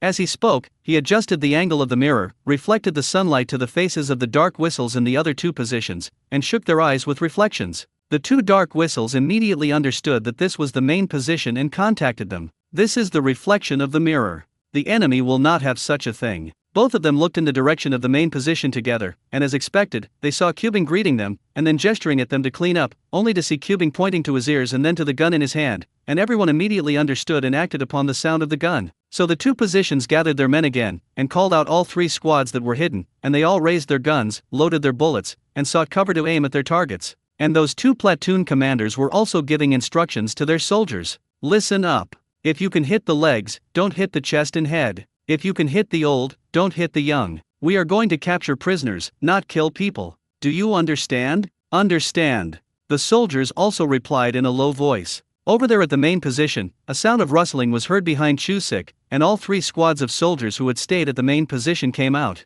Command. Go. I took a look back and said to the instructors of the 3rd group, don't let everyone come up, go to both sides of the high ground, listen to my order later and prepare to go up and fight hand to hand. Are you all ready with handcuffs? Well, I'll arrange it now. Everyone come with me, don't shoot, get ready to charge, take your own handcuffs.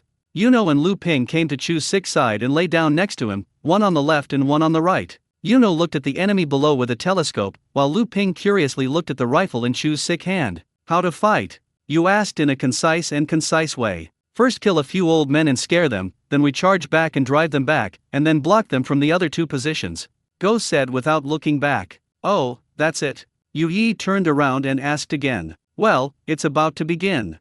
Cubing replied again, and then began to hold his breath and take careful aim. I saw an old guy with bare arms working hard to chisel the ice with stones at the river's Huishui Bay 200 meters away. There were many people next to him, as if they had assigned them in advance, and several people were responsible for opening an ice cave. However, at this moment, Cubing, who was on the high ground not far away, suddenly fired his gun. Bang! There was a huge gunshot. As soon as the old guy who was holding up the stone and chiseling ice straightened his waist, the bullet hit the guy's head with huge kinetic energy. Half of the man's head was blown away by the bullet on the spot. The bright red blood was scattered all over the ground in the ice and snow, splashing the blood of several people around him. The man fell to the ground softly on the spot, twitch a few times and it won't work. Ueno couldn't help but widen his eyes as he looked at the scene in the telescope. This was the first time he had seen someone alive with a gun. He didn't expect it to be so powerful. Lu Ping next to him was also stunned in shock. For 2 days, he still didn't know what this rifle was used for. Now he suddenly saw the actual combat effect of the rifle, which made him secretly laugh, but he still didn't understand.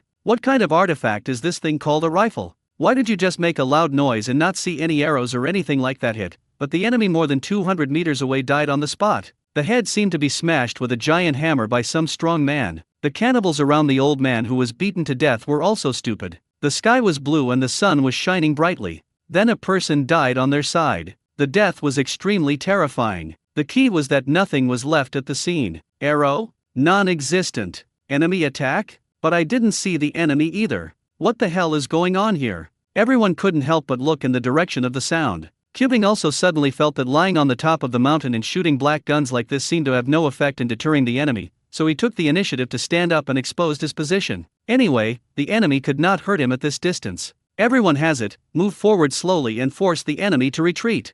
Cubing stood up and shouted loudly, and the three groups on his side began to attack. He himself stood in place, pulled the bolt, loaded it, and raised his gun to aim. At this moment, due to the active exposure of Chu's illness, the enemy finally discovered them. This time it was finally determined that someone was attacking them. Moreover, the weapons used by the enemy were very strange, but the number did not seem to be very large, only 20. There were more than 70 or 80 people, but they had 70 or 80 people. Therefore, they did not run away. Instead, they gathered together and looked at Chu's side vigilantly with weapons seems like wanting a head-on wave. Because the soldiers on the sick side only have one short wooden stick in each hand, not even a shield, and seem to be easy to bully. Or, they haven't connected the loud noise just now with the group in front of them? Aim at the open space next to them and fire. Cubing suddenly shouted again, and suddenly raised his gun and aimed it at an old man's thigh. Another shot. Bang, bang, bang, bang, bang. In the array where the cannibals gathered, an old guy with a shield was suddenly shot in the leg and fell to the ground, calling violently on the spot, and the next moment, the other warriors opened fire.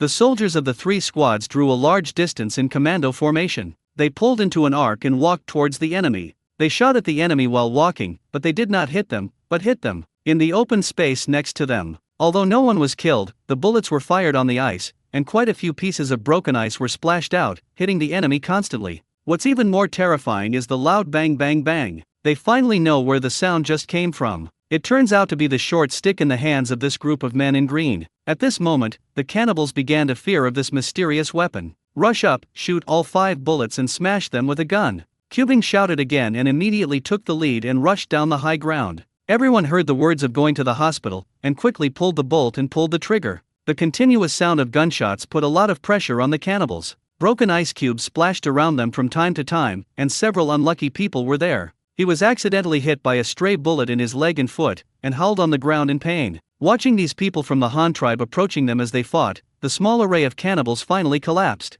Some children threw down their shields and ran back. With one running, the others could no longer hold on. They all spread their legs and ran in the direction of the forest. Seeing that the other party finally collapsed and turned around, Cubing and the others also accelerated to chase after them, and from time to time fired several shots behind the enemy to drive them away. However, at this moment, 2 combat teams from positions 1 and 2 also appeared and ran out. They distanced themselves and completely blocked the enemy's retreat. At the same time, they raised their rifles and shot at the enemy, but still did not aim at the vital point, either hitting the open space in front of them or hitting the enemy's legs. The 3 battle groups swarmed up and surrounded the enemy in the middle before they could react. At this time, the cannibals were already frightened. They looked at the rifles in the hands of the Shensguard's soldiers in fear and hugged each other. They hugged each other and thought they were about to be massacred. Fortunately, the facts did not happen as they expected. The soldiers of Shensui swarmed up, picked up the empty rifles, and went up to give them a severe beating. The 3 soldiers were in a group. One was holding a short-barreled shotgun and watching the enemy vigilantly, and the other was watching the enemy with a rifle. The selected enemy knocked him down, and the last person handcuffed the person quickly with handcuffs. At this stage of capturing prisoners, a cannibalistic old man who seemed quite fierce did not want to be caught. When his fear reached the extreme, he was no longer afraid. When a soldier hit him with the butt of his gun, he carried it hard and blocked it with his arm. After a while, he knocked away the Shensguard soldiers around him and wanted to break out of the siege. Originally, he should have been unable to escape, but the soldiers of Shensguard also had scruples. After all, they were already surrounded prisoners. If they beat him to death cruelly, maybe not only would he have no success but also his fault, so for a while no one shot. Why are you so stunned? Everyone ran away and beat him to death. The old guy who went to the hospital and looked at the escape immediately shouted loudly, and the soldiers came to their senses and shot at the old guy with guns. But this time they used short-barreled shotguns for self-defense. The old guy happened to have not yet reached the range, and was only a dozen meters away. He was immediately caught by more than 20 shotguns. There was a loud sound of gunfire from the trolls, and looking at the old cannibal man more than 10 meters away, he had already been beaten into a puddle of minced meat and scattered in pieces all over the ground. There were 7 lead bullets as big as soybeans in one shotgun. This was a collection of more than 20 shots. After one round, no one was killed. Even the soldiers who fired were frightened. My God, this thing is so powerful? In the past, target shooting only knew that one shot could make a hole in a wooden board, but this was the first time that such a close shot of a living creature was used. No one expected that this would be the result after this thing hit the human body. No wonder the leader said that the shotgun is an artifact specially used to deal with monsters. If he also focused fire on the giant ape of the cannibal, he didn't know what those giant ape would be like. Hurry, don't be stunned, catch all the prisoners first. The cry of going to sickness reminded everyone that the warriors who were stunned and the prisoners of the cannibals had all come back to their senses. Adrenaline caused saliva to be secreted rapidly, and everyone swallowed their saliva in unison. They were all frightened. While handcuffing people, the warriors secretly looked at the place where the cannibal old man died not far away, and those prisoners actually did the same thing. The prisoners who originally wanted to struggle did not run away after seeing the old guy's death. Some people saw that their companions were not killed, but only after their hands were locked before the soldiers could smash them with the butt of their guns, they offered to surrender with their hands outstretched. This time, the power of using a troll to collect fire really frightened many people. By the time Yuno and Rikudera ran in from behind, all the cannibal captives present were handcuffed, and the entire battle, which lasted less than 5 minutes, ended with all the enemy being captured. Good guy, you guys fought too fast, and what else, just the shotgun you mentioned. Good guy, this thing is so powerful, no wonder the leader dares to send only 2,000 of you over. Yu Yi looked at the scene on the battlefield and couldn't help but swallow his saliva and sigh. 986 Results and Analysis of the Future. In fact, not only Yu Yi was surprised by the power of the musket, but even the Shensguard soldiers who used the musket for the first time in actual combat couldn't help but feel dumbfounded. After the first actual combat, everyone was a little confused and all subconsciously executed the order.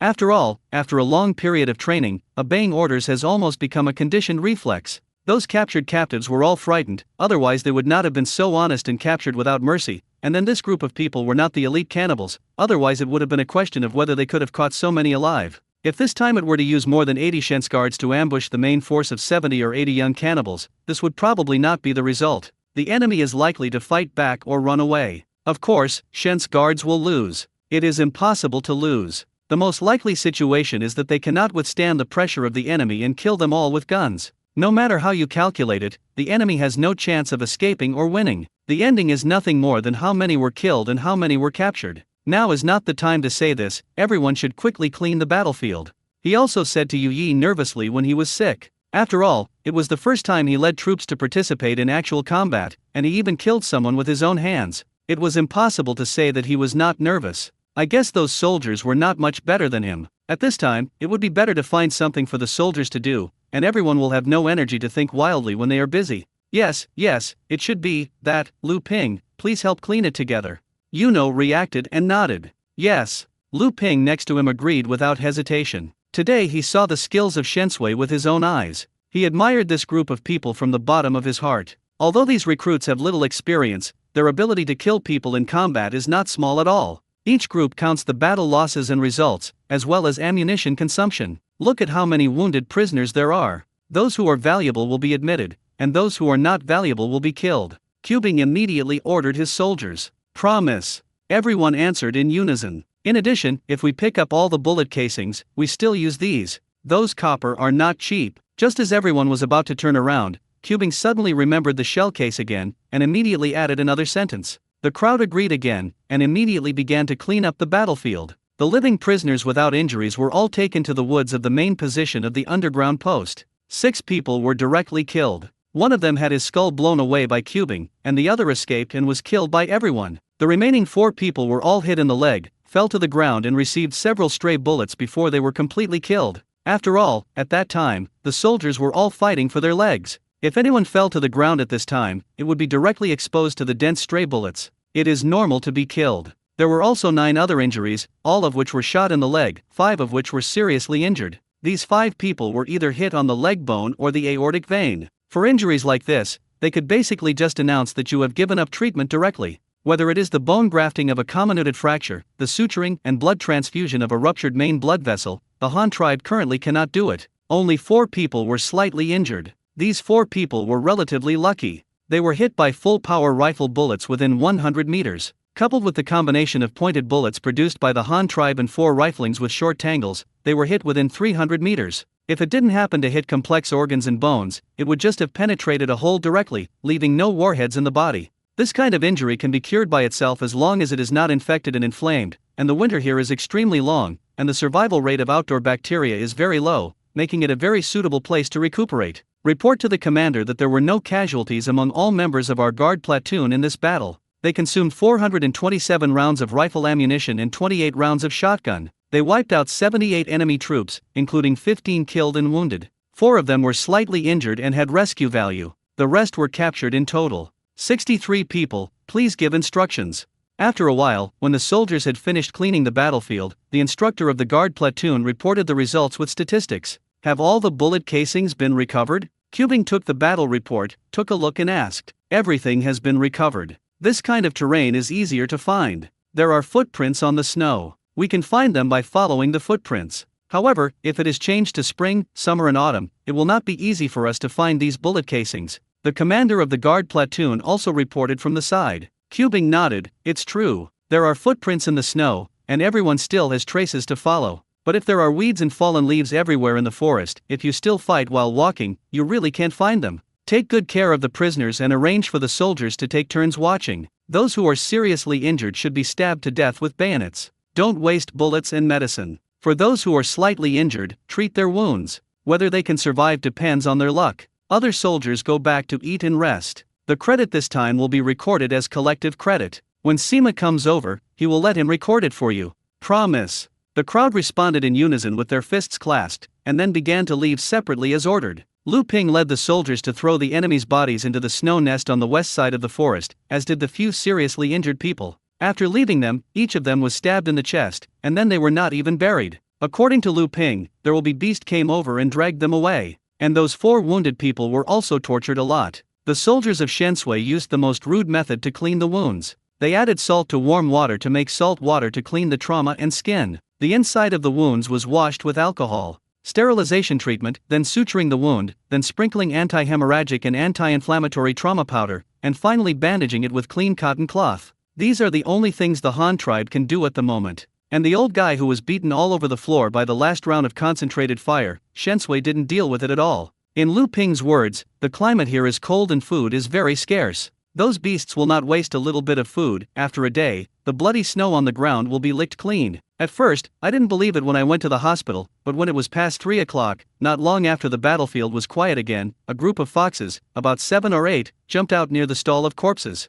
Those foxes are gray and white, not small in size, and look round. Of course, it's not because they are fat, but because their fur is relatively thick and extremely bright. If they can get it, the Han tribe will definitely be able to sell it for a lot of money. However, foxes, it's hard to catch this thing. You usually have to go into a trap to catch it. It's hard to hunt with a bow and arrow. Of course, using a gun is definitely no problem, but it is a weapon used in combat, and bullets are very precious. They dare not hunt with guns casually without the orders of their superiors. These foxes are so handsome.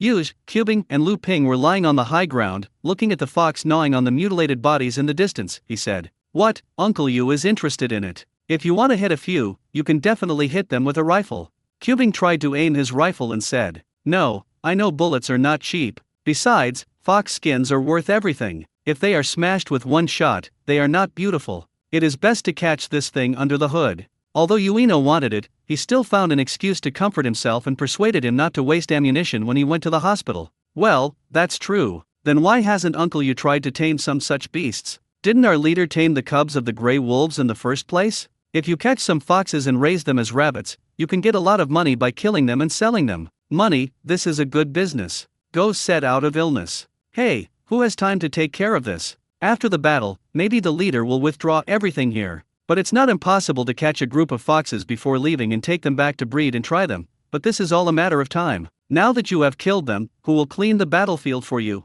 Yu sighed and turned over and lay on his back on the ground, with his hands behind his head and looking at the sky, and said with emotion, "When I heard about the disease, I had different ideas." He thought about it for a moment before saying, "I don't think so. I think the leader may indeed move part of the population back here, but he will never completely evacuate. A complete evacuation is equivalent to giving up this land. According to the temper of our leader, do you think it has been occupied by the Han tribe? Is it possible for him to give up on the occupied land? It would be fine if there was only ice and snow here, but I heard that there are asphalt lakes and copper mines here. These are important resources. How could the leader give up?" He said a few words about going to the hospital and lay there on his back, then continued his analysis and said, "I have studied leaders. In fact, what the leader values most is resources. No matter what resources, as long as they are needed by our Han tribe, he wants to get them back. It is with these resources that our Han tribe can develop into what it is today. Once we sent troops to the grassland and built cities in the grassland. That was to obtain the population and livestock of the grassland.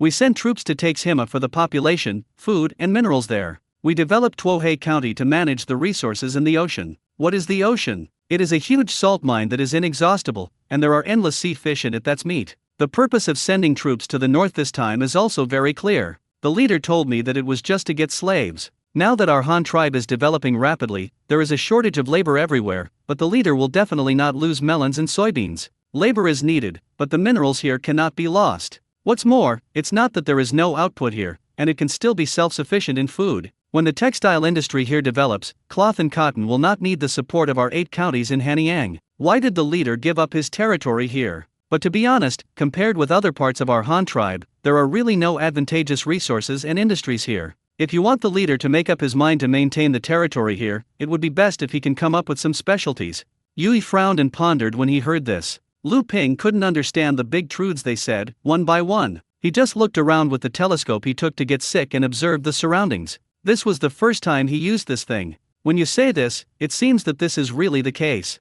After a while, Yui finally answered. There are indeed no advantageous industries and resources here. In terms of farming, although the land here can also be cultivated, it can only be harvested once a year. It is not as good as vigorously developing the fertile land in the south for 3 seasons a year. When it comes to breeding, although there are special livestock here, they have no advantage over the cattle, horses, and sheep in the grassland. Even if they are on the sidelines, as you said, they breed foxes and deal in fur, but there is no shortage of them in the 8 counties of Hanyang. In terms of mineral resources, what the leaders want most now is coal and iron, but they have not been found here. There are copper mines, but from the south of Hanyang County, there are at least 3 copper mines controlled by our Han tribe, which cannot be used up at all. There is no need to develop copper mines that far away. The only advantage is that there is sulfur and asphalt here, but this is not the biggest demand for our Han tribe now. Asphalt is only used to make waterproof caulking agents for ships. How much can be used, and coal tar it can also extract asphalt. Although it is not much, it is enough.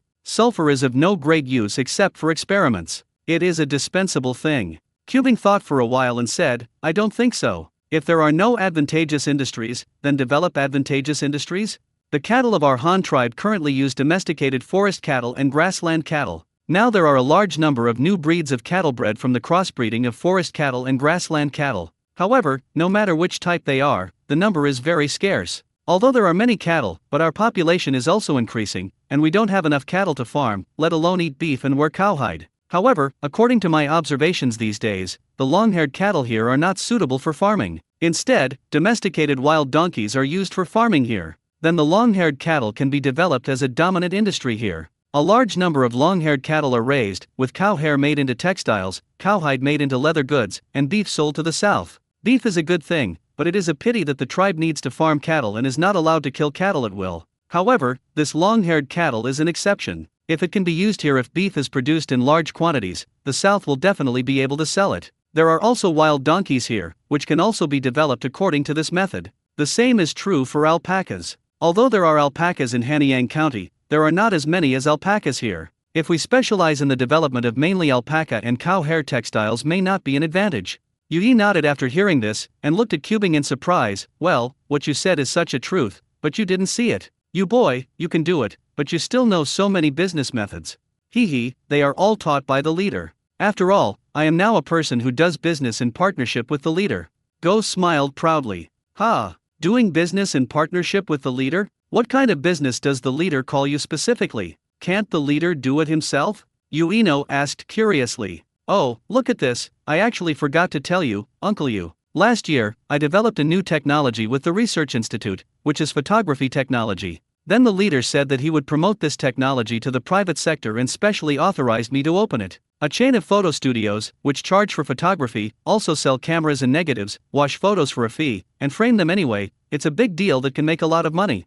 Cubing once again proudly showed off. After all, he is one of the important developers of photography technology. Currently, there are only 4 people in the entire Han tribe who have made outstanding contributions to photography. The first is Ao Fei, who proposed the principle of small hole imaging, the second is to develop photosensitive film disease removal, and the third is Ao Fei, who provides chemical support. The fourth was to improve photography and make it cheap, and Luo Chong, who had the conditions to promote it. After going to the hospital, he took off his hat and took out a black and white photo from inside. The photo was of him and his newlywed wife. He handed the photo to Ueno and said, "Uncle Yu, look, this is the photo, it shows me and my wife, it's amazing." Ueno took the photo and was stunned when he saw the black and white image above. How did you make it? It doesn't look like a painting. Two envoys, hey, our big army seems to be coming, take a look. At this moment, Lu Ping, who had been looking around with a telescope, suddenly pointed in the direction of the River Valley camp and reminded Yu Yi and Cubing. Here it comes. Yu Yi and Cubing both looked into the distance when they heard this. 987 indicators for killing enemies. Yu Yi and Cubing stood up and looked up. Sure enough, they saw white snow mist rising from the river in the distance. There were also several huge red flags flying on the snow mist. That was undoubtedly the military flag of Shensui. When the big troops get closer, they can already see groups of green-clad soldiers, as well as a large number of militiamen wearing cotton-padded jackets and holding long sticks and shields. The militia is also mixed with some donkey-pulled plows, filled with food and some cloth. Sima Wenfeiyu, the military commander who led the team, also saw Cubing and Yu Yi standing high early. It was really too conspicuous where they were standing. Coupled with the two people's costumes, it was easy to confirm. "Commander, I brought everyone." Hearing that Feiyu is far away, he starts to say hello to Cubing. Cubing and Yu Yi also hurried down the hillside to greet them. "Well, it's a good job. I learned about some situations here yesterday, so I want to readjust the deployment so that I can open up the situation early. Let's go for a walk. Let's go to the forest with us to rest first, and let the soldiers go. Go bake the fire and get some food." Going Sick quickly greeted him and said hello. "Okay, everyone has it. Let's go to the woods first and let's take a rest." When Feiya nodded and waved to the large force behind him, a few people were standing by the side of the road watching the large force march into the woods, and at this moment, Cubing suddenly saw something very interesting. Some militiamen actually put their shields on the snow, put 2 more boxes of ammunition on them, and dragged them behind with ropes. How could this thing still be used as a skateboard? Cubing felt as if he had learned some new skills. Not only that, but further back in the line, there were also people who ingeniously strung 2 shields with 2 long sticks, one carried them away in front and the other behind, and there were also several boxes of handcuffs on them. The handcuffs were not important. What was important was that they could temporarily form a stretcher with 2 long sticks and 2 shields. This was really a wonderful idea. I didn't expect that the equipment used to fight the militiamen would be derived from that usage by them. Not bad.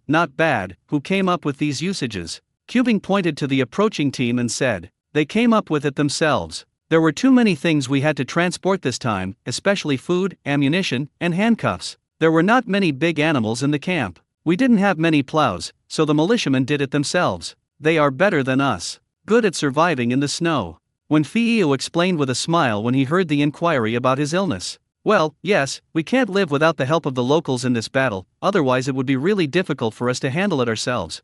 Cubing also nodded. On the other side, hearing so much movement here, the foxes who were gnawing at the corpses had already scared them away, but they did not run far, they just stared at them not far away, but a group of gray wolves boldly ran over and continued to gnaw at the mutilated corpses. The Han tribe didn't pay attention to those wild beasts, and things are still a little busy here at the post. "Tisk, there seem to be a lot of people, how do we arrange it?" Seeing the thousands of people coming, Yu Yi covered his forehead and said sadly, "This must be an important post in the future. We must build it well. If we leave a battalion of 800 people, we must expand the underground post. It is best to dig out some trenches to facilitate the soldiers' entry and exit and ambush. All 3 positions are like this. It is best to dig through the 3 positions again, which will be even better. But today, we can only sleep in the wild first, so that everyone can get more firewood. Before it gets dark, we can dig out some snow shacks first. We can arrange as many people as we can, and we can only choose the rest. Sleeping in a leeward place, by the way, have you brought a tent?"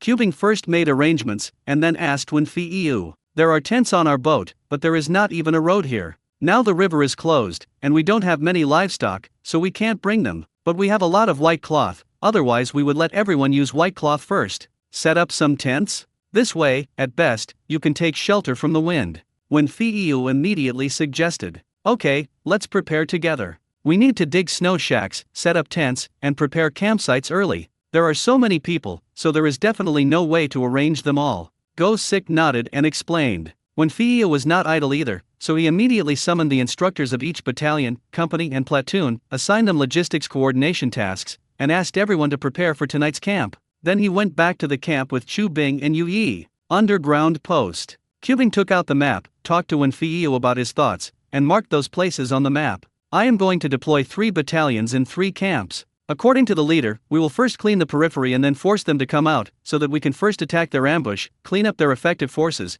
and finally carry out point removal. What do you think? Is there anything else to add? Qbing asked Wen Feiyu. After all, Wen Feiyu is a military commander. He relies on him for intelligence, logistics, and other issues. It is impossible not to even ask about such a big thing. No problem, you are the chief military officer. You are in charge of no matter how you deploy defenses or fight. I also think this plan is very good. The only thing I worry about is that the food in those 2 camps is insufficient. If this plan is followed, then we can only organize more transportation teams.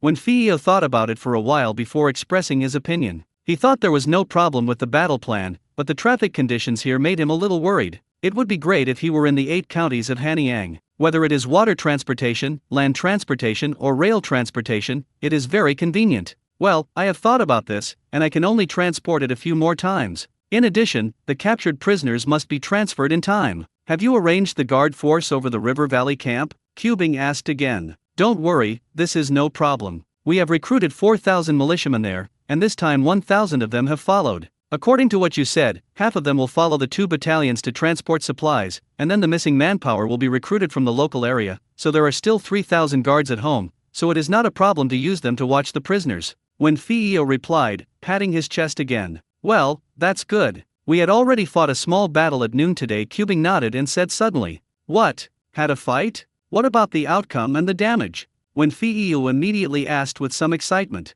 Qbing didn't say anything, but directly took out the report summarized by the guard platoon below and handed it to him. Wen Feiyu immediately started reading it, and the more he looked at it, the more excited he became. Okay, there were 0 casualties. They only consumed a few hundred rounds of ammunition and captured dozens of prisoners. They won the first battle. The whole army will report and praise this matter later, so as to boost the morale of the newly arrived soldiers.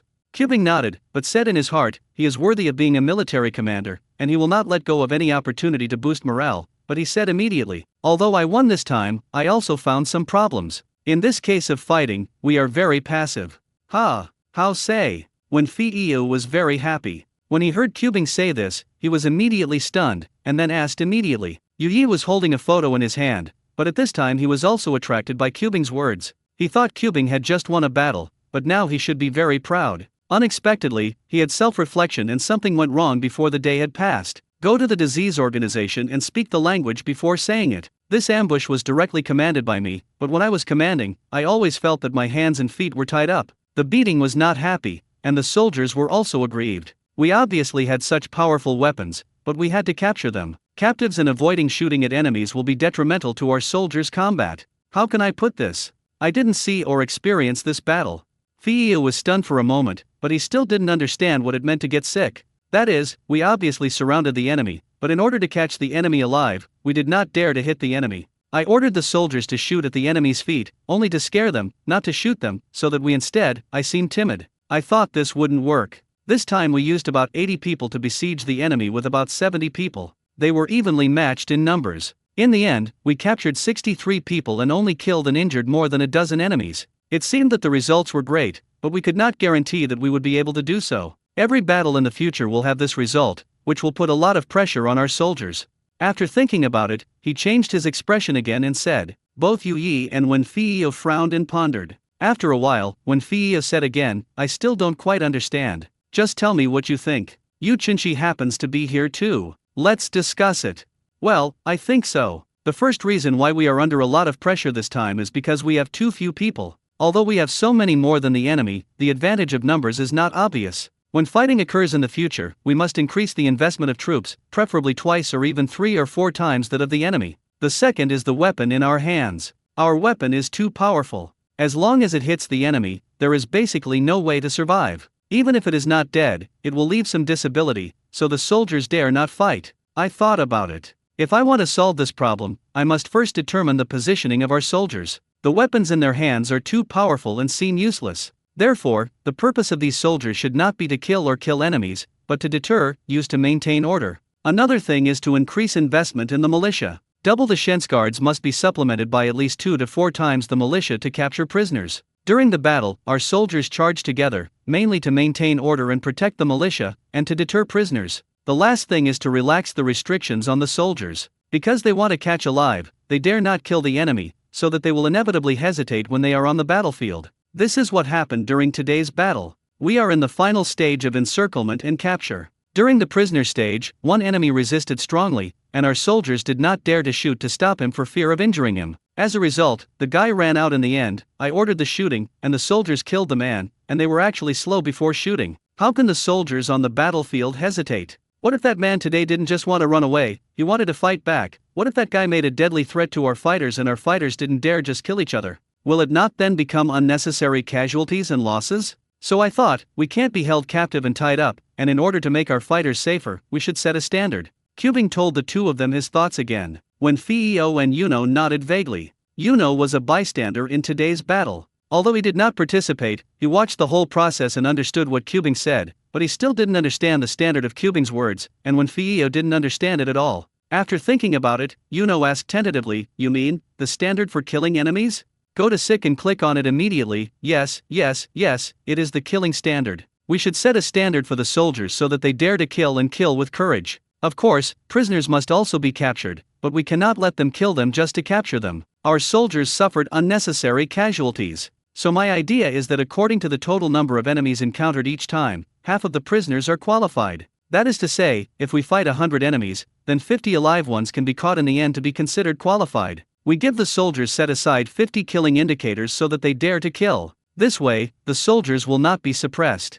Giving them certain killing indicators can also better deter the enemy. Let the enemy know that we dare to kill, and kill them if we are not honest. Well, I probably understand what you mean. It's just that if we capture fewer prisoners, the leader won't have any objections, right? When Feo asked with a frown. When he heard this, he immediately waved his hand and said, No, what I just said is just to customize a minimum indicator, which is to draw a line for the soldiers, let them know, and give them the courage to kill, but we certainly have to fight for it when we don't let them kill randomly and catch more alive. We can do this. For example, after each battle, catching more than 50% of the live items is considered qualified, and then all participating troops will be recorded as third-class collective merit. Catching more than 60% of the live items is considered good, and will be recorded as second-class collective merit. Catching more than 60% of the live items is considered good, and will be recorded as second-class collective merit. If you catch more than 70% of the live items, you will be counted as first-class collective merit. If you catch 90% of the live items, you will be counted as special collective merit. In addition, during combat, commanders and soldiers who have made particularly outstanding contributions will be recorded as personal merits based on their specific actions.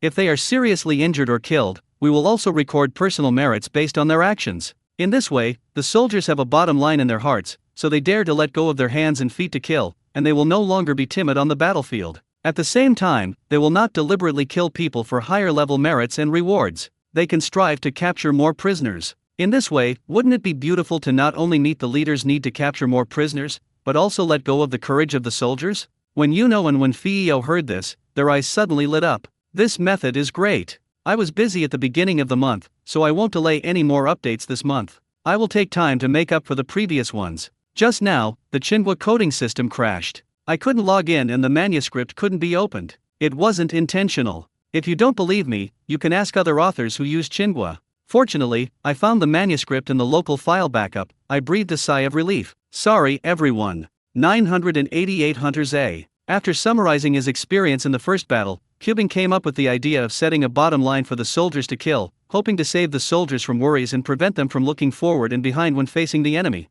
Dare to take action. After hearing this, Yi and Wenfeiyu also thought that this method was good. It could encourage soldiers to capture more prisoners and at the same time relieve them of worries. This method killed 2 birds with 1 stone and was wonderful. After the 3 of them agreed on this matter, they discussed some details, and finally summarized a detailed credit rating standard. Then they convened the chief officers and instructors at the company and platoon levels of each battalion for a meeting, and announced this credit rating on the spot. Standard, and then there was another post-war experience summary meeting on this guard platoon battle. Everyone discussed their feelings during the battle, and they found out the advantages and carried them forward, and found the disadvantages and found ways to avoid them. Once upon a time, the majority of our party's commanders and fighters also learned about war in such post-war experience summary conferences. Learning about war in war comes from this. At night, many tents stood in the woods to the west of the estuary position. The tents were surrounded by snowbags that could accommodate people. There was also a camping ground behind a high slope in the woods that was sheltered from the wind. In order to allow everyone to camp safely, those who lived in the underground, the soldiers who slept on the firebed at the sentry post, came out one after another and donated them to the soldiers camping outside. Only then will everyone have a safe night in this ice and snow. The night was calm, but at night some single beasts came to lick the blood on the battlefield. Although there were many donkeys in the campground on the Han tribe's side, the campfire was always lit, and there were groups of soldiers taking turns patrolling. Those beasts did not dare to come over and attack humans. Early the next morning, the crowd moved again, and according to Chu Bing and Lu Ping, those old and weak cannibals only appeared at noon, because the weather was too cold at night, and those old and weak generally could not get so much cold-proof animal skin, so they could not spend the night outside, so everyone could only build their positions with great fanfare early in the morning and late at night. Chu Bing left a battalion of soldiers here at the mouth of the river, and also left some food and ammunition. Then he assigned the deputy commander to lead the 3 battalions to guard here, allowing them to expand the underground outpost as soon as possible, and also dig out the 2 surrounding positions. By then, the 3 positions will rush to each other's aid and form an encirclement, and all the invading enemies can be captured. This time they also left about 200 militiamen here at the mouth of the river, plus a battalion of Shent's guards, a total of about 1,000 people. Now this is not the main battlefield, so there is no need to move the militiamen from the river valley camp now. If you come here and have no place to live, you might as well stay in the camp and train first. After arranging things here, Chu Sik, Yu Ya, and the army commander Ma Wenfeiyu and the other 3 continued to lead the remaining 2 battalions, as well as less than 1,000 militiamen, towards the remaining 2 targets, a hunting camp and a saltsaw camp. After the army marched to Yan's, there was also an official from the Han tribe here who was responsible for the management. They were all transferred from the people assigned by Luo Chong. Coupled with the help of the clan chiefs who defected, they managed the tens of thousands of people here. Fortunately, the system here is relatively simple. Government affairs are not as complicated as those in the 8 counties of Hanyang, so they can manage it. Chu Bing and Yuno led a large army to stay in the Shiazawa camp for a few days, observed the salt boiling workshops here, and the salt pond locations occupied by their own side and the cannibals, and then formulated a detailed battle plan. Yu Yi is responsible for explaining the matters of assisting the army to the administrative officers here. First, he summons thousands of auxiliary soldiers for training to prepare to help Shensui fight. Second, he helps coordinate many matters of Shensui logistics. Fortunately, there are many Shensui stationed here. There are not many guards, and there is only 1 battalion, which is not a big deal. To get sick, Wenfeiyu is mainly responsible for the affairs of Shensui, including the deployment of military camps and combat plans. The 2nd Battalion of Shensui was stationed here in the Yan's camp. Their combat plan was divided into 2 parts. The first step was to take the initiative to attack and seize the salt pond occupied by the enemy. The second step was to build a defensive position on the main road around the salt pond. Turn the offense into defense and ambush the enemies who come to fight for the salt pond. If there are special circumstances, send someone to report it, but there should be no problem. A battalion has more than 700 guns. Even if they can't capture the prisoners, they can beat the enemy away, even if the opponent comes with thousands of people at a time. With these more than 700 guns here, the enemy will never break through their positions. After arranging the affairs of the Shiazawa camp, Chu Bing left the army commander, Wenfeiyu, in charge here, and then he and Yu Yi continued to set off, leading the 1st Battalion of Shensui and more than 300 militiamen to continue to the last hunting camp. After 3 days of trekking, the group finally arrived without a hitch at the game camp, which was the 3rd camp Ueno had developed in the north, the newest one, and likewise the first with the fewest numbers and the worst development. The terrain of this place is indeed as described by Ueno, with many mountains and few flat areas, although the mountains are not very high, but they are rugged everywhere, and although the people in the camp also cultivated some farmland, they relied on mountain springs to cultivate it, otherwise they would not be able to water the land, so they did not cultivate much land and received limited food. However, the winter here is still so long, and if there is not enough food, everyone has to continue hunting. Fortunately, there are a lot of prey here, and the hunting team can gain something every time they go out. Such a situation allows Chu Bing to discover an advantage, that is, the militia training here can be greatly reduced. If those hunting teams are reorganized, they can be transformed into militiamen immediately. There is no need to train at all. At most, they can be taught how to use handcuffs, and then you can directly pull them onto the battlefield. Yui also means the same thing. The development here is the worst, so the people have always maintained a hunting lifestyle, and everyone has the ability to fight. Therefore, the battle here can be arranged quickly, but before the formal battle, it is better to inquire about the enemy's intelligence and know yourself and the enemy so that you can fight 100 battles without danger. Chu Bing, with the help of Yu Yi, found a famous local hunter named Zhe, who was wearing black yakid. He was also the leader of a small tribe before joining the Han tribe, and was recruited by Yu Yi. After that, he became the hunting captain here. Basically, he had to arrange all hunting operations. This person was also highly admired by everyone for distributing prey because he was distributed according to his work. Everyone felt it was fair, and they were convinced of him. Zay is the hunting captain here and the leader of the militia. He is familiar with the geographical environment, climate change, the distribution of prey, and the dispatch rules of the cannibals. If you want to know anything, just ask him. Yu Yi led the young man named Zay to Cubing and introduced him to him. The two immediately looked at each other. Cubing's eyes were full of curiosity, while Zay was a little disappointed when he saw Cubing. He thought he was sent by the Han tribe, but he didn't expect that he was a newly adult child. Cubing looked too young. A little. Zay looks tall, very strong, and has a simple and honest appearance, but his eyes are very bright and shining. He is about 21 years old. He is the best years of this era. His experience, physique, and energy are all at the peak of his life. After going to the hospital to look at his appearance, he began to ask, "Are you the slaughterer? I heard that you are good at hunting, you are familiar with the habits of wild beasts, you are also good at making traps, tracking prey, and dividing meat and meat. Everyone says you are the fairest. Who did you learn these skills from?" "Of course it is my father, and my father is the best hunter, who taught me everything," Zay said without hesitation. "Well, I heard that you were also a leader before, and your father must have been an amazing person. But since you are so powerful, the strength of the tribe should not be too bad, so why did you choose to lead your tribe to join the Han tribe?" "Woolen cloth?" Cubing asked curiously again. For a person like Zay, with his ability, it must not be difficult to lead a tribe to survive. Why did he join the Han tribe? "I'm really curious about this," Zay still answered without hesitation. Obviously he had thought about this question for a long time, and he would not be willing to join the Han tribe if he didn't figure it out. He shook his head and said, "Hunting is not a long-term thing. People have birth, old age, illness and death, and their bodies will decline with age. Young people cannot hunt, while older people are experienced but their physical strength declines. Young people are often injured. Hunting is not the best way to survive. However, the Han tribe is different. The Han tribe cultivates land to obtain food. Both men, women, old and weak can cultivate and survive. Although the Han tribe does not hunt, they can rely on breeding to obtain meat. It is more stable. Although it is harder, there is no plain food in the world. It is more practical to eat the food in exchange for blood and sweat. It would be great if you only sweat without bleeding. Regarding the ability to hunt, the leader of the Han dynasty may not be as good as me, but when it comes to being a leader and how to lead the tribe to survive better, I am not as good as him. I am also familiar with the habits of wild animals. I only know how to hunt better, but the Han leaders thought of taming and raising them. Not only can they easily obtain meat, but they can also be used by wild animals. The same is about collecting fruits. I only thought of delicious food, but I didn't expect to plant it." He shook his head again, and then said, "I joined the Han tribe because I agreed with the Han tribe's way of survival. Although I am not old, I have seen many tribes and walked through many places. Only the Han tribe's way of survival is worthy of my admiration. I can also see that only the Han tribe's way of survival is the right path. Joining the Han tribe can make the tribe live a better life, so what if I am not the leader, as long as I can have something to do?" When he heard this, he took a deep look at Yuno and knew that it must have been what Yuno told him. After all, this guy was tricked by Yuno.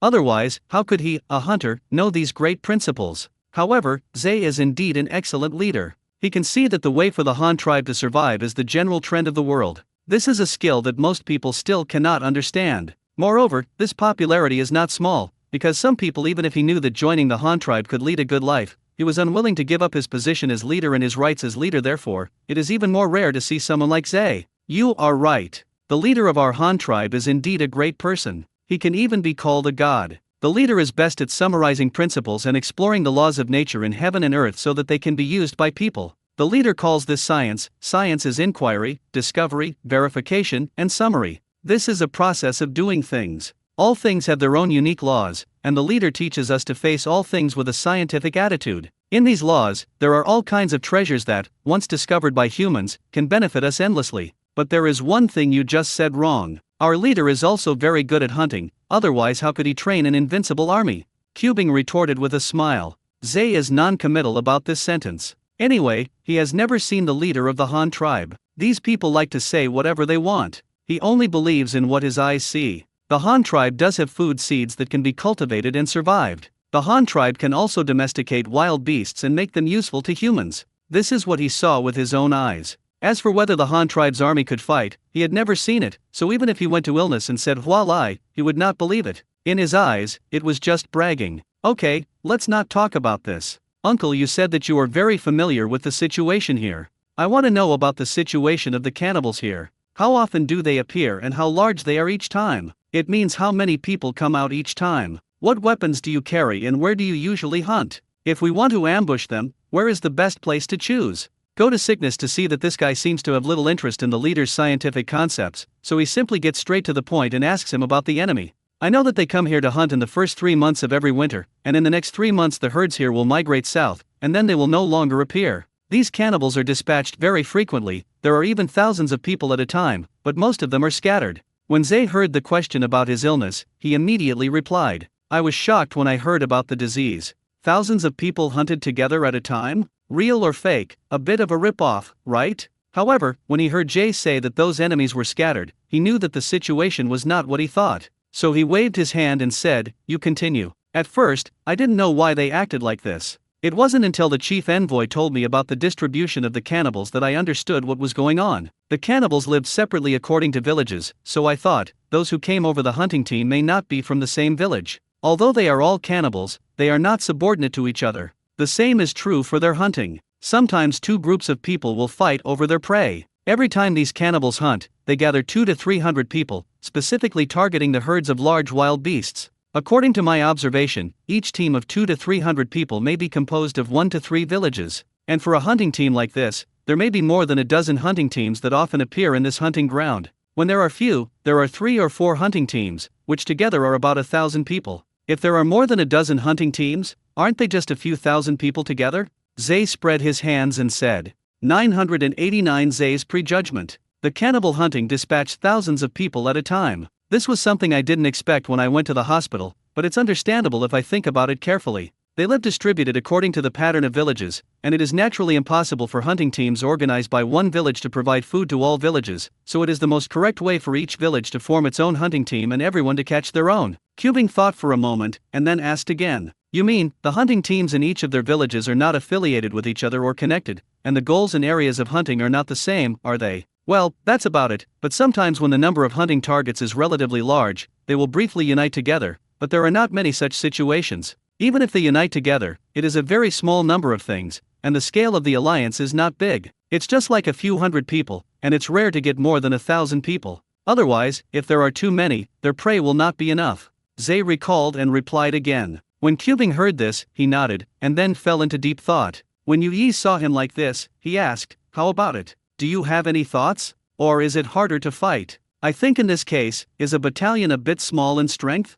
Go Sick shook his head, No, this matter depends on how you look at it. It has advantages and disadvantages for us. The advantage is that their main force is now outside, and we can find a way to eat them outside, so that we don't have to risk going deep into their station. The disadvantage is the troop strength issue you are talking about. There are many enemies. We only have 1 battalion of troops here. Of course, if we just want to kill them all, this battalion is enough, but our tactical purpose is to capture the prisoners, so you can't do it recklessly, you still have to spread them out and defeat them one by one.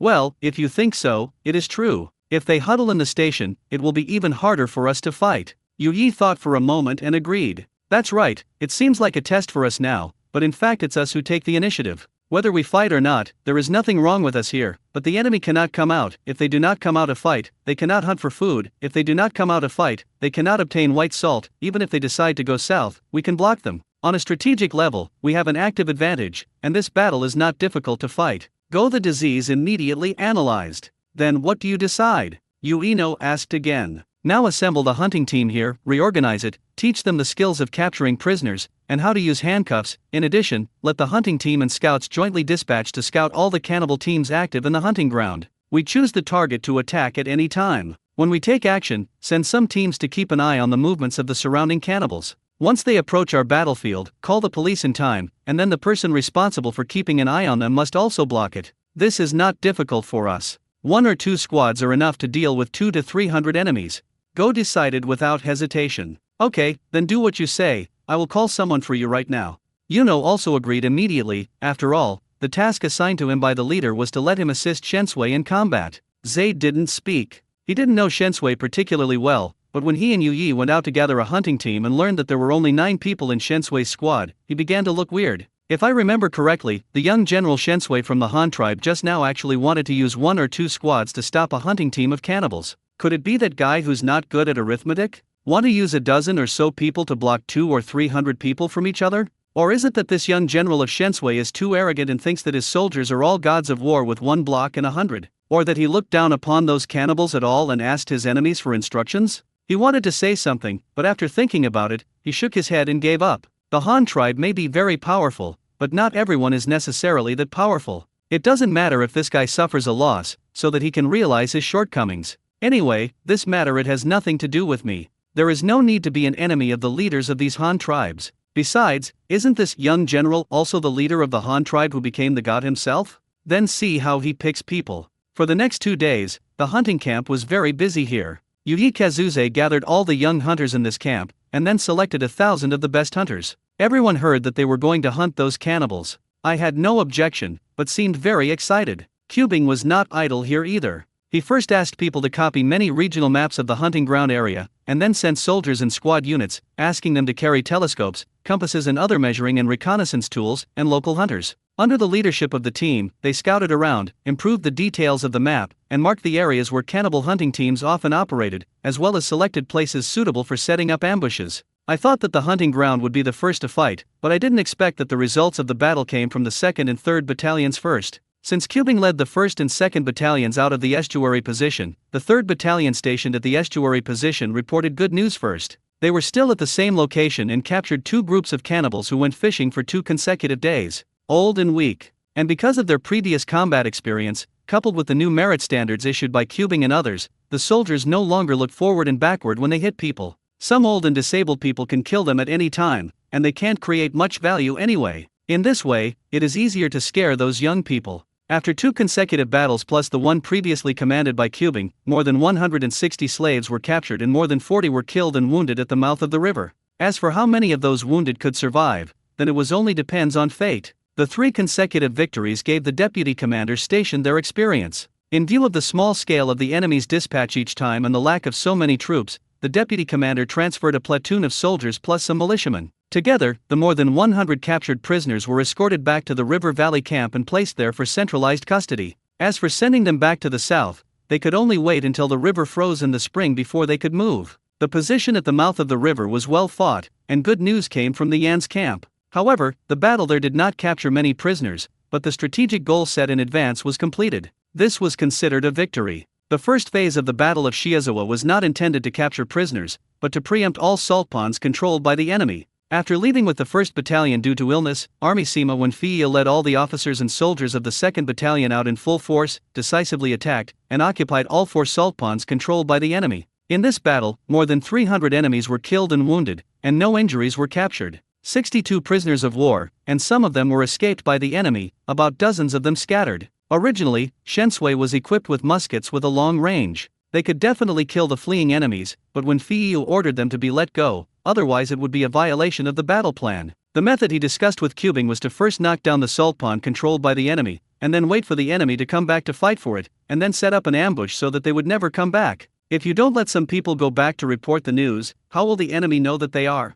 The salt pond was robbed? The latest news sent from the Yan's camp before said that when Feiyu was leading the 2nd Battalion and local militiamen to build defensive positions, as well as hiding troops for ambush. However, the enemy has not yet counterattacked. Once the enemy counterattacks, they will definitely be able to win another wave of results. Most thankfully, the battle report sent by the 2nd and 3rd Battalions all said that there were no casualties on our side, neither the soldiers of Shensui nor the local militia. However, this is also normal. After all, the Shens guards are equipped with long-range weapons. At their attack distance, the enemy cannot produce any weapons with equal range at all, and it is normal to be beaten unilaterally. I was very happy after going to see a doctor. At the same time, I also asked my men to report the battle to the soldiers of the 1st Battalion. First, they cheered them up, and second, they also wanted to put some pressure on them. Now the 2nd and 3rd Battalions have achieved results. Now I'm waiting for their 1st Battalion to produce results. On the 5th day after arriving at the hunting camp, Cubing was finally ready for the battle.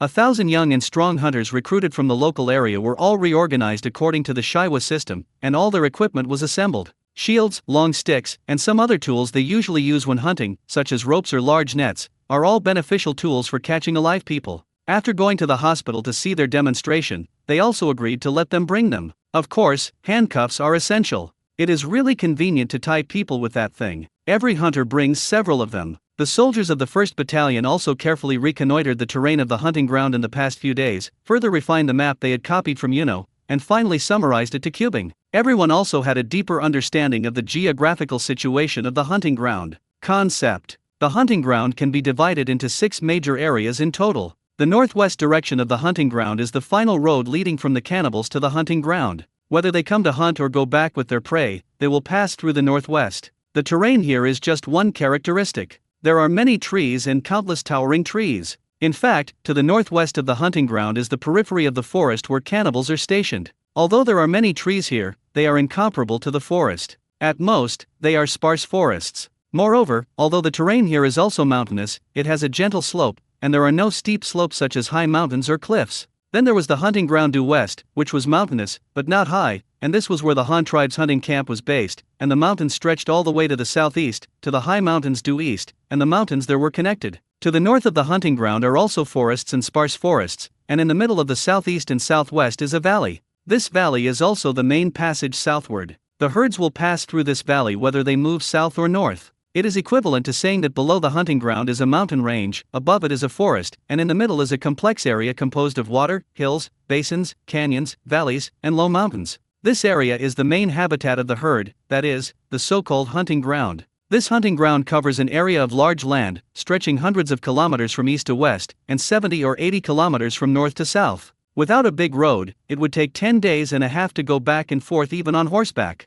However, for hunters who are familiar with this place, on the contrary, people's legs should walk faster, because in some places that cannot be walked on horseback, people can climb over. Those cannibal hunting parties, large and small, are spread out among the hunting grounds. Having obtained a detailed map of the place, Cubing immediately drew up his first battle plan, first eating several cannibal hunting parties close to his side, and expanding the camp set up by the Han tribes to the west of the hunting grounds to the east. The purpose of this is to facilitate the custody of prisoners, because they have so many enemies here. If they have to escort the prisoners back first in every battle, and then engage in the next battle, it will be a waste of time and troops, and it will be delayed. For fighter planes, it is better to concentrate the captured prisoners in concentration camps on the front line first and wait until enough is saved, stabilize the front, and then send the prisoners back. Yu Yi also agreed very much after hearing the battle plan to go to the hospital. In this way, whether it is food or ammunition, the rear can be quickly replenished without being dragged down by the prisoners. When the time comes, the captured prisoners will be handed over to the local people for custody, and those Shensguard soldiers and militiamen can attack quickly and dispatch frequently. Here, and here, there are currently 3 enemy hunting teams, one with about 230 people, who are staring at a herd of alpacas, and this one with about 350 people. They were staring at a herd of yaks. In the end, there were about 280 people in this team, and their target was a herd of bighorn deer. The captain of the hunting team Zay pointed to the map to introduce the situation to Cubing and Yu Yi. Well, based on your hunting experience, it would be more appropriate for us to set up an ambush there. Go sick and look at him and ask. Zay raised his eyebrows. He didn't know much about fighting, but when it came to hunting, it was his specialty, so he listened to him. This group of people who stare at the bighorn deer will definitely drive the deer into this forest in the north. The antlers of the bighorn deer are very wide, 3 or 4 meters wide. Once they are driven into the forest, the horns on their heads will become a burden to them and limit their speed of movement in the woods, so we don't have to run around, just find a place around the woods waiting for them to come over. There is also this group of people who are staring at the yaks. The yaks are very powerful and rampage on the open ground. Many people should not come up with their ideas, so this hunting team of 350 people will definitely drive the cattle to the canyon to the west. Drive away, and then as long as the cattle enter the canyon and cannot run, it will be easy to hunt them, so we can also set an ambush around the canyon, waiting for the hunting party of the cannibals. Zay pointed to the map and said it clearly, while Cubing looked at Yu Yi. This guy may not be able to command a war, but it is very accurate to let him predict the enemy's movements. With Zay's prediction, coupled with Cubing's command, it is impossible to lose this battle. 990 Giant ape enters the war. Alpacas like to eat shrubs and thorns. They often stay on relatively barren highland cliffs, which can not only meet their food needs, but also facilitate them to discover carnivorous beasts. However, such terrain is also more convenient for hunting them, as long as they are driven to the cliffs. Just fall to death. In this way, the cannibal hunting team that tracks the alpacas will definitely set up an ambush around this cliff. Judging from the terrain, the possibility of them ambushing here is extremely high, so we only need to send people to the surrounding area first. If you use a telescope to scout, it will not be difficult to find their traces. What is difficult is how to capture them alive. Otherwise, when they kill the alpacas and pick up the corpses under the cliff, we will send people to block them. Zay pointed to the map and analyzed the direction of action of the last target. Cubing and Yu Yi also had a good idea. After thinking about it for a while, he said, "Uncle Yu, do you still remember what I said before?" "What words?" Yu Yi was stunned when asked, not knowing what he said when he went to the hospital. "It is a specialty of the North." Go-Sik reminded. "Oh, you mean, we just grab these yaks and alpacas and domesticate them in a concentrated way?" Yu Yi suddenly remembered what he had told him before when he went to illness, which was about whether the leaders would completely withdraw these camps in the north to the Han tribe after fighting this battle. If they did not want the leaders to completely abandon the north, it would be best to have them here. There must be characteristic resources that are not available elsewhere in the Han tribe. If there are specialties, according to the leader's temper, he will definitely not give up the territory he has occupied easily. Well, it's up to you to decide this matter. If you want to catch it, then our operation this time must be before the cannibal hunting team takes action. Otherwise, when they drive the alpacas off the cliff, we will have to pick up the alpacas. Corpses. He nodded. Zay listened to the conversation between the two and understood what they meant. They both meant that they wanted them all, and the prisoners had to be captured, and the beasts could not be let go. When Yuno heard that Chu Bing had given him the choice, he immediately frowned and pondered, but he did not think for long and kicked the ball back again. For this matter, in principle, I choose to catch the beasts and the prisoners together. It is best to catch them together, but the actual command depends on you. If there is no way to do it, then take the prisoners first. This means that he wants those beasts, but the decision-making power is to get sick, and he will not be responsible if something goes wrong. After all, the command of the battle is originally in the hands of the sick, and the orders given to him by the leader are only auxiliary. But I didn't care about my illness. This matter was not as troublesome as they thought. Then let's catch them together. We only have 3 goals this time. The total number of enemies is equivalent to the 1st Battalion of our Shent's Guard. We still have 1,000 militiamen to use. The strength is completely no problem. It is not difficult to catch them together. Cubing made the decision directly, and then began to call all officers of the 1st Battalion over and assign them tasks. The company of the 1st Battalion is responsible for encircling the yak. In addition, there are 400 militiamen. You must put the large troops in a hidden place in the canyon and hide them, and then send 1 or 2 squads of scouts to watch. The enemy's movements don't have to be too early to take action. After the enemy drives the group of yaks into the valley, you can take action to capture the prisoners at the same time. Don't let go of the guard of the canyon, and when the time comes to catch the captives, those yaks will be brought back alive for me. This mission gives priority to capturing prisoners, and at least half of them are alive. This is done according to the merit evaluation standards. As for the group of yaks, they can only be carried out after ensuring that the task of capturing prisoners is completed. I don't blame you for not being able to catch them. Promise. General's order. The commander of the 1st Company of the 1st Battalion immediately gave his word and took over the task. Well, then there is this group of enemies responsible for pursuing the alpacas, which is the responsibility of the 2nd Company, plus 400 militiamen. Your task is the same as that of the 1st Company. I will live to capture the alpacas, and the captives will come first. If you are guaranteed to capture the alpacas, I won't blame you if you can't catch them. The disease ordered again. Promise. Will be ordered. The commander of the 2nd Company also took over the task. The last team to pursue the enemies of the horned deer is the responsibility of the 1st Battalion and 3rd Company, plus 200 militiamen. You have to wait until the enemy drives the deer into the woods before taking action. It is best to capture the prisoners. It is best to capture the deer. If you can't catch the living ones, beat them to death. These horned deer are not easy to raise. If you can't catch the living ones, it's better to get some meat back for everyone to eat. Said the patient, pointing to the last target marked on the map. Promise. Subordinates remember. The commander of the 3rd Company also responded to the task. Well, so be it, 1st Battalion Commander, you go and follow the 1st Company, which is responsible for commanding the team that catches the yaks. Deputy Battalion Commander, you go and follow the 2nd Company. The 1st Battalion Instructor and Hunting Captain Zay go and follow the 3rd Company. The guard platoon directly under the command is responsible for monitoring and blocking surrounding enemies on a squad basis, and quickly sends people back to send news if possible. Chu Sik finally stood up and pointed to the many targets on the map, and gave a unified explanation of the task. Yes. Obey your orders. Everyone responded with their hands clasped. After the combat order was issued, everyone acted quickly. Nearly 2,000 mixed teams of regular troops and militiamen were all scattered. Everyone was divided into 3 teams and quickly approached their target. However, they would not take action immediately. Instead, according to Zay's analysis, after the enemy drives the beasts to the position most favorable to them, the Han tribe will jump out and reap the benefits. The 3 companies of the 1st Battalion dug directly between the mountains and woods of the game fields in accordance with their respective objectives and quietly set up an ambush, waiting only for the enemy to appear, while at the Shiazawa position, which the 2nd Battalion was responsible for, they also received the first enemy counterattack. The source of salt for the cannibals was seized by the Han tribes. This was something they could not tolerate. It was impossible for so many of them not to eat salt. It would not be possible for any mammal to not be able to absorb salt. Even if their mouths could bear it, their bodies could not. They couldn't stand it, so when the enemy who fled in the first battle sent the news back to the cannibals, they immediately organized a counterattack without any hesitation at all. The people who fled back explained in detail what the group of people who robbed their salt ponds looked like, which was the group of Han tribesmen who usually stationed near them. The people of the Han tribe were easy to identify. They wore characteristic cotton-padded clothes and their hair was tied on the top of the head. This is the characteristic of the Han tribe, and the Han tribe is good at making metal weapons, and those Han people who come to rob the salt pond are no exception. However, according to those who fled back, the most important point is that this time it was not only the Han Chinese who usually lived there, but the Han Chinese seemed to have found more powerful warriors this time. Those warriors were not many in number, but they all dressed uniformly, wearing clothes of the same color as leaves, and holding a long-range weapon that would make a loud noise.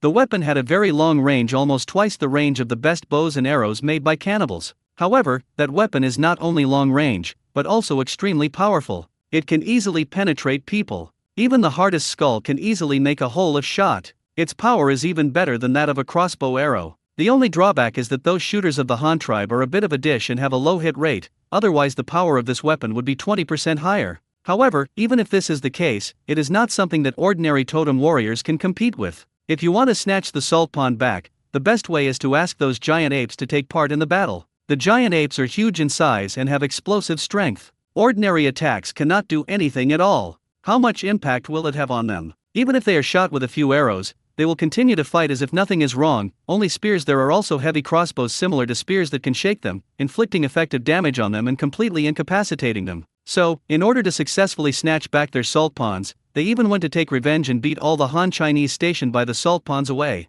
Those cannibals did not hesitate to sacrifice many of their population before inviting the giant apes to join the battle. On the 8th day after the cannibal salt pond was robbed, those guys finally gathered a wave of power to fight back. There were thousands of totem warriors coming to fight, and there were more than 50 giant apes, large and small. And the hair of these giant apes is different from those seen by the Han tribe before. There have been several attacks by giant apes by Han tribes in the past. Those giant apes all have orange-red hair. Only the hair on the chest and abdomen is sparse. The hair in other parts is no different from that of monkeys. However, those giant apes living in the northern snowfields, however, they all have snow-white hair, and their hair is thicker. It should be related to the environment in which they live. Domestic livestock also shed their hair when the weather warms up, and this reason is not difficult to understand. This morning, the genius was bright. On the salt pond position that had just been captured, the soldiers were hiding in a hidden post to rest. The two observation posts on the high ground behind them were also yawning. The cool breeze hit, which suddenly made the two of them shiver coldly.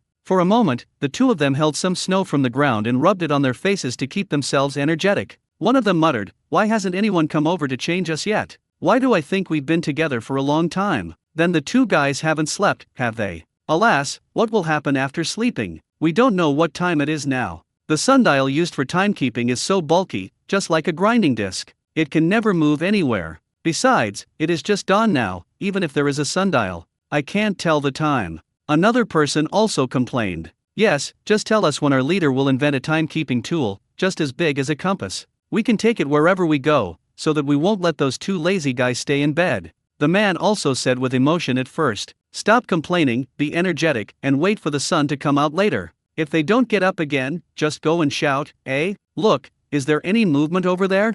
The two were talking, when one of them suddenly pointed to the dark forest to the northeast. The other, hearing this, also hurriedly looked over, and found a trembling in the distant forest, and large swaths of birds rising from the forest in fright, and flying away with a quacking cry, while the trembling wave of the forest was rapidly sweeping towards their position here. One of them hurriedly took out the telescope, adjusted the highest magnification and looked towards the forest, and found dozens of great white apes leaping forward on the trees of the forest, and the target was none other than them here, below the wood, and a dense crowd of figures flickering below, and the target was likewise their position here. The man was immediately startled and said, "No, it's an enemy attack. Go and inform the battalion commander and Sima-sama that there are many enemies and a giant white ape. Now run to inform." "In time? Go and inform me. I'm here to watch. They still have a few minutes to come. If it's too late, I'll fire a warning." The other looked with his telescope in his arms, not daring to put it down at all. And the sentry who had just answered had no time to agree, and immediately ran towards the high ground, shouting as he ran, enemy attack, get ready to fight. Battalion Commander, Lord Sima, the enemy is coming, let the brothers prepare for battle. Battalion Commander, Sima, come out quickly, the enemy is coming, and there are dozens of giant apes. The sentinel ran and shouted, and when passing the position, all the soldiers who were still sleeping quarreled. A platoon leader who had just put on his clothes heard someone yelling and yelling. He was about to ask him a few questions. When he heard him say that the enemy was attacking and a giant ape appeared, he was so shocked that he quickly ran back and rushed to several places. Hidden points to call your own warriors. Get up quickly. Don't panic when the enemy comes over. Move more quickly. Check your guns and ammunition. Gather quickly in the second row and prepare for battle. When the confused soldiers heard the commanders shouting, they quickly turned over and got up. The squad leaders took the lead and even pulled each soldier up, and then began to help them check their weapons and ammunition. And the sentry ran all the way to the headquarters. The frontline headquarters in the theater generally has a three-chief system, namely the military chief officer, the political chief officer, and generally a chief of staff. The three people take turns on duty. The headquarters has a chief officer in charge from morning to night 24 hours a day, used to deal with situations that may happen at any time. Although the station here of the 2nd Battalion does not have a position of joining the army, there are three chief officers, namely the Army Commander Manhwa Fiya stationed here, as well as the battalion commander and deputy battalion commander of the 2nd Battalion, as well as the instructor of the 2nd Battalion. It should be 4 people on duty in turn, let alone a situation where there is no one at the headquarters. At the battalion headquarters at this time, the army commander and battalion commander were still sleeping. The instructor went to the logistics cooking class to check the food and grass. Only the deputy battalion commander of the 2nd Battalion was on duty. He was baking corn in the charcoal stove in the house. After hearing the news outside, he immediately ran out in a military coat and cursed. Who is making noise in the camp? Is there any military discipline? The sentinel was so excited that he burst into tears when he saw the visitor, but a chief officer came out. Deputy Battalion Commander, the enemy is attacking, the enemy is coming, and there are dozens of white-haired giant apes. Please tell everyone to prepare for battle. The Deputy Battalion Commander was stunned, quickly turned around and ran towards the headquarters, cursing as he passed by the guards standing at the door. Why are you still stunned? Notify all soldiers to get up, check weapons and ammunition, and prepare for battle, hurry up. Upon hearing this, the sentries in front of the command department immediately ran out. 991 vulnerable. The Deputy Battalion Commander rushed into the headquarters and immediately called out several chief officers. Battalion Commander, Sima, get up quickly. The enemy has counterattacked and dozens of giant apes have arrived. When Fiya was stunned and shook. Hearing this, he was immediately startled and suddenly lost all sleep. The enemy counterattacked? And giant apes? How many enemies? Where? Have the soldiers got up? Where are the militiamen? When Fiya asked questions like a cannon while wearing clothes quickly. I don't know how many people there are. It should not be far away. It was reported by the observation post. I have asked the messenger to call the soldiers up. There is no contact with the militiamen yet. The deputy battalion commander also quickly reported. Then don't go contact the militiamen. Go quickly and call all the militiamen over. When Fiya had already put on his clothes, and the commander of the 2nd Battalion quickly put on his coat and rushed out of the door, he went to the position first. As the military chief officer, he had to check the situation of the position. At this time, he had to first put the soldiers on their clothes, call them all and be prepared for battle. The deputy battalion commander hurriedly went to the rear to call up the militia, and when Fiya came to the door alone, and when he saw that the guards on the left and right were not there, only one soldier was standing in front of the door, he asked, "Which platoon of soldiers are you from? Why are you standing here?" Reply to Master Sima, "I am a sentry at the observation post, here to call the police."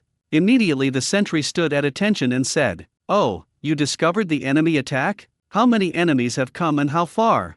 When Fiya asked again, "Back to sir, I don't know. We were on guard just now. We saw the forest trees in the northeast trembling, and birds rising into the sky. After looking through the telescope, we found that there were dozens of white-haired giant apes leaping towards the tree. Coming here, there were a large number of people following under the tree, and the target was us, so I immediately called the police." The sentry replied again, "Okay, I know, go and prepare for the battle. This time I will give you a record of observing the sentry."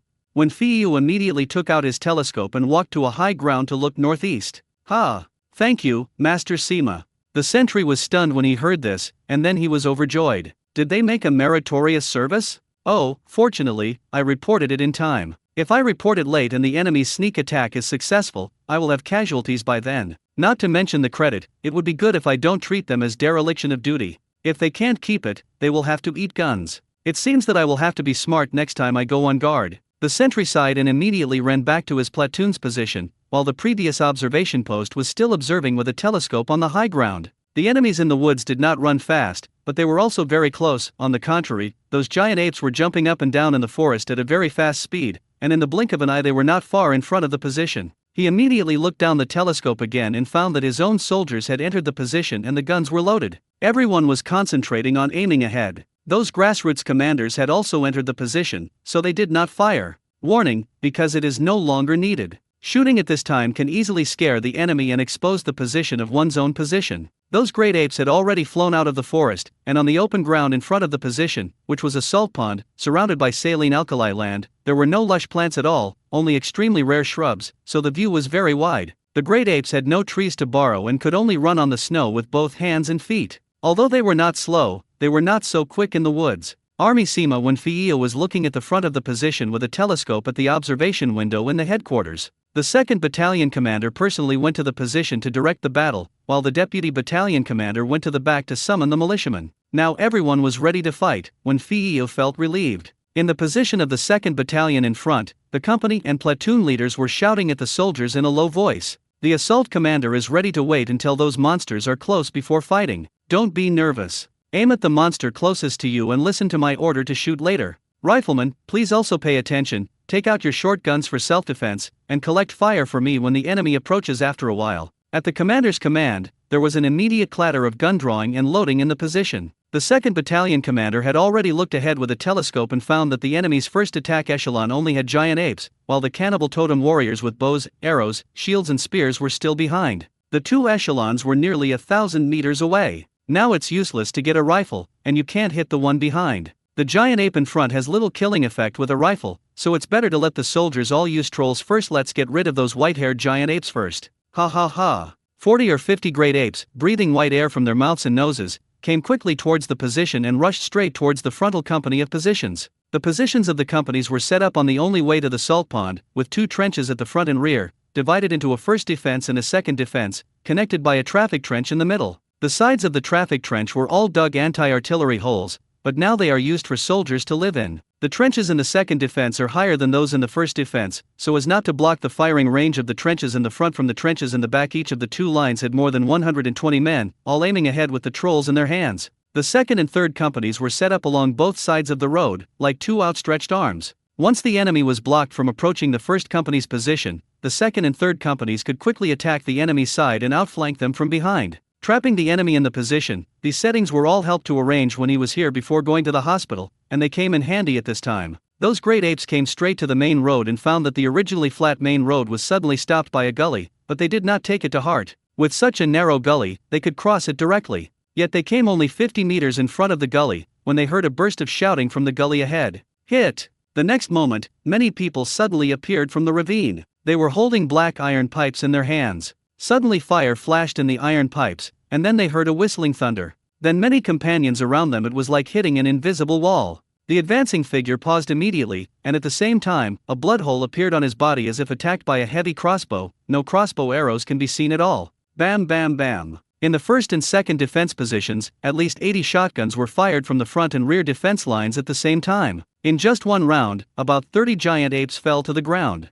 They were either hit by a shot, and their chests and abdomen were suddenly broken. A big hole was made, or he was hit in the head on the spot. Half of his head was knocked away, and some were shot several times. He was hit by several shot shells at the same time. His body was smashed, and his internal organs and limbs were scattered on the ground. Of course, they are also a little lucky. In the first round of shooting, they were either not hit by luck or only suffered some minor injuries. They can continue to attack forward. However, their good fortune was destined to end. Only 3 of the Shensguards were equipped with a shotgun with 8 bursts of fire. There were more than 240 people in the first and second defenses, and there were only 80 such guns. Their range was 80 meters, and the enemy had just opened fire at 50 meters. When this group of giant apes escaped the first round of shooting, advancing to a distance of only 20 meters from the trenches, their good fortune came to an end. All the riflemen had already come up with short sprays for self-defense. The short sprays only had 3 rounds of ammunition and a range of only 20 meters. However, the great apes who narrowly escaped the first round of shooting now happened to reach the range of their short guns for self-defense.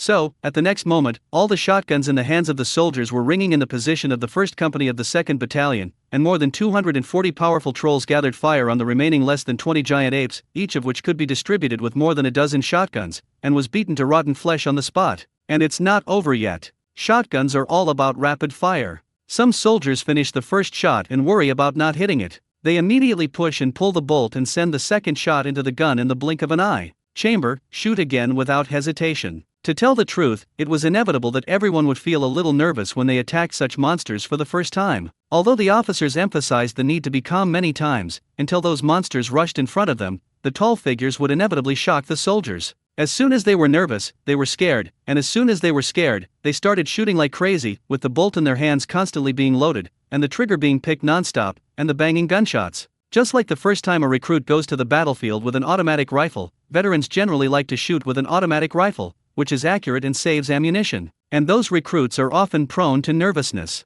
As soon as they get on the battlefield, they like to dig the trigger without letting go and play fully automatic shooting. However, they often can't hit their farts. They waste all 30 bullets in a few seconds and then change their bullets themselves. When he was stunned, he was punched through the head by the enemy. So did these recruits of Shensui, who were nervous, who were afraid, and so they shot wildly, except that the enemies here did not have the same weapons. In the end, these dozen giant apes suffered a disaster. They were more miserable than those killed in the first round of shooting. The dozen giant apes endured the continuous crazy fire gathering of more than 200 people, and some of them were obviously destroyed. After being smashed, the soldiers were still shouting and pulling the trigger, shooting the fallen corpses for fear that they would suddenly explode rushed inside the trenches. However, this situation did not last long, and after only 3 breaths, a clicking sound was heard from the position, which turned out to be a short self-defense spray in the hands of the rifleman, and all 3 shot shells were fired. In less than 5 seconds, 3 bullets were fired. This is still a bolt-pulling nozzle, not semi-automatic. It is conceivable that in less than 5 seconds just now, they pushed and pulled the bolt and aimed at the target.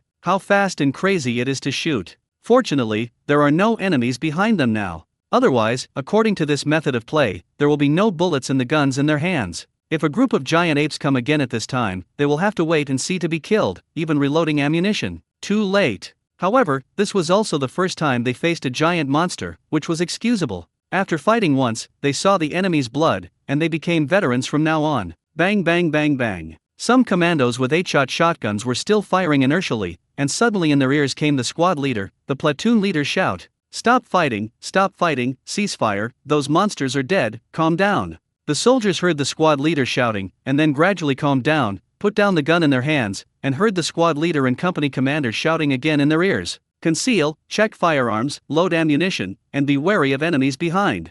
The warriors were all nervously gasping for air, spitting white mist from their mouths and noses, mechanically checking the ammunition in their hands, removing the ammunition from the bullet box around their waists and reloading it. They were completely mechanically executing the order. Many warriors were not even relieved. The commander of the 2nd Battalion, half of his body emerged from the position of the 2nd Defense and looked into the distance with a telescope. He glanced at the position in front of him. All 53 giant apes died in the open space in front of the 1st Defense. 20 meters away the dozen or so were completely smashed, and the more than 30 in the front 50 meters fell to the ground alive, moaning and convulsing. Apparently some seriously injured haven't swallowed. He did not care about the half-dead monsters, but looked with his telescope 1,000 or so meters ahead, and the cannibal totem warriors with shields and spears suddenly stopped there and began to converge there, but did not continue forward. They should have heard the intensive gunfire just now and knew that the Han tribe had set up an ambush to stop them again, so those cannibals were hesitating whether to come over, or they wanted to see if those giant apes could break through the Han tribe's defense line. In short, those enemies were all gathering 1,000 meters away and hesitating, and the 2nd Battalion commander had nothing good to do now. Attention, company platoon leaders and soldiers. Riflemen should beware of enemies in the distance. This time they are people and capture prisoners. Don't shoot me randomly. If you want to fight, just beat the old man, or hit the solace of your feet to scare them. Just don't fire or wait for my order, wait until the enemy comes over. The assault commander reloads ammunition and pays attention to the surroundings to prevent the giant ape from slipping through the net. Yes. Upon hearing the battalion commander's orders, those company and platoon commanders immediately answered and began to instruct their own soldiers again. The 2nd Battalion commander took another look with his telescope and found that the enemy in the distance still had no intention of attacking, so he withdrew from the 2nd defense position and ran to the headquarters and went Fio to join him. Sir Sima, we repelled the first round of attack. All the more than 50 monsters that invaded were killed, and the remaining enemies were hesitant 1,000 meters away. What should we do now? As soon as the 2nd Battalion commander entered the headquarters, he immediately asked Wen Fiyu. Wen Fiyu was also holding up his telescope to observe the enemy's situation in the distance. When he heard the 2nd Battalion commander's question, he put down his telescope and said, "Don't worry, just now, the deputy battalion commander had divided into 2 groups with 800 militiamen and outflanked them. As long as the enemy dared to come over, we would let them never come back."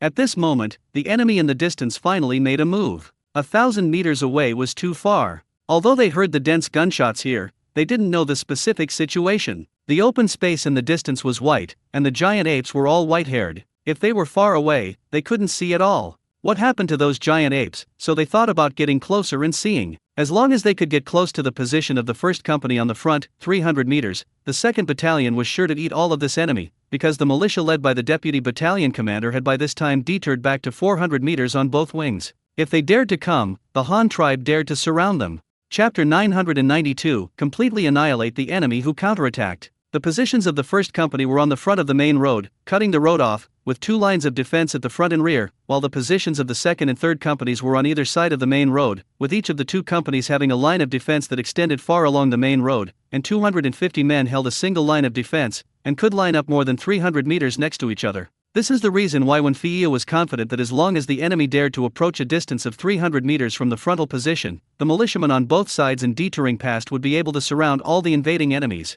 Just let them in, don't even think about getting out. The deputy commander of the 2nd Battalion had already outflanked them from both wings with 800 militiamen, and the remaining 200 militiamen were pressed behind the frontal positions, and as long as the horn of charge was sounded, they could be surrounded in all 4 directions at the same time. The giant ape set off first and encountered a blockage in front of them. Gunshots were heard in front of them. It was obvious that they had encountered those strange Han people who had robbed their salt ponds before. But after so long, why no movement came over was intriguing. Was it the giant ape group that destroyed the enemies there? Or did the enemy destroy the group with the powerful help from his side? The distance was too far for them to see clearly, so they decided to get closer together and observe. 1,000 or so totem warriors of the cannibals marched slowly with their shields held up. Because they knew that the Han tribe was equipped with powerful long-range weapons, they prepared a large number of shields, such as animal skin shields, tree bark shields, and rattan shields. Wait, all kinds of strange-shaped shields are equipped with 80% of the equipment, which shows that they are prepared.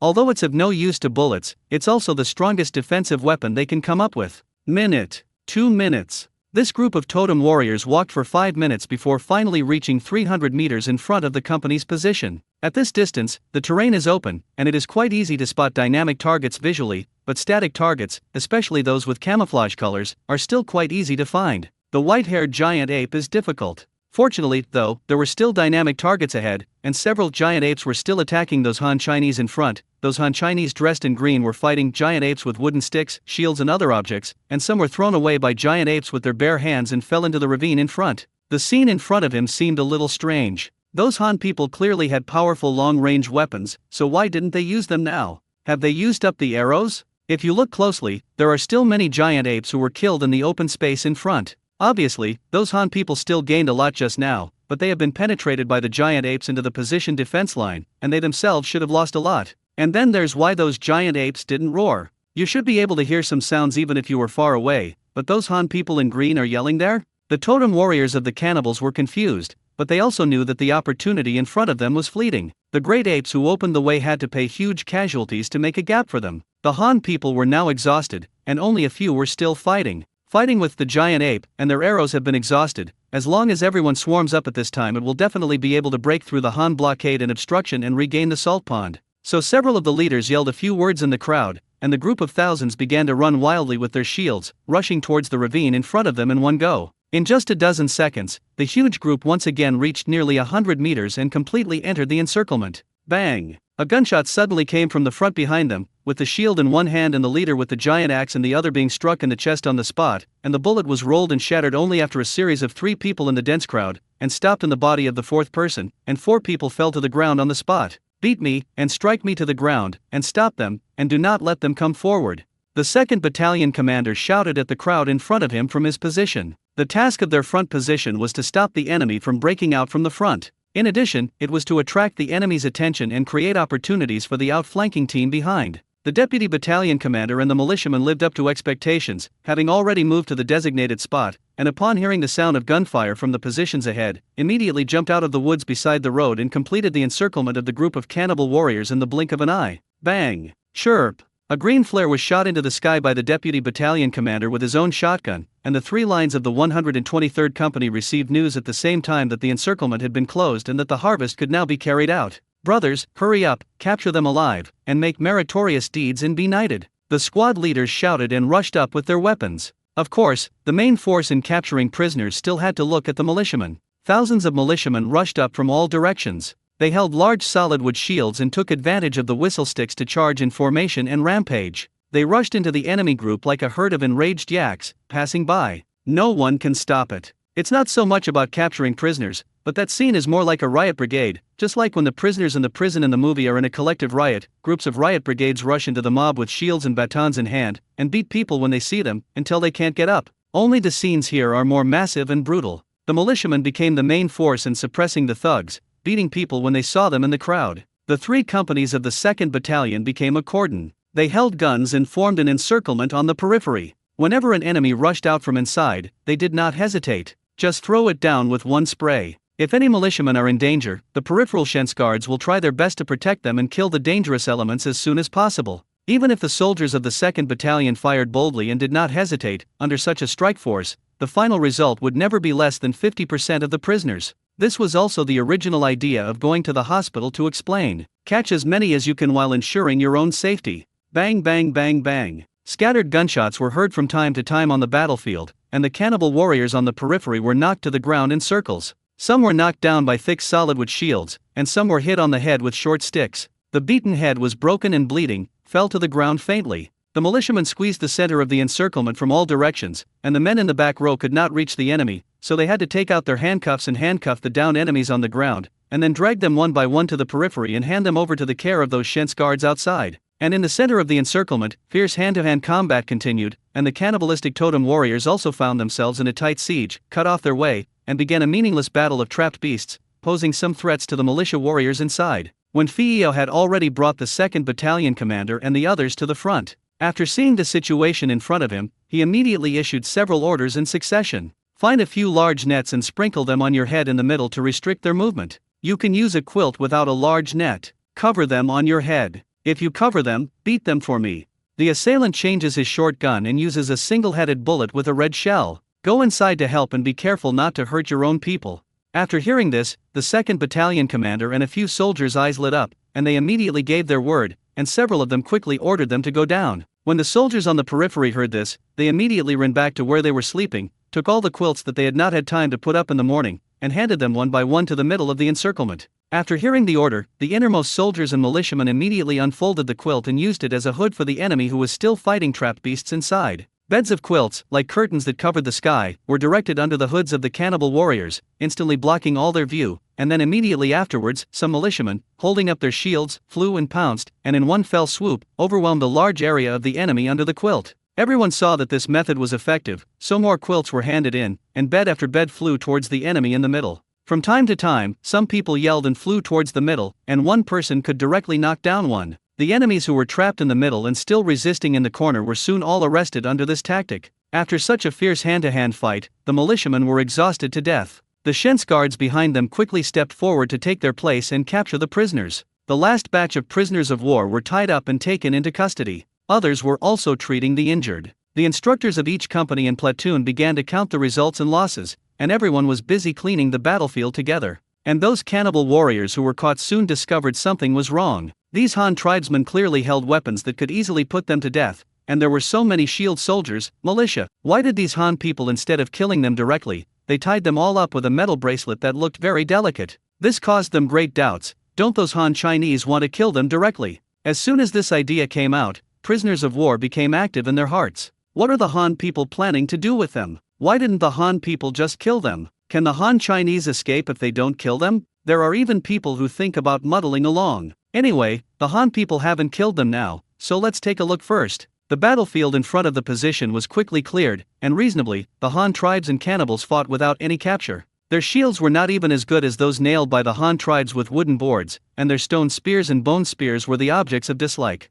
The food they carried with them was unappetizing. Only prisoners captured alive were of some value, at least they could be used for work. As for the others, the skins on those dead people are barely worth a bit, so they can be distributed to the captives who have been captured alive, so that some guys who don't have enough skins can stay warm through the winter. The prisoners captured alive were put under unified custody, while the enemies who were killed were gathered together with the corpses of giant apes and thrown into the forest to feed the beasts. The winters here are long, and there is absolutely no plague, even if the bodies are left in the open. Among the prisoners, there were also some seriously injured people who were picked out, and they were all taken to places where corpses were piled for execution. However, of course, execution only required bayonets, and it seemed a bit wasteful to deal with the seriously injured people with bullets. The only unsatisfactory aspect of this battle was the death and injury on the Han side of the tribe, but all of them were militiamen. After about an hour, at around 7 o'clock in the morning, the results were finally counted, and the instructor of the 2nd Battalion, who was responsible for counting the results, came to the headquarters to report to Winfiu. Sir Sima, in this battle, our army wiped out a total of 1,128 invading enemies, killed 279 seriously injured, and captured 849 people. Among the prisoners, 316 were slightly injured.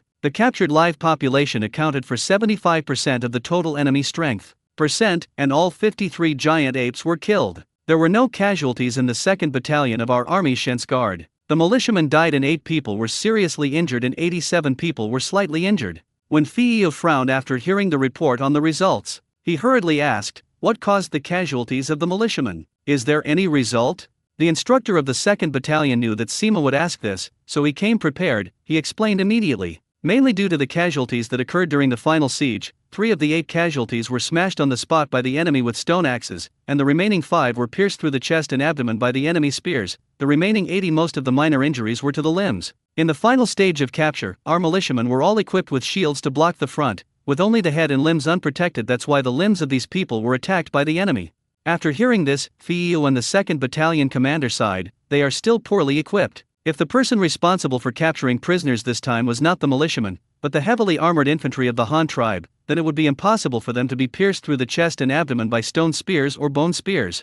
Not to mention stone spears and bone spears, even if they give the enemy a steel spear, they will not be able to pierce the heavy armor of the Han tribe. And those whose heads are smashed, if they have helmets, no, let alone helmets, even if they wear bamboo hats, ordinary stone axes cannot hammer them to death in one fell swoop, and at most knock them unconscious. These people are really unjustly dead. When Fiio pursed his lips, this is his responsibility. 8 lives can be regarded as a lesson. If he makes this mistake next time, it will be his dereliction of duty. After thinking about it, he immediately arranged. The sacrificed militiamen will receive pensions in accordance with the regulations of the regular guard army. Let our Shensui soldiers help with the burial, pay pensions to the family members, and the eldest son will inherit the title. Ask them, if you are willing, after this war, if they want to. If you go to the Han tribe, we will give priority. In addition, we will do our best to treat the injured and the militia at any cost. This time, at least half of our credit belongs to the militia brothers. Promise. Subordinate, go ahead and do it now. The instructor responded with a fist and immediately turned away. When Fiio turned around and glanced at the 2nd Battalion commander, and asked again, send someone to the commander to send the results and losses just now, as well as the battle situation here. The 2nd Battalion commander nodded and was about to leave when he was suddenly stopped by Winfiu. Wait a minute, I will write another letter and take it with me. The mistakes we have made here must not be made again in the other 2 places. Let the commander prepare more armor for the militiamen, as well as a large net for capturing prisoners. I think using a net is much more useful than using a pile of people. The 2nd Battalion commander also nodded when he remembered the scene where everyone covered the enemy's head with quilts in the end. He deeply felt the same way. It is one thing to surround the enemy, but how to quickly catch the enemy with the lowest loss is another. It's a different matter. I hope the 1st Battalion won't make such a mistake, alas. 993 success in a row. The first ambush battle on the Shizuoka battlefield came to an end, and the battle report of the 2nd Battalion was quickly sent to the hunting camp in the east. However, the timing of delivering the letter was not right. Chu Bing had already led the 1st Battalion to the target area to set up defenses. More than 800 Shens guards, plus a militia composed of 1,000 hunting teams, divided nearly 2,000 people into 3 groups to lock in a target. The war was about to break out, and it was unknown when it would start. And the battle report sent by the 2nd Battalion could only stay in the hunting camp. Now that the troops have entered the mountains, no one knows where they are now. I just hope that the 1st Battalion led by Cubing will not make the 2nd Battalion's mistake, causing unnecessary casualties. However, Cubing at this time did not know these, and it didn't matter if he knew them. Compared with the 2nd Battalion, the 1st Battalion had a much greater advantage here, because their militia here was composed of experienced hunters. Even without the help of Shensui, they could easily eat a group of cannibal hunting teams by themselves. Like a big net and ropes, they don't lack these things.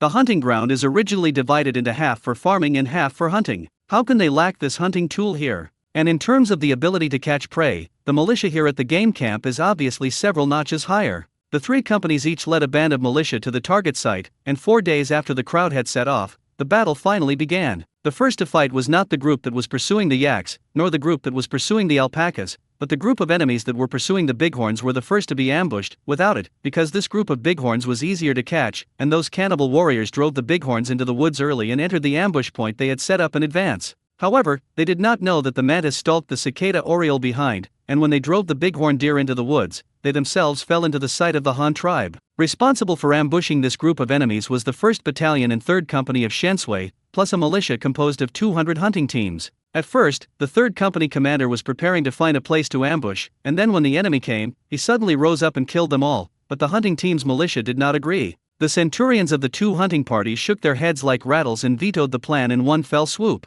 The 3rd Company commander asked in confusion, "Then what do you think should be done?" One of the militia centurions immediately said, "When the enemy gathers together, no matter how we catch them, it will cause unnecessary casualties. You have powerful muskets. It is not difficult to surround them and kill them all, but if you want to catch them alive, then we dare not take action. The 2 sides are in a stalemate. We have casualties that cannot be avoided. In this case, it is better for us to wait until the enemies are dispersed before taking action. They are here to hunt. When the bighorn deer gets into the woods, the enemies will definitely disperse and enter the woods to collect prey. That time is our best time to attack. We can first concentrate our forces to round up part of it, and then send a small number of people. Go block other people, wait until we are done here, and then turn around and go to the other side to catch the remaining enemies. This will have a greater success rate. We won't have much damage either. The only bad thing is that it will be slower." The commander of the 3rd Company thought for a while and immediately agreed, so the entire 3rd Company ambushed in the woods in advance, releasing a large number of observation posts on the periphery, and then making temporary deployments after the situation became clear. So waited 2 days, and when the scouts of the Guard Battalion picked up with them, and told the multitude of the 3rd Company that the enemy was coming, they immediately moved. The enemy drove the bighorn deer into the woods. The giant deer, which had giant horns on their heads and usually looked mighty, plunged into this place that heralded death. The intricate low branches entangled their antlers and made them unable to move. It was difficult to move, and the predators behind them pressed forward step by step. The deer knew that they had been fooled, but it was too late. It is now impossible to quit. 200 or 300 cannibal hunting parties chased after them with a strange smile, as if they had seen a gluttonous feast, and ran towards the trapped deer in the woods. However, as soon as everyone dispersed, the woods suddenly sounded like an explosion, and a loud bang echoed in the mountains and forests for a long time, startling countless birds and startling the cannibal hunting team. The 3rd Company commander led the 1st and 2nd platoons, as well as 200 militiamen, and took the lead in attacking the enemy with only more than 100 people on one side of the woods. There were only more than 100 enemies on this side, and they were extremely scattered. Most of them were a few people. They ranged from a dozen people to hunt a trapped bighorn deer. The 3rd Company commander seized this opportunity and led more than 300 people to intersperse in the middle, dispersing the enemy into several groups that could not balance the beginning and the end. A small number of Shens Guard soldiers took the lead in shooting, and took the lead with one move. One person was killed or injured, and the enemy was frightened first. The hunting party's militia also immediately played its role, quickly approaching with shields, consuming the enemy's arrows and stone axes to throw spears. When they got closer, they quickly threw a large net to cover the enemy. The soldiers of Shensui continue to be responsible for watching. The venue maintains law and order, and whoever fails to cooperate will be hit first if caught. More than 100 men were divided into a dozen groups of skirmishers and were quickly eaten by the main force of the 3rd Company. The 3 platoons of the 3rd Company, the 1st and 2nd platoons, were following the militiamen to arrest people and suppress the field, while the remaining 3 platoons were responsible for fighting the remaining enemies to prevent them from escaping. A platoon has 9 squads, each of which acts in squads, each of which in turn pulls apart in a 3-man battle group, using a large net formed by 28 battle groups to secure the remaining 100 or so enemies.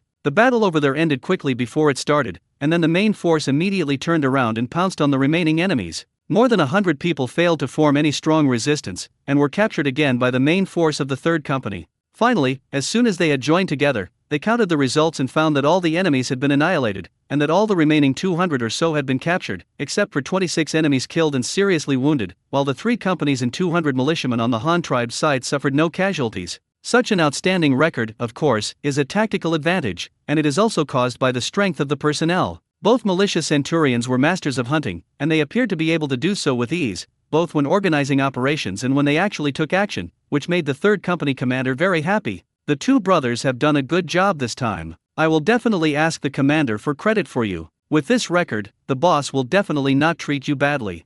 The 3rd Company commander happily expressed his willingness to share the credit with his militia brothers. The two militia centurions didn't pay much attention, but only heard one of them say, "This is nothing." In our opinion, this kind of battle to catch people is no different from hunting wild beasts in peacetime. We will also do this and focus on hunting and eating. You are different. If the mission this time is not to capture if you capture prisoners but kill all the enemies, then you can just send a platoon to complete the task. The 3rd Company commander nodded when he heard this and said nothing more. Indeed, arresting people is not their strength. On the contrary, the militia of the hunting team is more familiar with it, and the biggest role of their Shens guards is to kill people. It is a pity. Originally, they trained marksmanship to be more accurate than who could hit them, but who knew that when they got to the battlefield, the commander ordered them to hit the ground and try not to hurt the enemy. You can imagine how aggrieved they were. The dignified sharpshooter could only shoot at the ground. If he told him, he would not be laughed to death. Okay, let's not talk about this for now. Now that all the enemies have been captured, let's see how many more bighorn deer we can catch. The commander and commanders still want these beasts. The two militia centurions nodded, leading the hunting party under their command towards the bighorn deer trapped in the woods. This time, the cannibals undoubtedly made wedding clothes for Shenswei. After following them for several days, all the bighorn deer that finally arrived in the woods were picked up by the Han tribe. They put these deer on ropes and then put them on their heads. The horns were cut off, so the more than 200 tall horned deer became the harvest of the 3rd Company. On the other side, a company ambushing in the canyon was also waiting for news of the arrival of the cannibal hunting team. After hiding for 3 days, suddenly one afternoon, everyone heard a rumble of running in the mountains, and then it was not long before they saw those cannibal hunting teams yelling, holding torches in their hands, and driving a group of panicked yaks into the canyon with cliffs on both sides. One end of the canyon has been blocked by ice and snow. This is the terrain scouted by the cannibal hunting team in advance. As long as the group of yaks are driven inside and the other end is blocked, there is no possibility of them escaping. A large herd of more than 500 yaks rumbled into the valley, and the cannibal hunting party that followed immediately took action and pushed huge ice blocks from above the canyons on both sides, completely blocking the canyon, and the herd of yaks could never escape again. The yaks found that they had entered a dead end, and immediately turned their heads around and rushed towards the ice wall behind them with red eyes. However, in the end, they hit the bloodstream and did not find a way out. Outside the ice wall, a group of more than 300 cannibal hunting parties stood on huge ice blocks and looked at the prey inside. They couldn't help but burst into laughter. There are more than 500 yaks. If it were summer, there would definitely not be such a large herd. However, in winter, large herbivorous mammals will spontaneously gather to tide over the difficulties. The sheep are like this, and the cattle are naturally no exception. And, as long as they hold on here and watch over this group of yaks, so much meat can feed their 2 villages for several months. Everyone stood outside the ice wall with laughter, gasping for air, and white aerosol kept coming out of their mouths and noses, which was tiring. They had a lot of effort to drive this group of yaks into the canyon in front of them. They chased the cattle for a few days. They ran on the rugged mountain road and shouted at the same time, shouting loudly to scare the yaks and not letting them stop. In order to stop the yaks from running in other directions, they chased and intercepted them everywhere. After spending so much effort, they finally saw these results in front of them. Everyone couldn't help laughing happily, and their hearts were filled with a sense of accomplishment. However, when everyone was smiling, they suddenly couldn't laugh. Some totem warriors who didn't understand the reason found that the atmosphere around them was a bit strange, so they stopped laughing wildly, and then looked behind them with everyone's eyes, and suddenly found that there were more than 600 Han warriors armed with weapons and shields appeared behind them. Silently the canyon was tightly blocked, and the faces of the cannibal hunting team suddenly darkened. The Han soldiers in front of them were more than twice as many as them. They were well armed and their cotton-padded clothes looked very thick and warm. They were obviously prepared to snatch the fruits of their victory. The commander of the 1st Battalion sneered and looked at the more than 300 enemies in front of him. He was followed by more than 250 Shens guardsmen armed with muskets and 400 experienced militia hunters. He looked at the enemy in front of him. When he was tired and weak, he immediately shouted. The enemy chased the yaks for several days. This was their most tiring time. Everyone rushed up with me and captured them alive. Rush! Bang bang bang bang. The charge of the crowd was mixed with the sound of messy guns. More than 300 enemies at the end of the crossbow encountered more than 600 elites who were well armed and waiting for work. The enemy was about to collapse. There was no effective resistance organized at all, and they were defeated by a company of soldiers. All 400 militiamen were captured, but none of them were seriously injured and died, only a few minor injuries. The hunting team that was pursuing yaks was also successfully captured by the Han tribe. On the contrary, the yaks inside were difficult to deal with. Of course, if they were just going to die, it would be much easier. They would just kill them all, but what the superiors ordered was to capture them alive, just like those prisoners. Although there are a large number of herdsman warriors in the Shenskard, the habits of yaks and prairie cattle are completely different, and this is not a grassland, but a very closed canyon. The herdsman warriors have no good way, and finally they report the news. He went to cubing, and then cubing came up with the idea of using the method he used to catch cattle when he saw Luo Chong when he was a child. First, they made a narrow aisle to allow only one cow to pass through, and then burned the iron hooks to give the cows a nose ring one by one. It happened to be winter now, and the wounds were not easy to infect, so everyone used this stupid method to start dealing with the cattle in the canyon.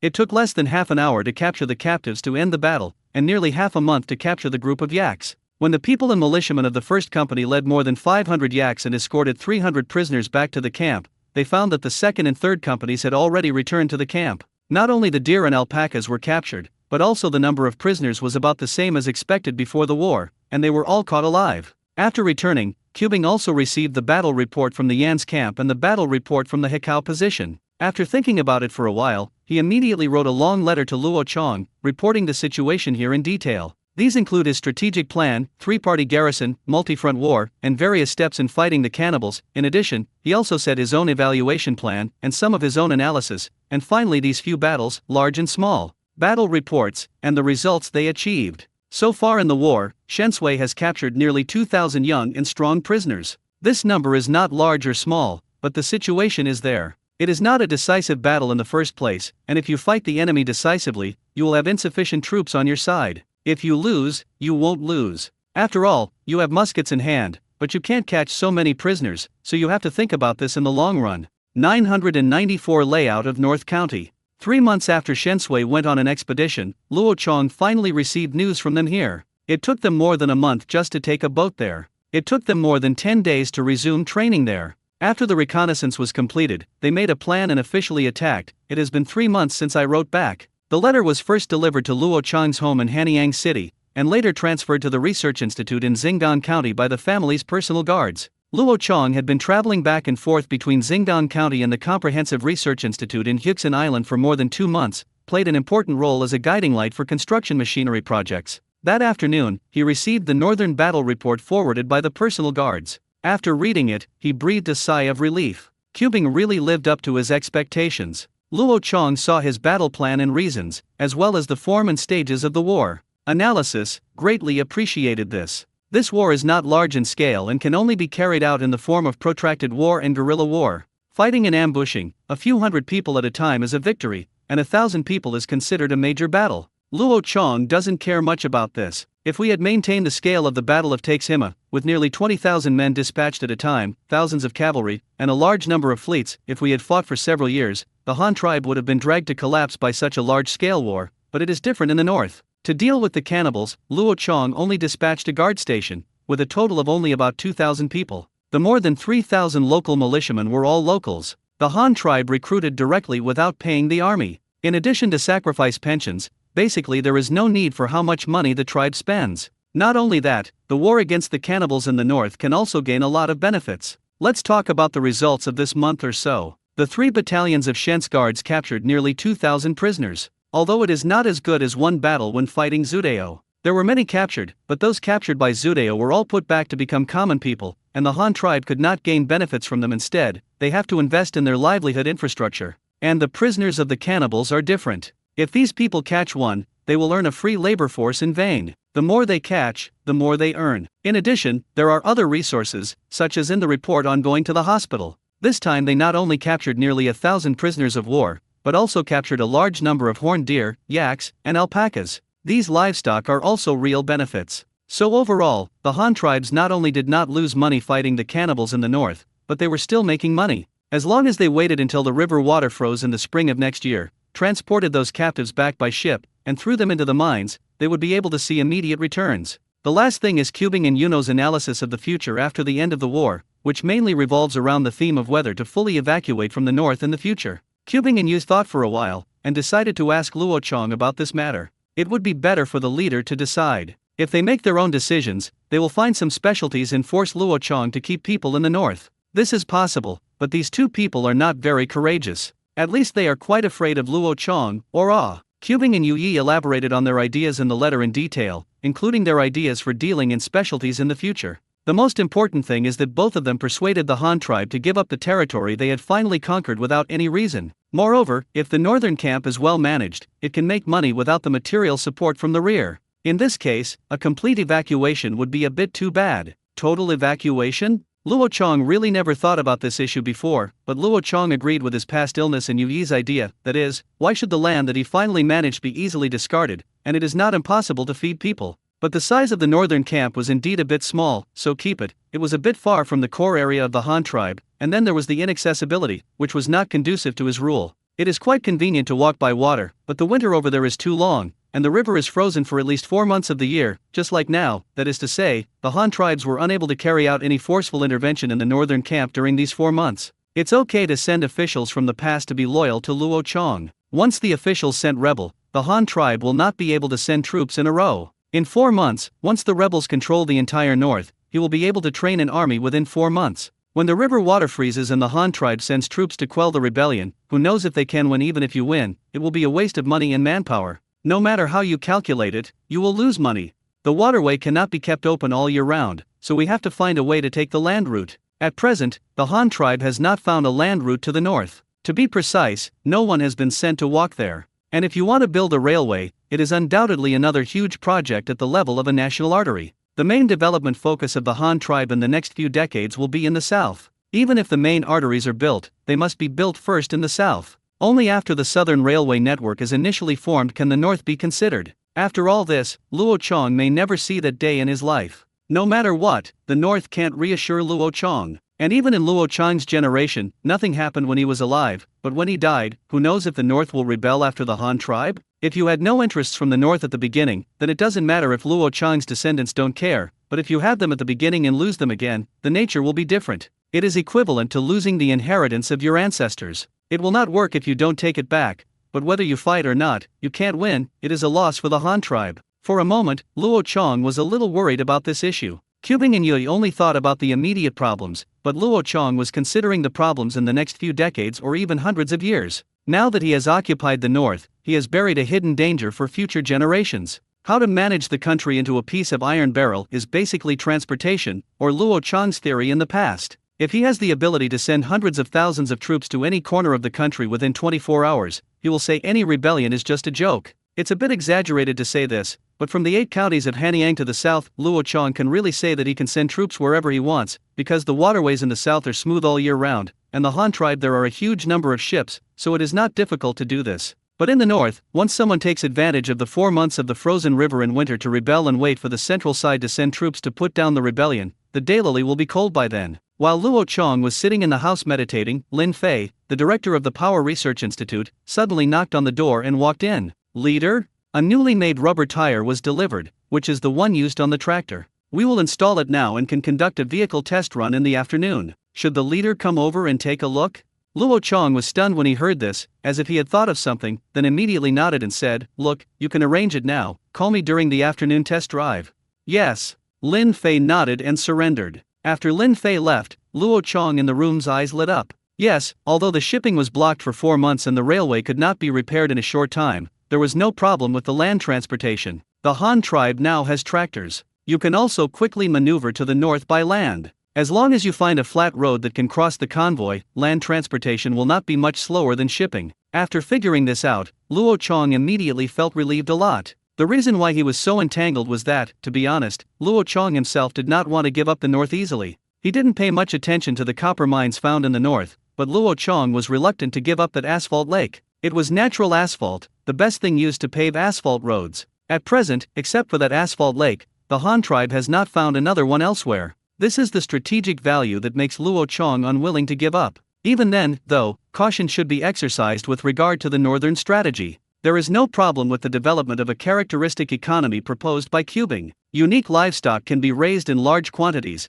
and of course food must be grown. However, in order not to cause trouble for himself, Luo Chong is preparing to limit the size of the northern population. Once it exceeds a standard, the excess population is sent to the south. Another issue is the appointment and removal of officials. Luo Chong is preparing to train a group of officials locally, and then the central government will dispatch some officials to form local and expatriate forces. Then the officials dispatched by the central government will change every 3 years, and the provincial officials will be replaced. Officials are familiar with local officials. This is the so-called imperial technique, which is the way of checks and balances. By limiting the size, but also by factional checks and balances, and using a two-pronged approach, Luo Chong was able to reassure himself about the north. This is a short-term goal. In the long run, when the southern part of the Han tribe has developed well and the population has increased, the territory in the middle will be connected to the north and south ends. This must be done when all the Han tribes have the territory is connected, so there is no need to worry so much. After making up his mind, Luo Chong wrote back to Cubing in Yuge. Regarding the war in the north and Cubing's tactics, Luo Chong expressed his affirmation and praise for Yu's active cooperation, and asked them to wait until the waterway was clear, escort the prisoners back as soon as possible. Then there is the layout about the future of the north. Luo Chang's opinion was to retain 1 or 2 settlements and maintain the size of a county, with a total population of no more than 30,000, and to migrate south if there were more, at least for the next 20 years. In fact, this is easy to do. The most harmonious way is to popularize education, educate the next generation in Beijing well, make them yearn for the capital of the empire, and give jobs and opportunities. When the two compare, the north is cold and poor, the south is warm and comfortable, there are many job opportunities, and the standard of living is high. Fools all know how to run south. Following this routine, not only could the young men and various elites of the northern commandery be attracted to the south, but they could also let nature take its course and weaken the northern commandery. Thinking about it this way, Luo Chang's thinking became smoother and smoother, and he wrote a long letter eloquently, as well as his layout for the future north. After writing, Luo Chang immediately asked his personal guard to send a letter to Cubing in Feiying, pass the letter over, and then wait for the afternoon to see the tractor test drive. Steam-powered crawler hydraulic excavators, wheel loaders, oscillating double-roller rollers, wheeled large tractors. This is a comprehensive construction machinery project approved in the middle of the first year of Daming. More than 4 months have passed since the official project was launched. The project has made significant progress. The most important point is that the hydraulic transmission system has been tackled. This is the biggest breakthrough. To be honest, the car body and the like are not a problem at all. The Han tribe already has experience in building trains. Once the trains are built, is it still a problem to build the frame of an engineering vehicle? In terms of steam engines, the Han tribe also has improved versions of various models. It took several years for the Power Research Institute to fully understand the principles of steam engines, and then improve new models according to requirements. It was only a matter of time. The difficulty of this project, of which the most critical technology, lies in hydraulic transmission.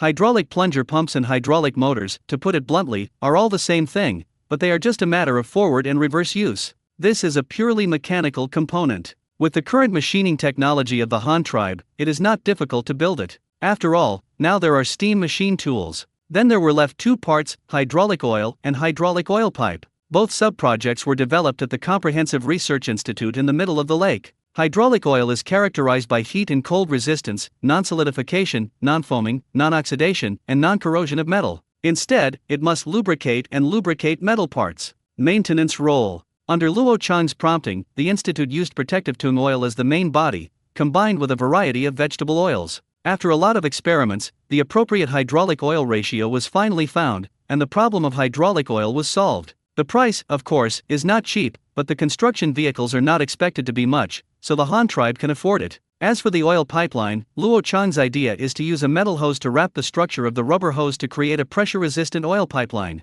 Rubber pipes are not a problem, but this metal hose is really difficult for everyone for a while. Finally, based on Luo Chang's experience, he came up with a pipe similar to the structure of a tap water metal hose, which is the kind of pipe that is hooped in circles. It's usually a tube on top of a rain shower, not the kind of hose that is woven from wire. Such a tube, in terms of pressure resistance, is definitely not as good as a metal braided tube, but it is easy to process, which is why Luo Chang chose it. At present, what the Han tribe needs to solve is the problem of starting from scratch, rather than the problem of whether it is easy to use and durable. Based on the principle of getting things out first, Luo Chang chose this. So, the 3 most critical components of the hydraulic system were pieced together. With this hydraulic system, if the chemical industry level of the Han tribe can still keep up, then Luo Chang can even build a hydraulically buffered rapid-fire artillery, which can also improve the level of the artillery. However, with the current production of gunpowder by the Han tribe, after thinking about it, let's forget about it first. Anyway, it's not needed now. Today is the last day of the tractor final assembly and test run. The car body, hydraulic transmission, and steam engine have all been solved. The last problem installed today is rubber tires. There are giant rubber tires that are as tall as a person. To be honest, this thing is really difficult to produce, and the current Han tribe is just beginning to explore. Another point to note is that this first-generation tractor manufactured by the Han tribe does not have a steering wheel, and it must be completed by several joysticks whether it is turning or driving. 995 The first generation of tractors. The first generation tractor was simple and crude. It had no steering wheel, let alone a gearbox. Correspondingly, there was no such thing as a gear shift. However, there was a clutch device, which was mainly used to control the switching between various plunger pumps and steam engines. Such a car, operated like a World War II tank, was controlled by a row of joysticks in front of the driver's seat. To be exact, these joysticks are used to control the hydraulic plunger pump. The car body adopts an independent suspension system composed of springs and hydraulic rods, and the beam is also a flexible joint design. The advantage of this design is that it gives this tractor the passing performance of walking on flat ground even when climbing over mountains and obstacles.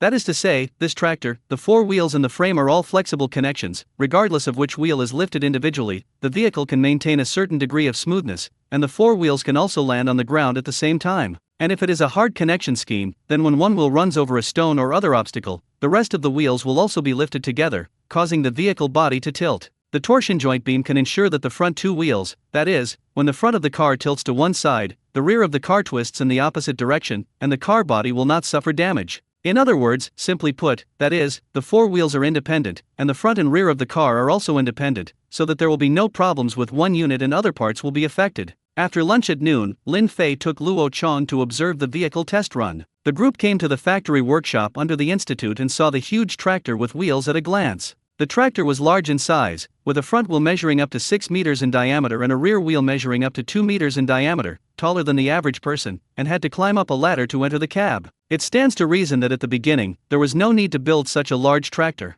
Not to mention the high cost, it would not be conducive to future popularization. If farmers wanted to buy it, small walking tractors would be more popular. Big guys like this, even in modern times, cost more than 1 million, which is simply not affordable for ordinary people. But the Han Chinese's current technology limits its size, since the car is equipped with a steam engine. Han tribe currently has no fuel available. If there is an oil-burning internal combustion engine, even a diesel-burning single-cylinder diesel engine, Luo Chong can make it more compact, but there is no such thing as a steam engine, plus various devices. This limits the size of the car body. If the car body is too small, there is no place to install so many things, especially the boiler of the steam engine. Now this test car still looks very crude. The mechanical parts of the front of the car are completely exposed, and not even a single hood is added to the outside. The complex and precise parts highlight a retro steampunk aesthetic. The driver's seat is also very simple, not even a ceiling, let alone a windshield or something like that. All parts of the car body are not painted. It is just an extremely rough test car. After all, it is not yet finalized. Woolen cloth. Luo Chong circled the tractor twice under the watchful eye of a group of workers and researchers, looking and touching, nodding his head from time to time, and then gave Lin Fei a command. Let's start the test run. How long will it take for this thing to start? Looking back, it may take half an hour to start the cold car, otherwise the steam pressure will not reach it. Lin Fei immediately replied. Then why are you still stunned? Light the stove quickly. You should report the situation of each part to me first. Luo Chong immediately arranged. Lin Fei nodded and waved his hand, and suddenly a worker stepped forward and set the stove on fire. A steam engine car is a nuisance, and it takes more than an hour just to start it. Luo Chong sighed in his heart and stood aside to watch. Lin Fei also invited a group of researchers to introduce Luo Chong to the current situation of the car. They were all responsible for the tractor development project. Back to the boss, according to your instructions, we currently reserve 8 connection plans on the rear traction system. 3 are movable hooks. This is no different from the train's hooks. It can be used to tow unpowered carriages or carriages. The body is a center hook and 2 5-point hooks. There is also a power transmission shaft. If the body is connected with a drive belt, the shaft can be connected to the rear, turning the entire car body into a 6-wheel drive mode, which means that the rear trailer body also has power output capabilities. In addition, there are 2 hydraulic pipe interfaces reserved at the rear of the car, and 2 hydraulic rods, which can be connected to the agricultural machinery equipment mentioned by the leader. The researcher held the notebook in one hand and kept pointing to various parts of the parking space with the other hand to introduce Luo Chong. Luo Chong nodded from time to time, looking very satisfied. What he introduced was what Luo Chong wanted to know most. Tractor, as can be seen from the name, its most important thing is to drag and pull. Without this most important function, it is just a car. And what the tractor can tow and pull depends on how the various connecting devices at its tail are designed. The tractor in front of you, with 8 hitch joints, is enough to demonstrate its ability to survive.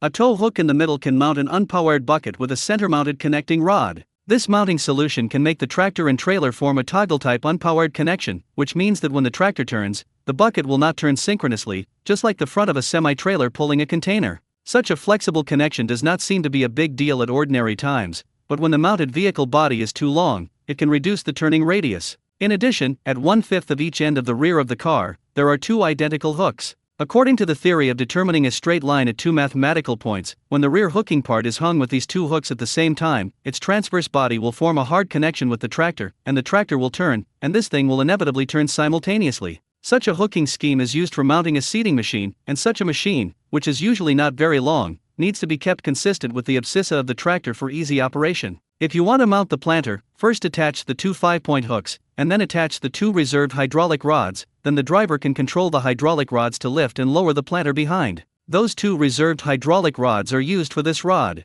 At the same time, if it is necessary that the pendant at the back also achieve power output, it is also necessary to hang 2 5-point hooks so that the front and rear remain in the same longitudinal direction, and then the reserved transmission shaft can be connected. Finally, there are 2 reserved hydraulic pipe joints, and the function of this is to mount some of the car bodies that require hydraulic output in the second half. For example, a dump truck has a hydraulic rod under the dump truck to lift the bucket, but it does not have its own power system. At this time, the hydraulic rod of the dump truck can be connected to the reserved joint of the tractor. The driver of the tractor can control the rear dump to lift or lower through the joystick in the cab. With the function of a tipping bucket, it is very convenient for loading and unloading goods. Things such as ore, sand, earthwork, and even grain that are not afraid of falling or pressing can be directly removed by the driver by pulling the joystick. The goods in the truck bucket are tilted down, eliminating the heavy operation of manually unloading them one by one with a shovel. Of course, if it is intended to hook the tipping bucket, it is enough to leave only 1 hydraulic joint. If 2 joints are left, there will be more hooking solutions, and some agricultural machinery with more complex structures can also be used at the same time.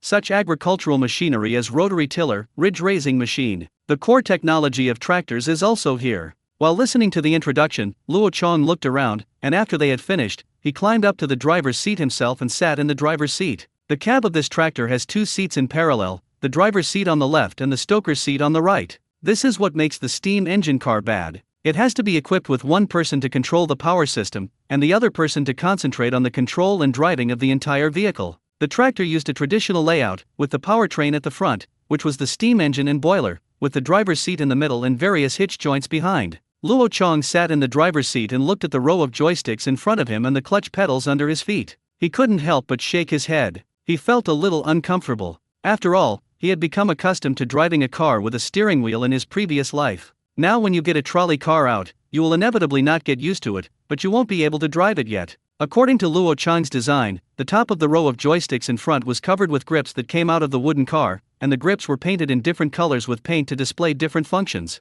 2 of these 2 sets of black grips connected in parallel are the ones that control the power output of the 4 wheels. The reason why there are 4 grips connected in parallel is very simple. It was said before that each wheel is independent. Naturally, each wheel has a grip. However, it does not need to be operated separately in normal times, so it is divided into 2 groups, front and rear. One group controls the front wheel and the other controls the rear wheel. When the grip is in the middle, the vehicle will not move. Pushing forward means moving forward, and pulling back means reversing. It is simple, convenient, and easy to use. The left-right turn is a red grip between the driver's legs. The left turn is a left turn, and the right turn is a right turn. This controls the 2 hydraulic rods on the inside of the front wheel. The front wheel changes direction through the expansion and contraction of the hydraulic rod. If the steering lever fails, there is another alternative that allows the vehicle to turn, which is to open the parallel limit of the 4 wheels, and then control the rotation speed and rotation direction of the 4 wheels individually to control the turn. For example, the 2 wheels on the left side reverse and the 2 wheels on the right side advance, so that the car can turn around to the left and the turning radius is actually smaller.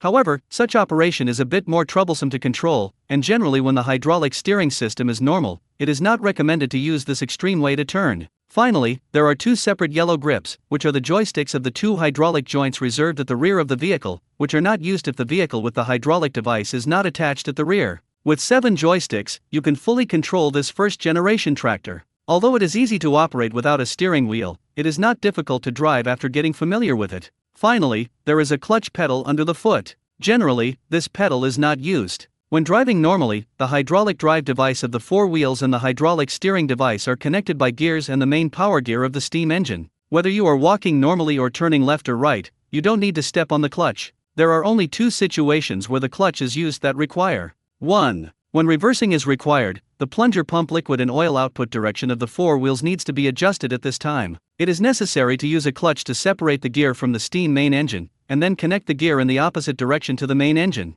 2. When it is necessary to operate the tail hydraulic device alone. For example, when a tipping bucket is hung behind the tractor, and then the tipping bucket is used to unload the cargo at this time, the car cannot move, the steam engine cannot stop, and a hydraulic pump behind it alone must be used to deliver power. At this point, the clutch is stepped on, the four wheels are disconnected from the engine, and the engine is allowed to separately deliver power to the hydraulic pump controlling the tipping bucket. In fact, in actual operation, this tractor is easier to drive than modern manual speed cars. Although the joystick is quite a lot, it is much simpler than a manual speed back and forth gear. The last thing left is the brake. The steam brake used for the brake of this tractor uses steam pistons to control the friction between the brake pads and the hub, and thus is used to slow down, but this thing, the tractor, usually cannot run fast, and the brakes are basically not used. The handbrake uses a hydraulic handbrake, which is actually a hydraulic valve. As long as the valve is closed and the liquid and oil flow of the four plunger pumps of the wheel is controlled, the movement of the wheel can be restricted. The above mentioned are also the most basic hardware measures, such as vehicle lighting and reversing mirrors, which have not yet been installed.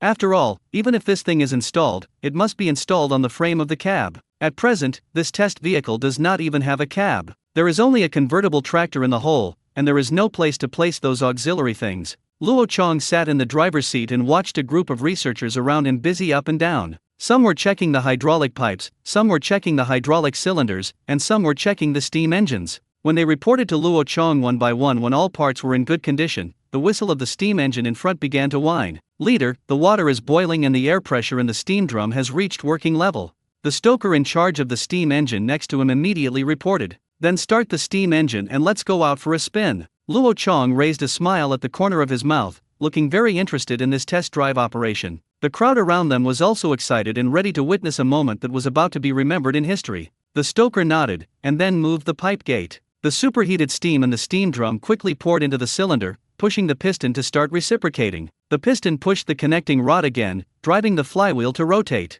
The main power shaft connected to the flywheel immediately began to rotate rapidly. The entire steam engine immediately started to run manically. When Luo Chong saw that the time was ripe, he felt the regular trembling coming from the seat. He stepped down and pressed the clutch back and forth. After making sure that the clutch system was fine, he pushed the joysticks of the two sets of wheels. The steam engine drove the hydraulic pump to rotate. The liquid oil given strong pressure poured into the plunger pump of the wheels, and the entire tractor suddenly seemed to be resurrected, arched forward. "Get out of the way, I'm going to drive out of the factory." Luo Chong held the joystick in his hand and immediately shouted. 996, Test Drive. Call. The chimney, which was erected high on the side of the tractor, suddenly spewed a stream of black smoke, and the powerful force of the steam engine drove several plunger pumps into rapid rotation, and the tractor rushed out at one end. Everyone present quickly got out of the way, and at the same time, they were heartbroken. The car really moved. Hoo hoo hoo hoo hoo. The steam engine at the front of the car spewed exhaust and water vapor after burning coal, and the huge tractor also drove out slowly and forcefully under Luo Chong's control.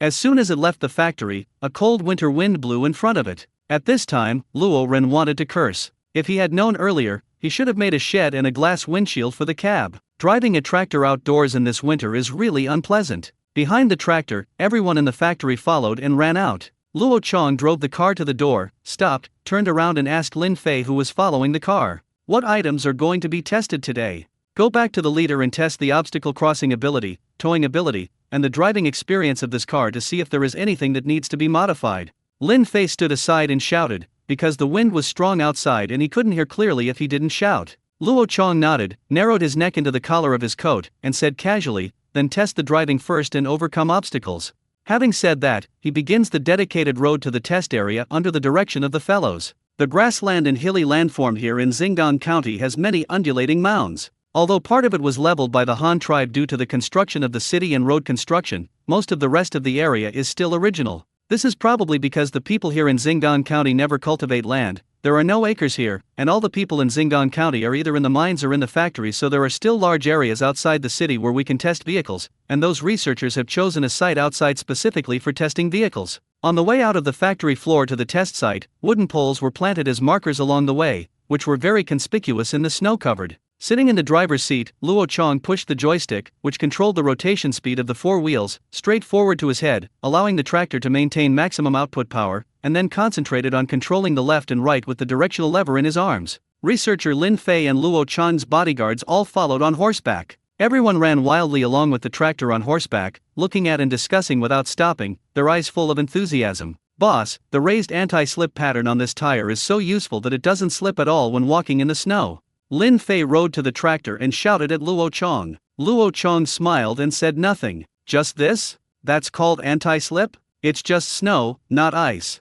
If we want to talk about snow anti-skid, what can compare with the anti-skid ability of the upper track?" The crowd followed, and with the roar of the tractor, they came to the test field, which was surrounded by ropes, and after reaching their destination, Luo Chong slowed down and stopped. The fellows next to him immediately began to take command. While listening to their introduction, Luo Chong looked at the complex venue in front of him. This site has a special terrain formed naturally, and of course there are many artificial arrangements, such as the high and low slopes are delineated according to the natural terrain, while the more complex tunnels, forests, and mires are artificially created according to the terrain. The high and low slopes are not difficult, they are just a few consecutive climbs and uphill climbs. Although the snow on the ground makes climbing difficult, this tractor with huge torque did not disappoint everyone. Luo Chong personally drove it continuously. After climbing several ramps, one steeper than the other, we finally had a near miss. Next comes a tunnel at one end. The so-called tunnel does not refer to a tunnel, but a dirt road with many large pits dug. In some places there are pits on the right side, but on the left they are much higher. In some places they are just the opposite, rugged and unorganized. In response to this section of the tunnel, Luo Chong was not careless. He drove unhappily, and the tractor under his control tilted back and forth from side to side, rising and falling. Sometimes the front and parking spaces even twisted into an exaggerated angle in the opposite direction, but it had no impact on the driving. Such road section driving techniques had little impact on it, relying entirely on the tractor's four-wheel independent suspension system to force through, and the vehicle's excellent passing performance was clearly visible as demonstrated by this tunnel. Just after passing the tunnel, after turning a corner, there is a lane with more complex road conditions, mountain logging farm. Not only is there a slope in this site, but there are also many standing wooden stakes, simulating trees in the forest, with a small gap in the middle that only allows one tractor to pass through, but this time there is no need to test the driver's skills even more. If it is just that, some log should still be placed across this logging yard road. If you want to pass it, you can only press it from the logs placed across the front, but there are also some logs placed diagonally in front. The wooden stakes block the front,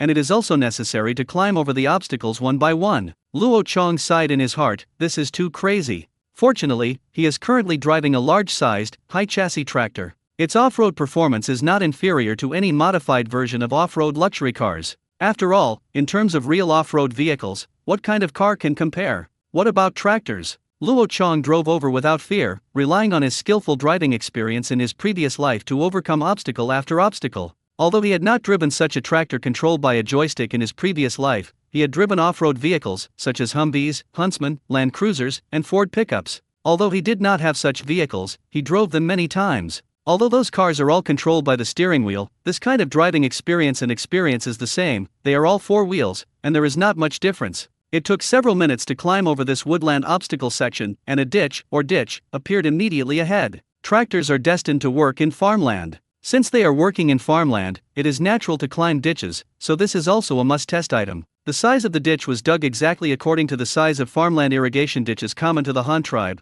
but such a ditch was not difficult at all in front of a huge wheel with a diameter of 1 meter 6 to 2 meters, so it was easily turned over. After crossing the ditch, we came to the last section of the slough. This man-made mire section is mainly used to test whether tractors can launch water fields. If they can launch water fields, then everyone can find a way to build a rice transplanter, and then use mechanical rice transplanters instead of human rice transplanters. If it can be completed, then the Han tribe can use these huge agricultural machinery to open up thousands of hectares of fertile fields and harvest countless rice on the vast plains near the capital, and without using much manpower, the Han tribe will no longer be worried about hunger. Even if it encounters any disaster, the Han tribe can survive with its huge storage. Luo Chong drove this huge tractor to the quagmire road, and finally hesitated a little. He really had no confidence in such a terrain. It was not that the tractor did not have enough horsepower, nor was it that the mechanical design was not good, but that the tractor was not powerful. The tractor was too big and weighed a lot. In such a soft ground, it was normal to be trapped by its own weight.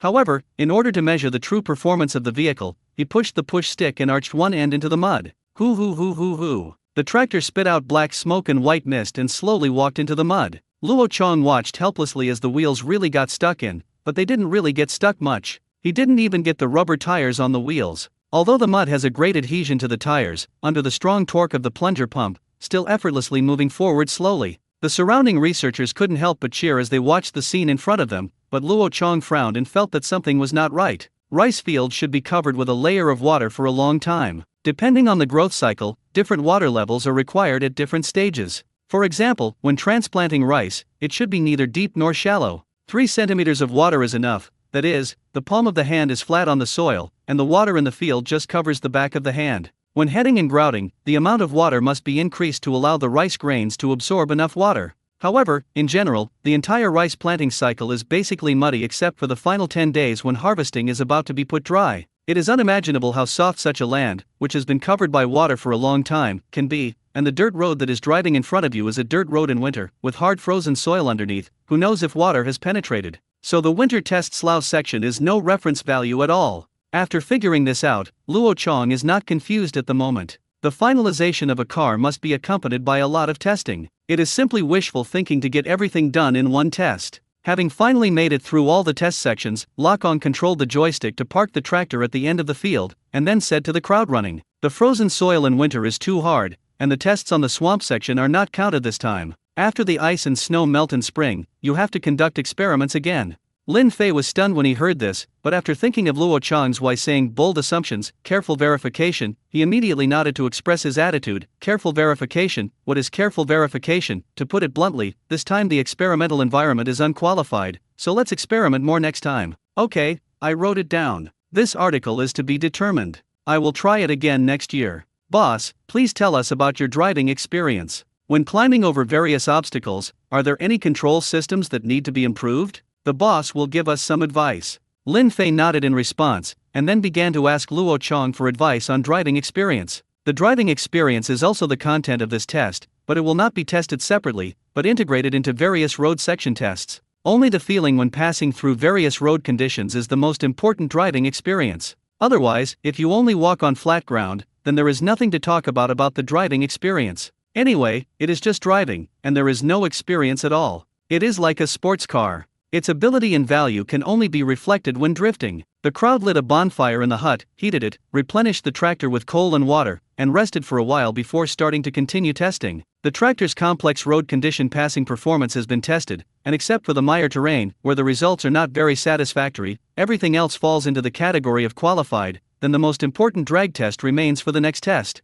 To the south of this field, there was a fairly level piece of land where everyone was going to hang agricultural machinery for tractors to test the effect on the spot, and those agricultural machinery that needed to be tested had already been sent over by horse-drawn carriages. At present, there are not many agricultural machinery developed by the Han tribe. The main direction of research and development is still to cultivate land, fertilize, and sow seeds. As for the more complex harvesters, there are not yet. In line with the idea of first being easy and then difficult, everyone first hung a rotary tiller on the tractor. The 5-point pylon used by this rotary tiller used a reserved hydraulic rod to control the takeoff and landing, and output power to the rotary tiller through the transmission shaft. The rotary tiller is a thick steel pipe, and then a lot of blades are welded on the outer surface of the steel pipe to turn over the soil. It looks like a huge mace coming across. This mace is placed on the rotary tiller. On the bracket, it is then hung on the tail of the tractor. In use, the operator only needs to control the hydraulic rod to put down the mace, let the blade on it stick into the soil, and then turn on the horsepower to drive this huge mace through the steam engine main engine and drive shaft to rotate in the soil, so that the land behind it can be turned over completely.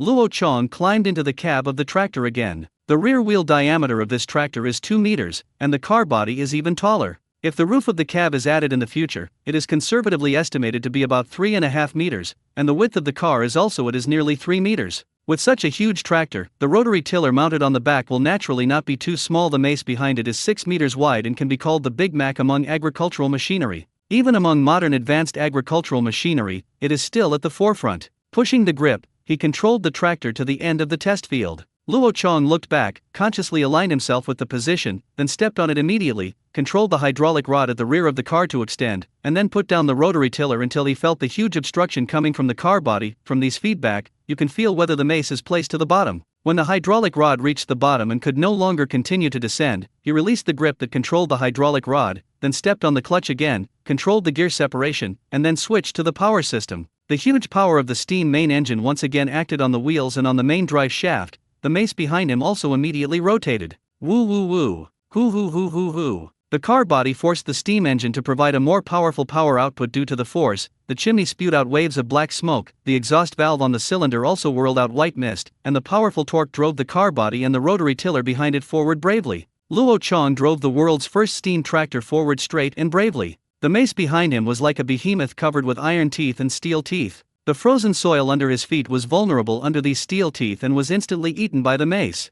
997 Rotary Tiller. On the snow-covered flatland, the tractor driven by Luo Chong seemed to be like an oil brush, brushing out a whole strip of black behind him, all of which was turned up with moist soil. The snow was like a white background board, and the oil brush driven by Luo Chong kept moving forward, as if he was about to paint the entire background board black. The mace whined and whirled, planing the soil under it up and down. It was faster and could even see the soil being thrown back. Everyone behind them looked at the scene in front of them and exclaimed one after another. Only then did they know why the leader suddenly had a whim and had to make this thing. How many cattle can be replaced by such a combination of a tractor and a rotary tiller? This cultivated land is too fast, right? One of the R&D team members immediately shouted out in surprise. Ha ha ha ha, have you seen it? Have you seen it? I welded all the blades on the rotary tiller. I welded them.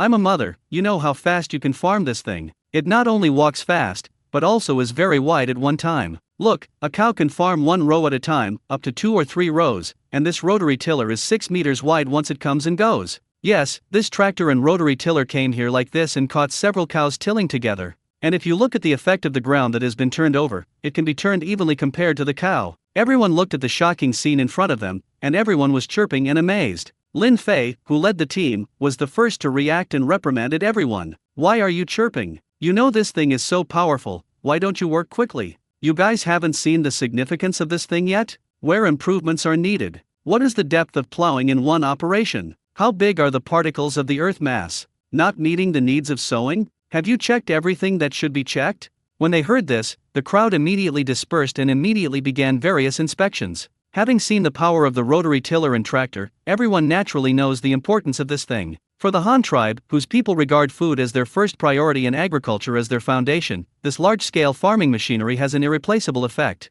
The newly revised Daming Era name is the best evidence. After all, the leaders have said that storing strategic materials, especially food, is currently the most important thing for the Han tribe. Even industry must be placed in the service of agriculture. Status. There is no doubt that what they are doing now is to serve agriculture. Just imagine how much more food the Han tribe will produce in the future if this tractor and rotary tiller can be successfully finalized and popularized. The most important thing is that when there is a tractor, one person can do the farm work of dozens or even hundreds of people before. By then, the Han tribe will no longer worry about food, and those of them who participate in research and development will definitely be able to gain both fame and fortune and be promoted in the future. At the thought of this, everyone's attitude towards work becomes even more enthusiastic. Someone began to take out small shovels to clean up the land that had just been cultivated by the rotary tiller, and they dug up the soft soil layer above, digging one into the hard frozen soil below, and then measured the depth of the plowing with a ruler. Some people are observing whether the size of the soil block on the cultivated land meets the needs of sowing.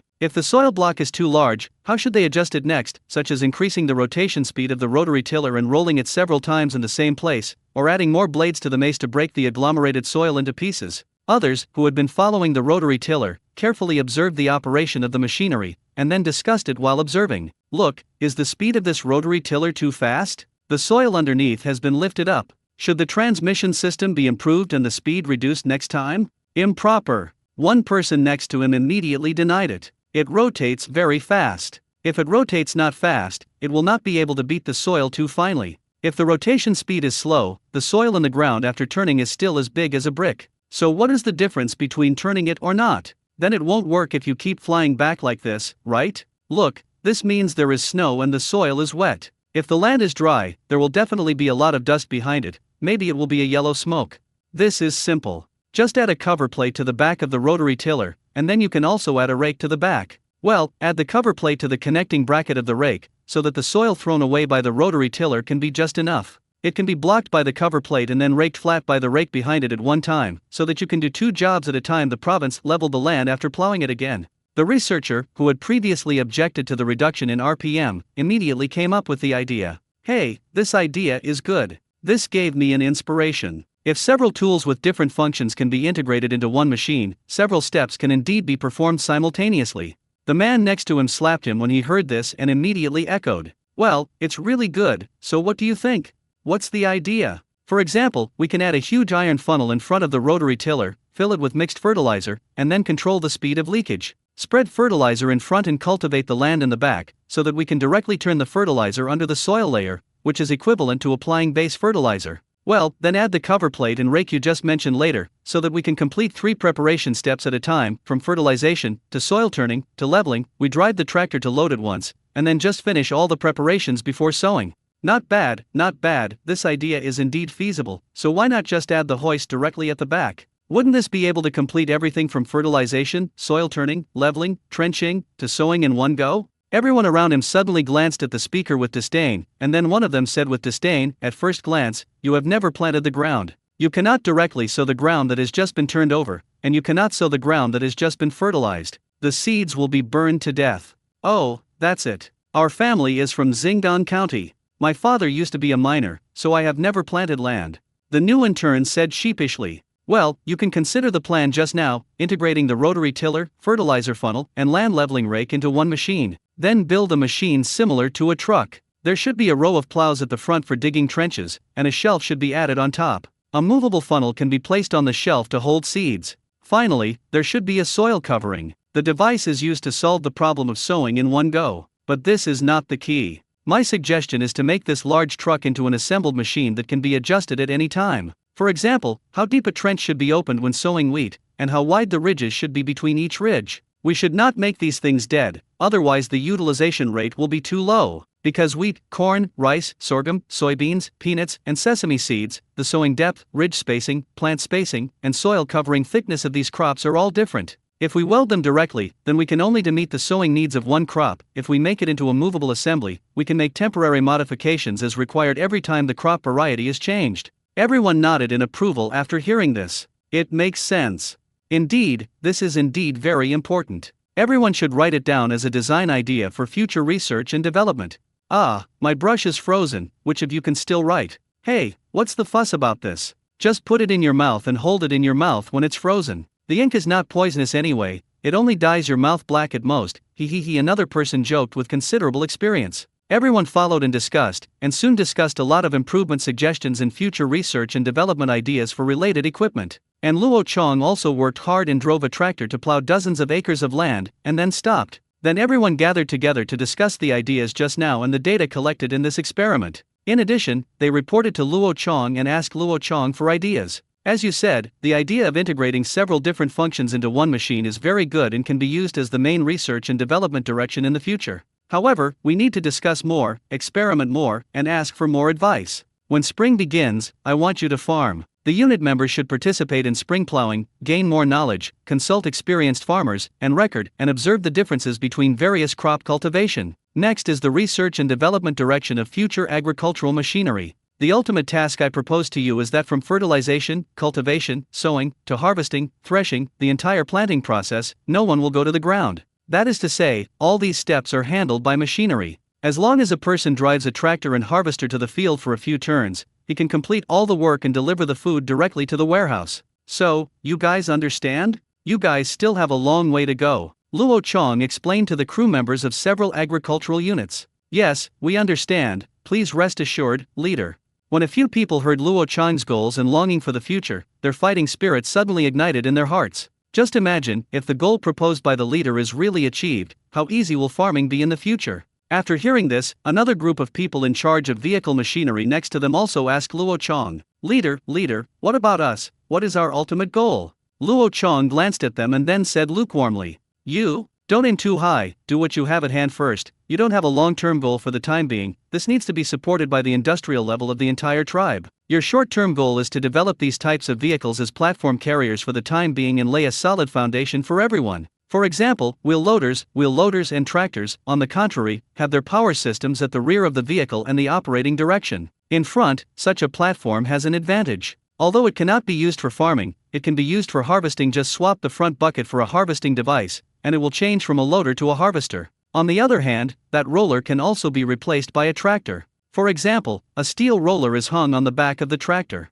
Isn't this the same as crushing the road? There are also single-arm excavators. Do you think excavators can only be used to excavate earthwork and ore? If you remove the bucket in front of the excavator's working arm and replace it with a huge hydraulic air hammer, will this be able to be used to cut through the mountains and cut through the rocks? Some huge rocks or mountains that cannot be dug by human power can be solved with such huge air hammers. What I want to tell you is actually the 4 words just now: platform and carrier. Don't think that the tractors you developed can only be used to turn over the ground, and the loaders can only be used to bulldoze and shovel soil. Excavators can only be used to dig pits. These vehicles are different and are just carriers and modification platforms for installing tools. Change the above and it will instantly become a different function. When everyone heard Luo Chong draw inferences from one instance, their eyes lit up, and a continuous admiration rose in their hearts. What they were most convinced of was Luo Chong's point. No one can compare with theory, and no one can compare with Luo Chong in practice. Understand, when it comes to vision and ideas, no one can compare with Luo Chong's unconstrained imagination. They've seen loaders, but who's ever thought about switching the front bucket for a harvester? They've seen an excavator, but who's ever thought about replacing the bucket with an air hammer? But the leader can imagine it. Let's talk about whether it can be created first. The key is to dare to think and be able to think about it. How does the leader's brain grow? Everyone couldn't help but admire. I baked it outside for a while again. After collecting the first-hand experimental results, data, and future improvements and research and development ideas, everyone restarted the tractor and started the return journey. Their task was still very heavy. It was far away from what the leader said. From turning the soil to sowing and harvesting, there were no people on the ground during the planting process, so they just drove around a few times. They were still far away. After returning to the institute, the groups also met again to discuss improvement plans and rules. Luo Chong, under the leadership of Lin Fei, walked around again, visited the research and development progress of other construction machinery, and finally gave everyone some advice before leaving Xingang County and returning home. His third son, Luo Xing, and fourth son, Luo Ji, were both only a few months old, and only had 3 things to do back and forth every day: crying, eating, and sleeping. Such a young child was not even fun to play with, and Luo Cheng and Luo Lan were also 4 years old, and it was at the time when such a big child was the most naughty and playful, that Luo Chong was annoyed by the children at home, so it didn't take long to escape out again and took refuge in Liaoyang Commandery. At present, all aspects of the Han tribe are being carried out in an orderly manner. The accumulation policy in the Year of the Destiny is actively carried out. The cross-sea bridge in the south is also under constant construction. Sailing ships transporting various materials are constantly traveling on the Liaoyang River. The Tang tribe, the comprehensive Sinicization of the tribe went very smoothly. Although the war in the north was small in scale, good news spread frequently, and every battle must be rewarded. Luo Chong was also planning for the coming year, and he was still very worried about some things, such as the heavy industry layout of the Han tribe. The most important thing now is when you can find coal mines in the south. This is very important to the heavy industry layout of the Han tribe. Extremely important. In addition, Zudeo has been conquered for a year now. It has been well built in all aspects and the people's support has also been very good. The 6 counties in Kaingshu are peaceful, so Luo Chong began to consider whether to withdraw some troops next year. To be honest, if Kaingshu Island is relatively stable, it would be a waste to have so many troops stationed there. 998 true and false coal mines. Now that the Han tribe is gaining momentum, it needs a lot of manpower, and even to increase the population, it has to send those who serve as soldiers home to create humans. So Luo Chong has already made the decision that if the situation on Kaingshu Island stabilizes, it will become inevitable that some troops will be properly abolished next year. Plans one by one gradually formed in Luo Chong's mind. Only coal left him clueless. The capital of the Han tribe would become a cultural and political center in the future, and naturally there would be no shortage of huge industrial industries around it. Otherwise, the huge capital would need some industrial products. Is it possible that they have to be transported thousands of miles from the north? In this way, the cost of transport would be too high and would not be conducive to the development of industry. After thinking about it for a long time, Luo Chong decided to write a letter to Tang Yao and go over to ask where the geological exploration team was now. When Yufu was originally ordered to search for coal, Luo Chong asked him to look north starting from the Tang tribe. These people had now gone deep into the wilderness and lost contact. They had Flying Eagle with them, but they could only Yufu took the initiative to contact Luo. Chong, because there is a fixed location in Luochong, and Yafu is not an area familiar to Feiying. Even if Luochong releases Feiying, those flying eagles could not find Yafu's location, so if they wanted to find him now, they could only ask Tang Yao to see if Yafu had left any clues for him. After writing a letter to Tang Yao, he naturally did not forget to ask about the current situation of the Tang tribe, and then asked about the news of the ambush. Then Luo Chong asked the personal guards to send it to Tang Yao with flying eagles. The giant eagle spread its wings and flew rapidly towards the south. At the same time, an exploration party led by Yafu was also scouring the wilderness north of the Tang tribe for traces of coal. It was a party of 200 men, in groups of 10, 20 in all, and in each group there must be a shepherd, chiefly to watch over the horses of the party, and several hunters, to gather food for all, to set up camps, and 2 men specially positioned, to master the compass and the telescope, to map the map, to discern the direction, and above all, to inside each group were 1 or 2 foremen on loan from Dongzin Commandery. These foremen were all in charge of the Dongzin County coal mine. They were most familiar with the landforms around the coal mine. It was all up to these people whether the team could find the coal mine smoothly. Otherwise, they could only expect God to open their eyes and give them away for nothing. They have a coal mine. 20 teams fan out, each set separated laterally by several kilometers, drawn into an arc radiating out to the north. The teams had been heading north for months, but had not actually come far, because it would always take a long time to confirm whether there was coal underground when they hit a suspected place. Currently, according to the Han people's method of finding coal mines, there are 4 main methods. One is to look at the terrain. There will never be coal on the tall mountains, especially stone mountains. However, where there are sedimentary rocks, it is relatively possible to find coal. The possibilities are relatively high, such as sandstone formed by river silt deposition and weathering, and layers of shale, which all belong to sedimentary rock types. This is related to the cause of the formation of coal, which was not formed by cooling of volcanic magma, but was formed by plant deposition hundreds of millions of years ago, combined with physical and chemical changes, and finally evolved. So coal belongs to a sedimentary vein and cannot appear in high mountains. Looking at the terrain and looking at the stones has become the main direction to find. Another thing is to look at the vegetation. If in a large forest, occasionally an area appears baldness, and the vegetation is very scarce, although there may not be a guarantee that there will be a coal mine here, it must have some kind of mineral. Finally, it is to look for wonders, ask the local indigenous people, or discover wonders by yourself, such as the carbonized black color of the surface of a certain place, or the soil of a certain place can be burned, or there is a naturally formed skyfire in a certain place, or there is some strange smell. These are the characteristics that may lead to the discovery of coal. Although coal mines are buried deep underground, they usually have raised black mineral seedlings, that is, a certain vein, and exactly one of the points is exposed on the ground. As long as such mineral seedlings are found and excavated, the entire mine can be found. Coal mine. Such a seedling floats on the surface, causing some varying degrees of carbonization of the surrounding soil as well, perhaps soil capable of burning. Then there is the skyfire and the special smell. Depending on the composition of the coal, there are also distinctions between bituminous coal and anthracite.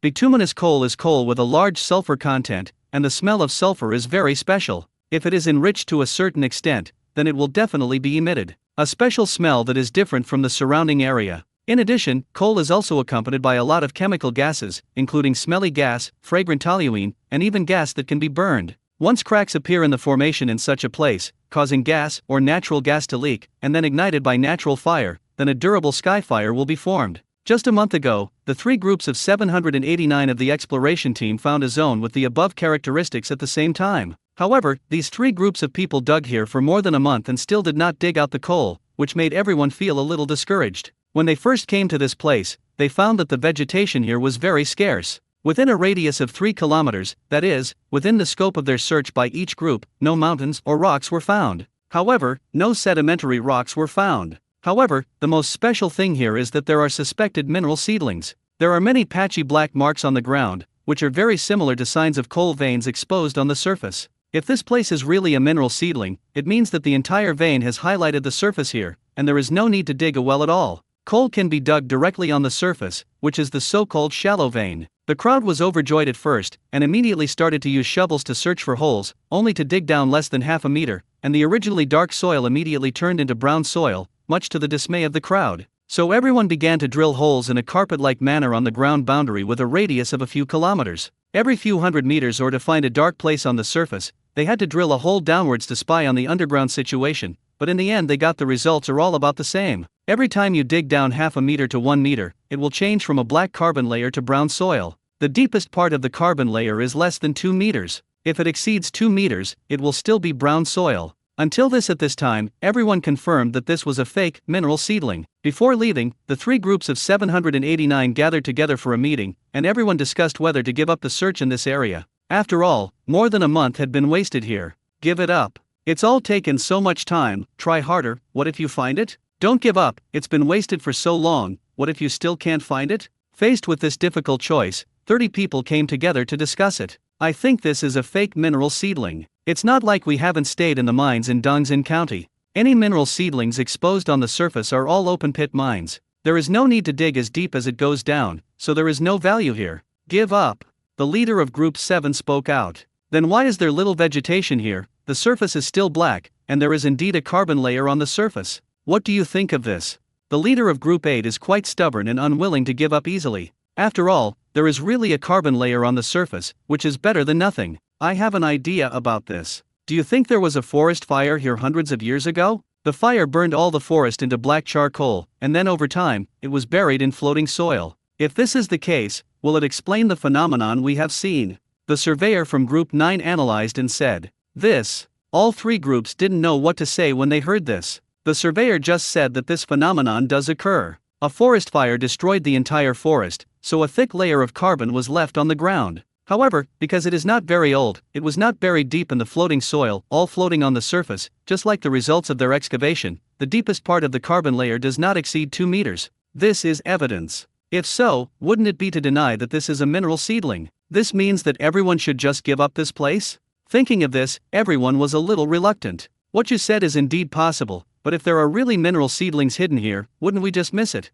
The leaders of the 8 groups were still unwilling to give up, but their previous insistence had begun to waver a little because of the forest fire hypothesis. This is actually easy to handle. I have an idea and everyone will know it as soon as they try it. The steward from Dongzin County from Group 9 suddenly interrupted. What way? Everyone looked at this man. As for coal, there are only 2 methods of excavation. One is an open pit mine, which is shallowly buried. If the soil on the surface is directly peeled off, the coal seam below will be directly exposed, and if the burial is deep, wells need to be dug to dig coal. Previously, when exploring outward around Dongzin County, we also discovered one thing. Generally, the burial depth of deep well coal is between 200 and 500 meters near the open pit mine in Dongzin County. There are also shallow buried mines, only a few dozen meters deep. So if you want to determine whether there is a coal mine here, wouldn't you know just by digging a deep well? Let's explore at a depth of 500 meters and see what's underneath. Everyone was surprised again, and it was not an easy matter to dig a well several hundred meters deep, and even if everyone stayed for another month, they might not be able to dig that deep. But if they want to explore whether there is a coal mine, they still have to dig it. It is precisely because of this that after several months, everyone has not gone very far, because it is very troublesome to verify whether there is a coal mine in a place. It's okay to dig, but where are we digging within a radius of more than 10 kilometers? Where's the location? It takes a lot of time to dig a well hundreds of meters deep. If there is really a well in front of us and we just miss it, wouldn't it be a waste of time and a perfect miss? The leader of Group 7 said worriedly. This is easy to do. We dug at the place where our 8 groups were detecting. The width of the east-west horizontal line here is more than 10 kilometers. We dug right in the middle. If there is really coal below, even if we miss it, it will not be possible. Just wrong, what do you think? The leader of the 8th group suggested. Well, what you said makes sense. If there is a mine, it will definitely not be so narrow. It will either be there or not. There is no possibility of just missing. The leaders of the 9 groups also nodded in agreement, and then the 9 groups of 8 looked at the 7 groups together and asked their opinions with their eyes. The leader of the 7th group saw that 2 to 1, the minority should obey the majority, so he agreed. So the next day, all the people, with all their baggage and horses, came together to the very center of the 8 groups of exploratory areas, which were not high in the first place and were suitable for drilling wells again. The 3 groups nodded, then removed steel pipes from their respective horses, and some brought pipe pliers and a pack of Luoyang shovels specially used for drilling holes, and then began the original well drilling work. Of course, the so-called well drilling cannot be a well with a large diameter, but just a deep hole in the ground. They only need to use Luoyang shovels to bring out some soil or gravel from the ground, and they can naturally see whether there is any coal mine below. Dang dang dang. The Luoyang shovel was smashed down with a hammer, and then a cylindrical piece of soil was brought up, and then the operation continued to be repeated. When a Luoyang shovel was driven into the ground, a steel pipe was connected to it with pipe pliers. Each steel pipe is 1 meter long. Everyone only needs to count how many steel pipes have been driven in total to know how deep the hole has been driven. Surprisingly, however, they had thought that they would have to fight for 200 meters to produce results, verifying whether there was coal underneath, but they only fought for 26 meters, and coal seams appeared underneath, which they never expected. Coal is coming out, look, coal is coming out.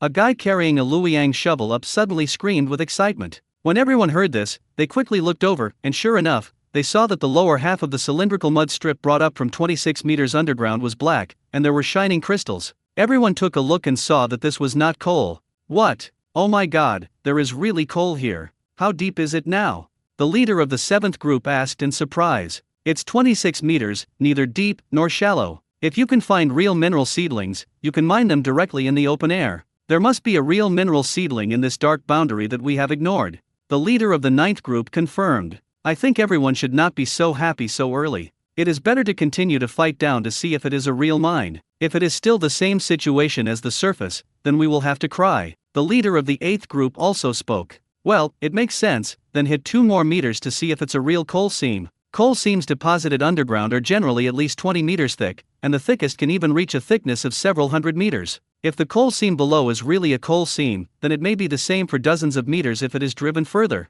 The crowd stopped hesitating and immediately had to reshovel, but before they could do anything, they were stopped by the coal mine managers of Group 9. Wait a minute, you smell it? Is there a smell coming out of that hole? Get a torch, probably poison gas. 999. When the people around them heard this, they immediately twitched their noses and sniffed hard. Sure enough, they found a faint smell, and the source was the deep hole in the ground that they had punched out themselves. Bring a torch. The miner manager of Group 9 greeted him, and someone immediately took out the torch. He took the torch and carefully leaned over the hole in the ground. The flame on the torch instantly brightened for a moment, and then immediately entered the sage state, restored the normal state of the flame. The flame was no longer tyrannical, but the outer layer of the stable flame was covered with a blue flame. This was obviously not something that could be burned by burning wood. It must be some combustible gas coming out from below. There is gas below. It seems that we have really found a coal mine, and since gas has appeared, the reserves of the coal mine below will definitely not be too small. The colliery stewards of Group 9 immediately came to a conclusion when they saw such a result, and the confirmation of this news also excited everyone. Really? Great, it's been a few months, we've done at least tens of thousands of holes, and we've finally found the coal mine. The leader of Group 8 said excitedly.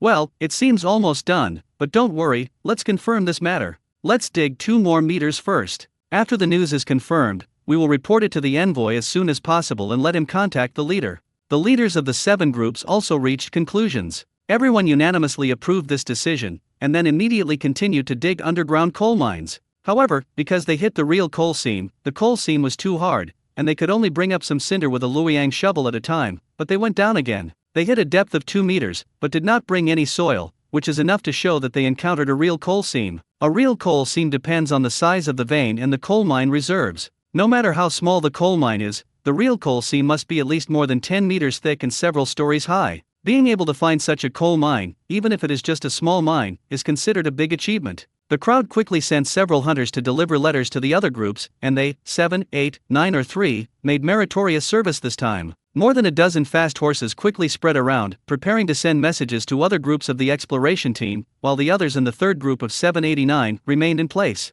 They abandoned the Luoyang shovel and used hoes, iron shovels, etc. Things began to expand the hole, preparing to expand it into a shaft, which would also facilitate subsequent mining. The 200 men of the exploration party led by Yafu were divided into 20 groups, but he himself did not follow which group he followed, but where he went when there was news. People like Yufu rarely stay in the same place honestly even if they go out to explore, but they can't say that. Of course he is interested if he can wander around, but the main purpose of this exploration is to find coal mines. Usually if any group has clues, they will definitely dig there. This dig will definitely be fruitless in less than 10.5 days, and of course it is impossible for him to accompany his men to dig holes and board them there. There are generally only 2 targets that can interest Yufu. For example, where to find any mineral veins, not just coal mines, but all minerals needed by the Han tribe will be recorded by the exploration team. Otherwise, wouldn't this exploration mission be a waste? The second thing that interests him is where his men discovered strange human tribes. This is the current situation. A few days ago, Yufu received a report from the 16th group, saying that they met a settled tribe with a large population of nearly 2,000 people.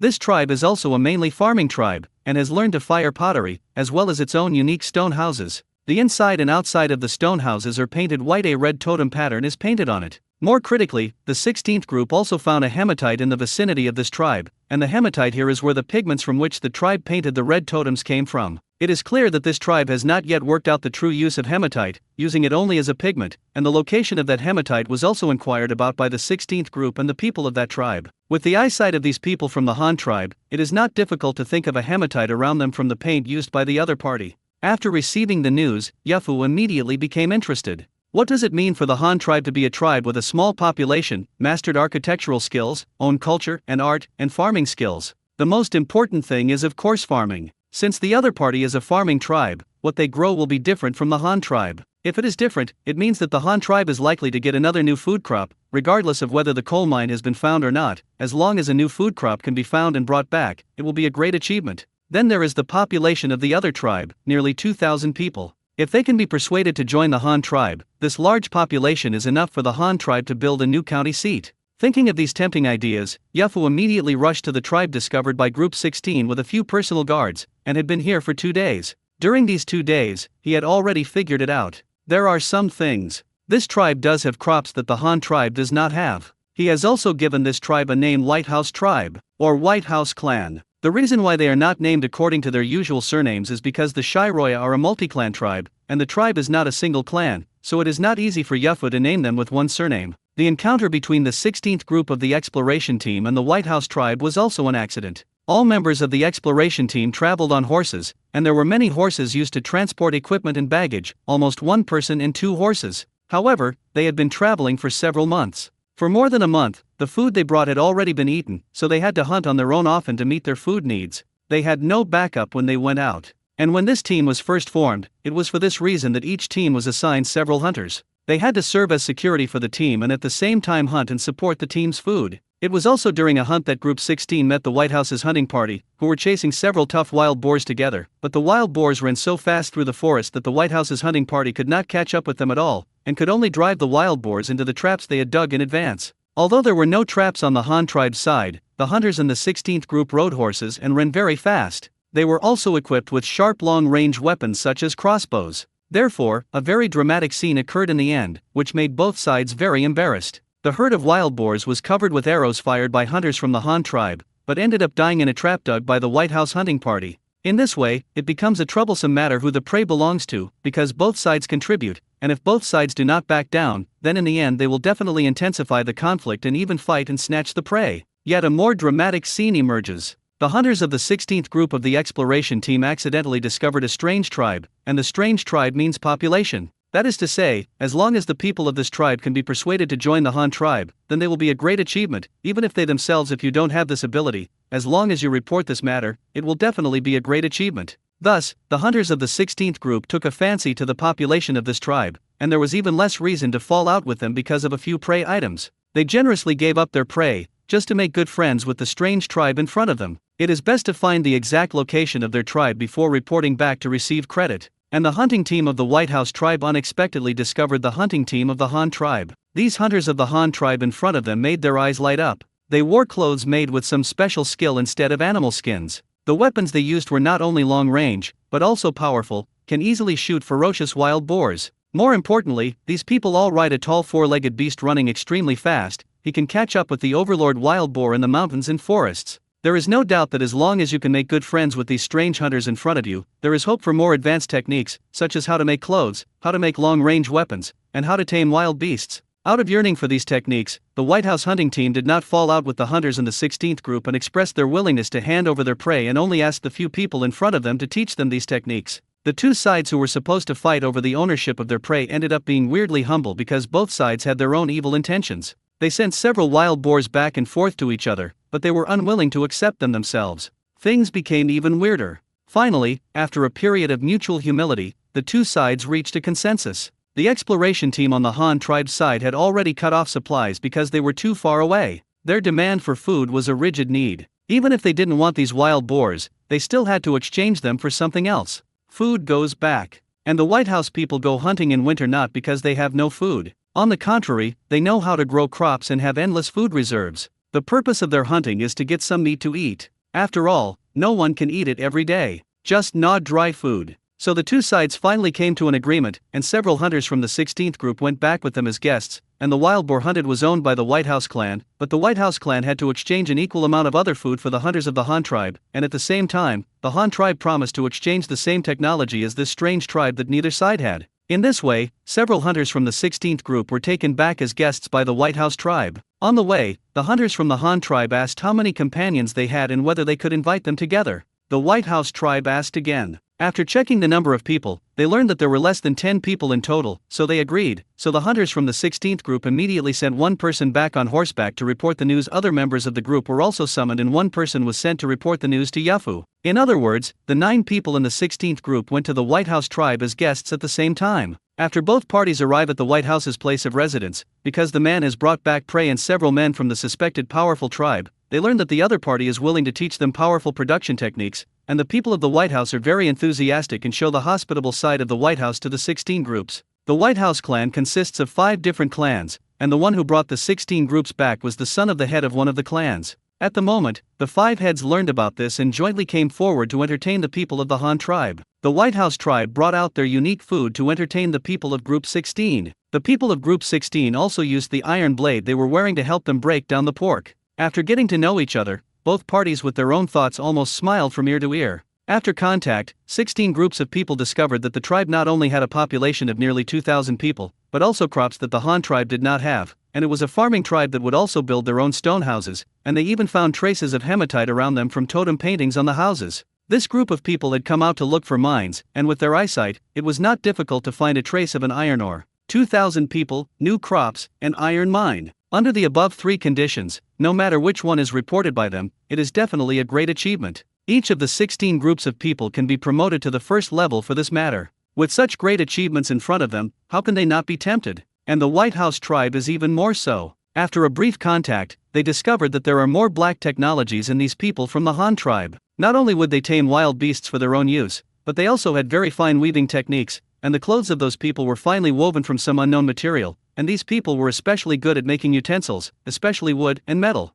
They used long-range crossbows made of wood as well as arrows that could easily penetrate the skin and flesh of beasts, and sharp iron knives that could easily cut wild boars with rough skin and thick flesh. Of course, the above is nothing. The key is that these people actually brought paper and pen, maps, compasses, and other magical things with them. This made the 5 patriarchs of the White House tribe realize an incredible thing. The group of strangers in front of them probably came from an extremely powerful tribe, and that tribe had more black technology. They had their own unified writing, tools to write words, treasures to discern directions, gorgeous and exquisite costumes, mounts that ran like wind and thunder, strong and sharp weapons, all kinds of magical things that appeared in front of the group hunters, enough to show the extraordinariness of that tribe. After more temptation and understanding, they also learned that the tribe is also a farming tribe, good at farming, and has a larger variety of crops and a larger population and territory than them. Not only are they both farming tribes, but the other party also has the skills to farm livestock that they do not have. All of the above powerful technologies are what the White House people want to get urgently.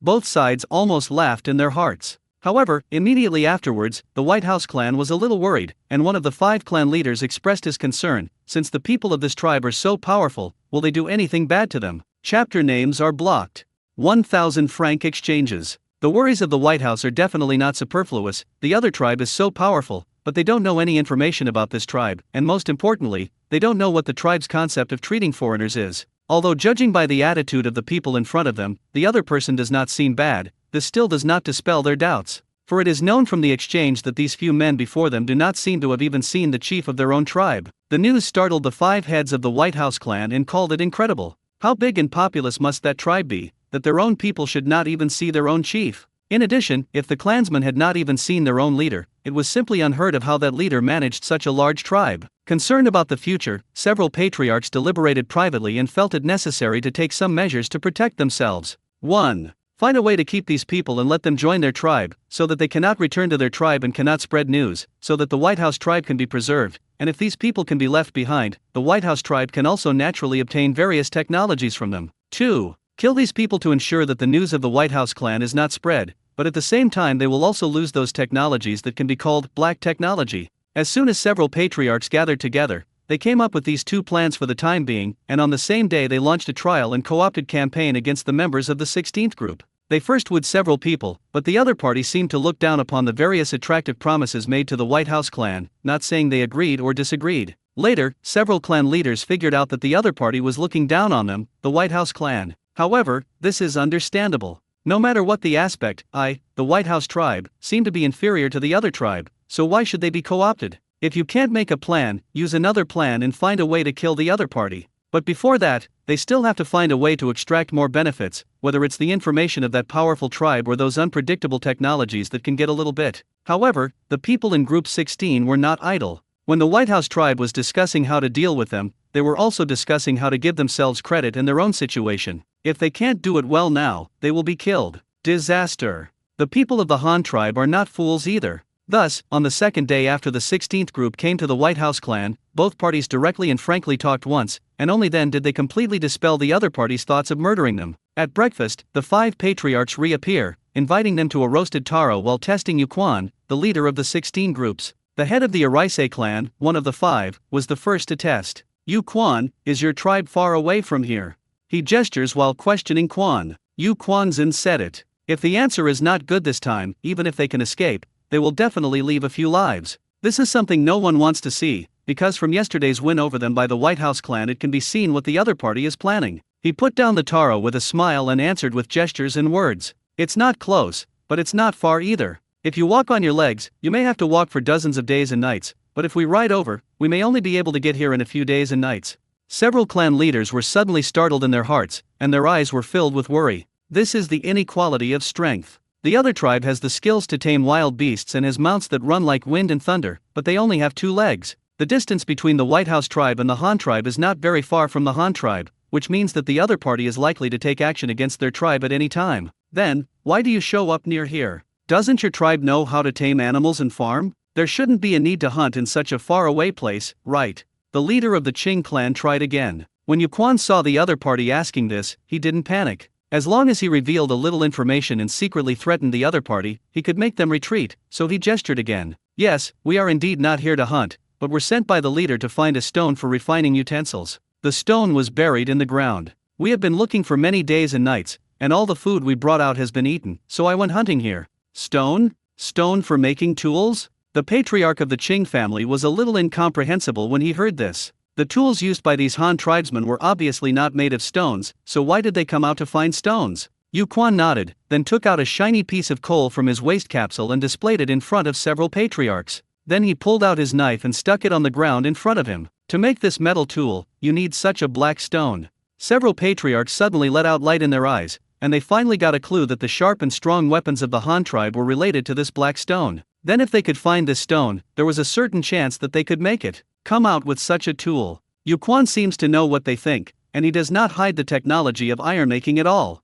There are some things that you can't understand even if you listen to them once, or even teach them in detail. He picked up the lump of coal the size of a pigeon egg, walked outside a house, pointed to the red pattern on it and said to several patriarchs, "You guys painted this with stone powder, right?" Several patriarchs looked at each other and finally nodded before listening to Yuquan continue. "This red stone has iron in it, which is the material we use to make this tool. We need to light this black stone, and then use the fire it burns to burn this red stone to get the tool. Material, iron." Several patriarchs were immediately gleamed by the news, which shocked them again. It turns out that the stone that they have always used as a pigment has this use, and they didn't know it before. Sure enough, the people of these Han tribes know those mysterious techniques, and it would be nice if they could stay. The several clan leaders looked at each other and saw this idea in everyone's eyes again. However, immediately after that, Yuquan gave a piece of news that made them despair. "I know that several patriarchs want to keep us. No, it should be the technology that wants us to make all kinds of things. If we don't say, you still want to kill us to keep the secrets of your tribe. You are afraid of our Han tribe, right? Are you worried any more about what bad things we Han tribes are doing to you?" This passage is not easy to express with gestures, but the key is not difficult to understand. If you don't hand over your skills, you will kill us? Several patriarchs can still understand the information expressed by Yuquan, so they immediately turned pale, a natural manifestation of cowardice after being seen through by others, and their purpose was exposed. There was no patriarch to answer the question, but Yuquan didn't give them a chance to answer the question. He said again, "I want to tell several clan leaders one thing. First of all, our Han tribe has no ill intentions and will not do anything to you. However, our leader hopes to increase the population of the tribe. When encountering foreign tribes, the Han tribe will treat them with the best treatment. Invite them to join, including you. As long as you are willing to join our Han tribe, we will give you land, seeds and tools, and livestock cubs, and teach you the techniques you want to live the same life as our Han tribe. This is a good thing for you and for our Han tribe. In addition, although a few of us are here to find stones and know some methods of making iron tools, it is impossible for you to let us teach you how to make iron tools, because we will not either. In the Han tribe, not everyone knows all the skills, just like weaving cloth to make clothes. Generally, only women know how to do it. We don't know how to do it. It's useless for you to keep us. Also, the people in our team should have 2 hands in total, but before coming, I sent one person back to report the news. He will soon lead our other teams to find here. Even if you kill all of us, killing those who are about to come will not cover up the secrets of your tribe, because there are more than a dozen stone-seeking teams like ours near here. If we disappear, they will definitely come over. You can't hide them, and you can't kill them all. If you want to completely cover up the secrets of your tribe, then run away and migrate.